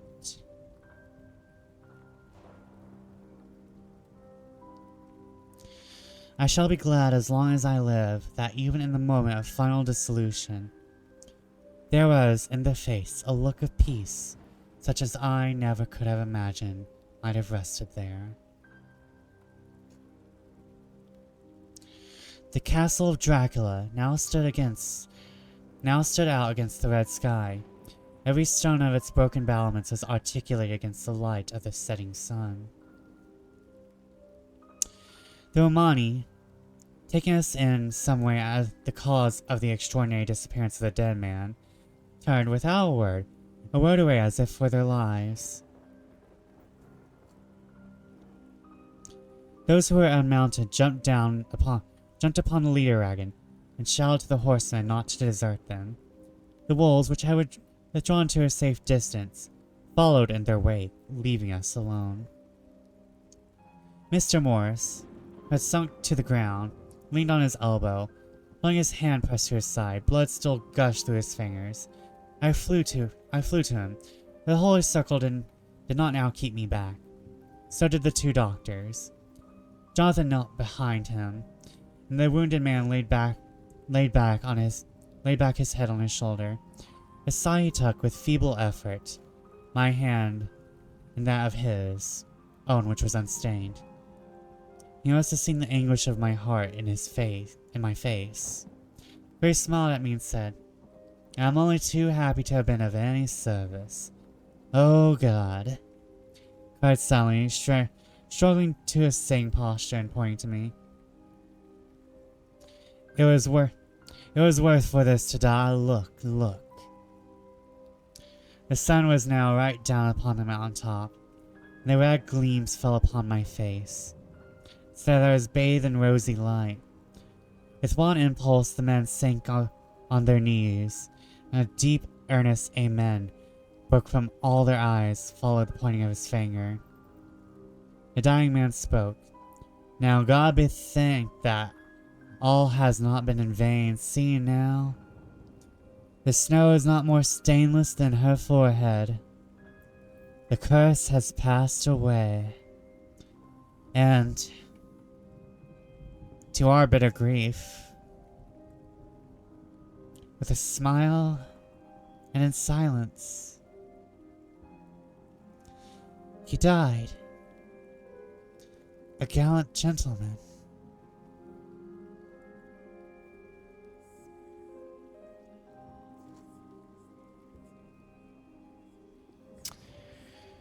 Note: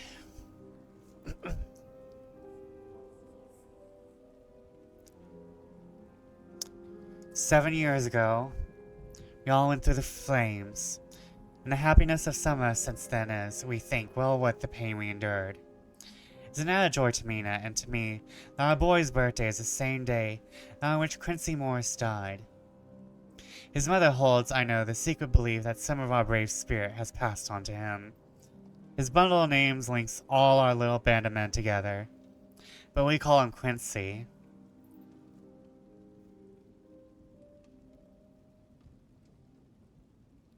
In the summer of this year, we made a journey to Transylvania, and over the old ground which was, and is to us, so full of vivid and terrible memories. It is almost impossible to believe that things which we had seen with our own eyes and heard with our own ears were living truths. Every trace of all that has been was blotted out. The castle stood as before, reared high above a waste of desolation. When we got home, we were talking of the old time, which we could all look back on without despair, but Golden and Sue are both happily married. I took the papers from the safe, which they had been ever since our return long ago. We were struck with the fact that in all the mass of material of which record is composed, there's hardly one authentic document. Nothing but a mass of typewriting, except the later notebooks of Mina and Seward and myself, and Van Helsing's memorandum. Could hardly ask anyone, even did we wish to accept these as proofs of so wild a story. Van Helsing summed it all up as he said, with our boy on his knee. We want no proofs, we ask none to believe us. This boy will someday know what a brave and gallant woman his mother is. Already he knows her sweetness and loving care. Later on he'll understand how some men so loved her. And that they did dare much for her sake.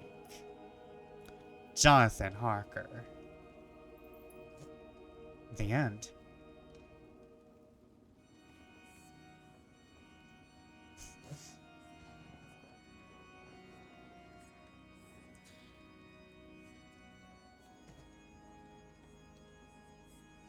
Critzy dying kind of made me shed a tear, not gonna lie.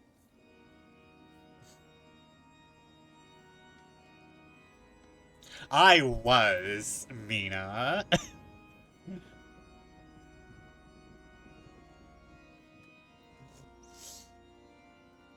Pour one out for Quincy, yeah?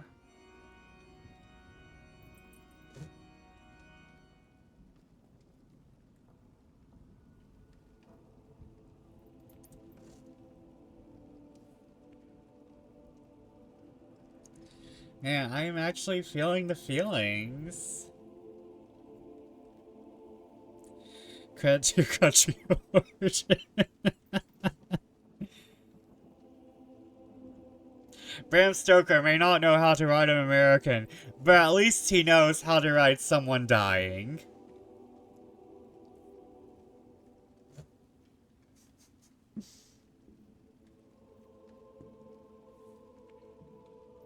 Feelings do be happening.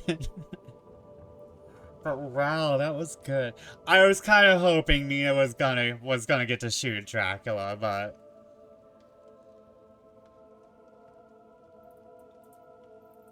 like when you try to read through the text after Paolo and Porum did the thing.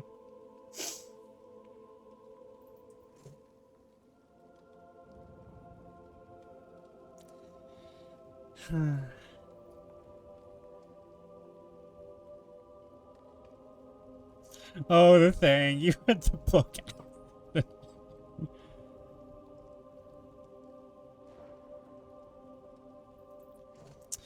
Man. And next week I don't have a book prepared. Next week we're gonna be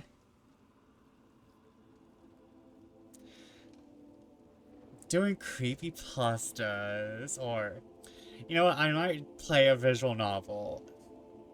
We might have visual novel Sunday until I still need to do Reading Stream 2 Vesper. I have zero ideas.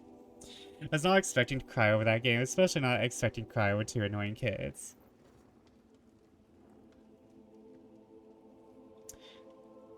Would you like to play? I actually have the first chapter of Umineko and They Cry, because it was free.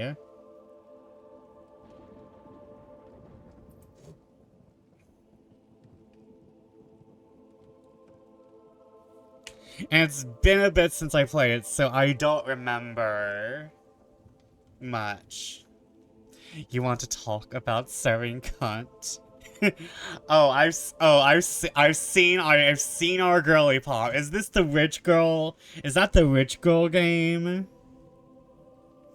Is that the Sharpay game? Is that Japanese Sharpay?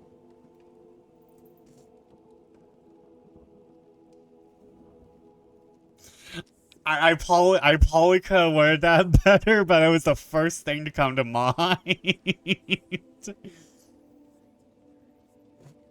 How many times are you gonna get mad at me for saying cunt? I will add cunt to permitted terms for automod later.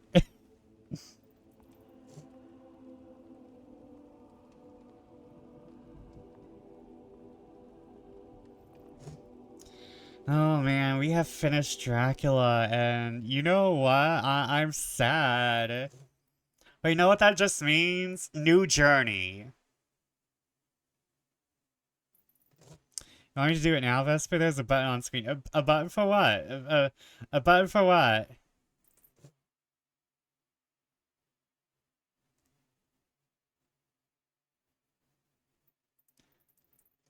Oh, yes, yes. Add permitted term cunt, please. It's like that auto mod dinged me 3 times for Dilf and Taco stream. I'm sorry. I'm keeping this. I'm keeping this. I'm putting this in the chat.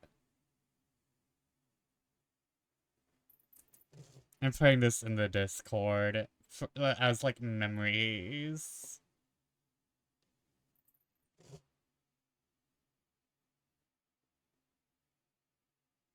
I'm. Oh wait, I think we might. Yup, I can. Thank you for the care package. Okay, I think I know who we're rating. I don't think I even need to look because it's been a while since we rated Ren. I normally go to Ren streams by myself, but we don't normally go super late anymore to go visit Ren. So I think we might be visiting Ren unless someone else is on, but let me double check.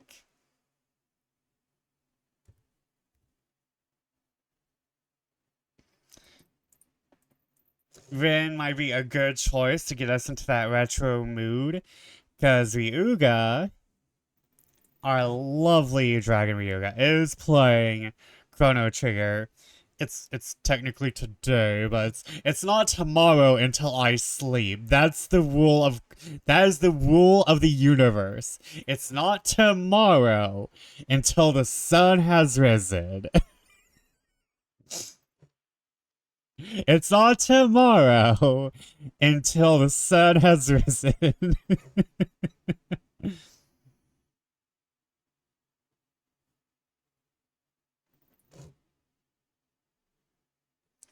Okay,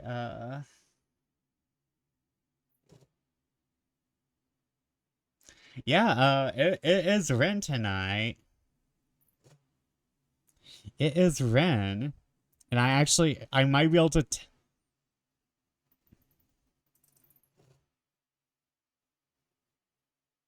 why is it so hard for people to understand? Right?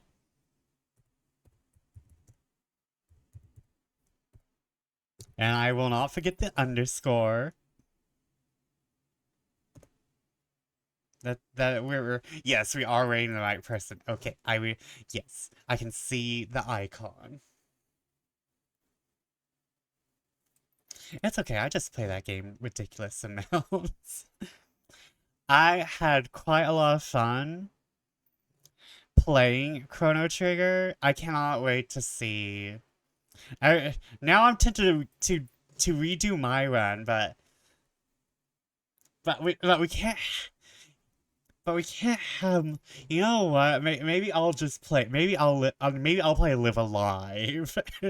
Maybe I'll play Live Alive. Maybe Ryuga plays Chrono Trigger and I play Live Alive.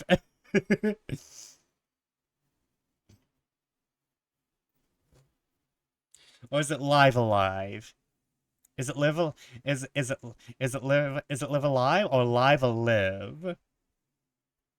Main message. Um. Um. Dracula, you owe me money.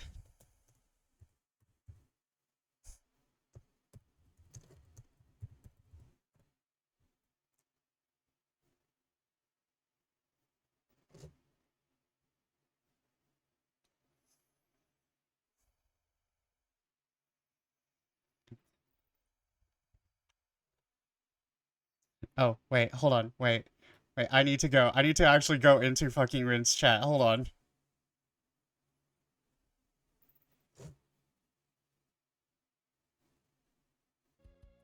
This PixArt's pretty clean. Oh, ready for launch. Ready to be rated by Vesper Fortune VT. Can I shout him out, please? Welcome in. Hope your stream went well. How was Dracula? Dracula, you owe me money. My roommate has been reading that book, by the way. And like, he's very adamant about reminding me that Dracula has a mustache. And he's like, did you know that Dracula had a mustache? I did not know that Dracula had a mustache. And I'm like, no, I don't. I did not know that. But yeah, I hope the stream was good.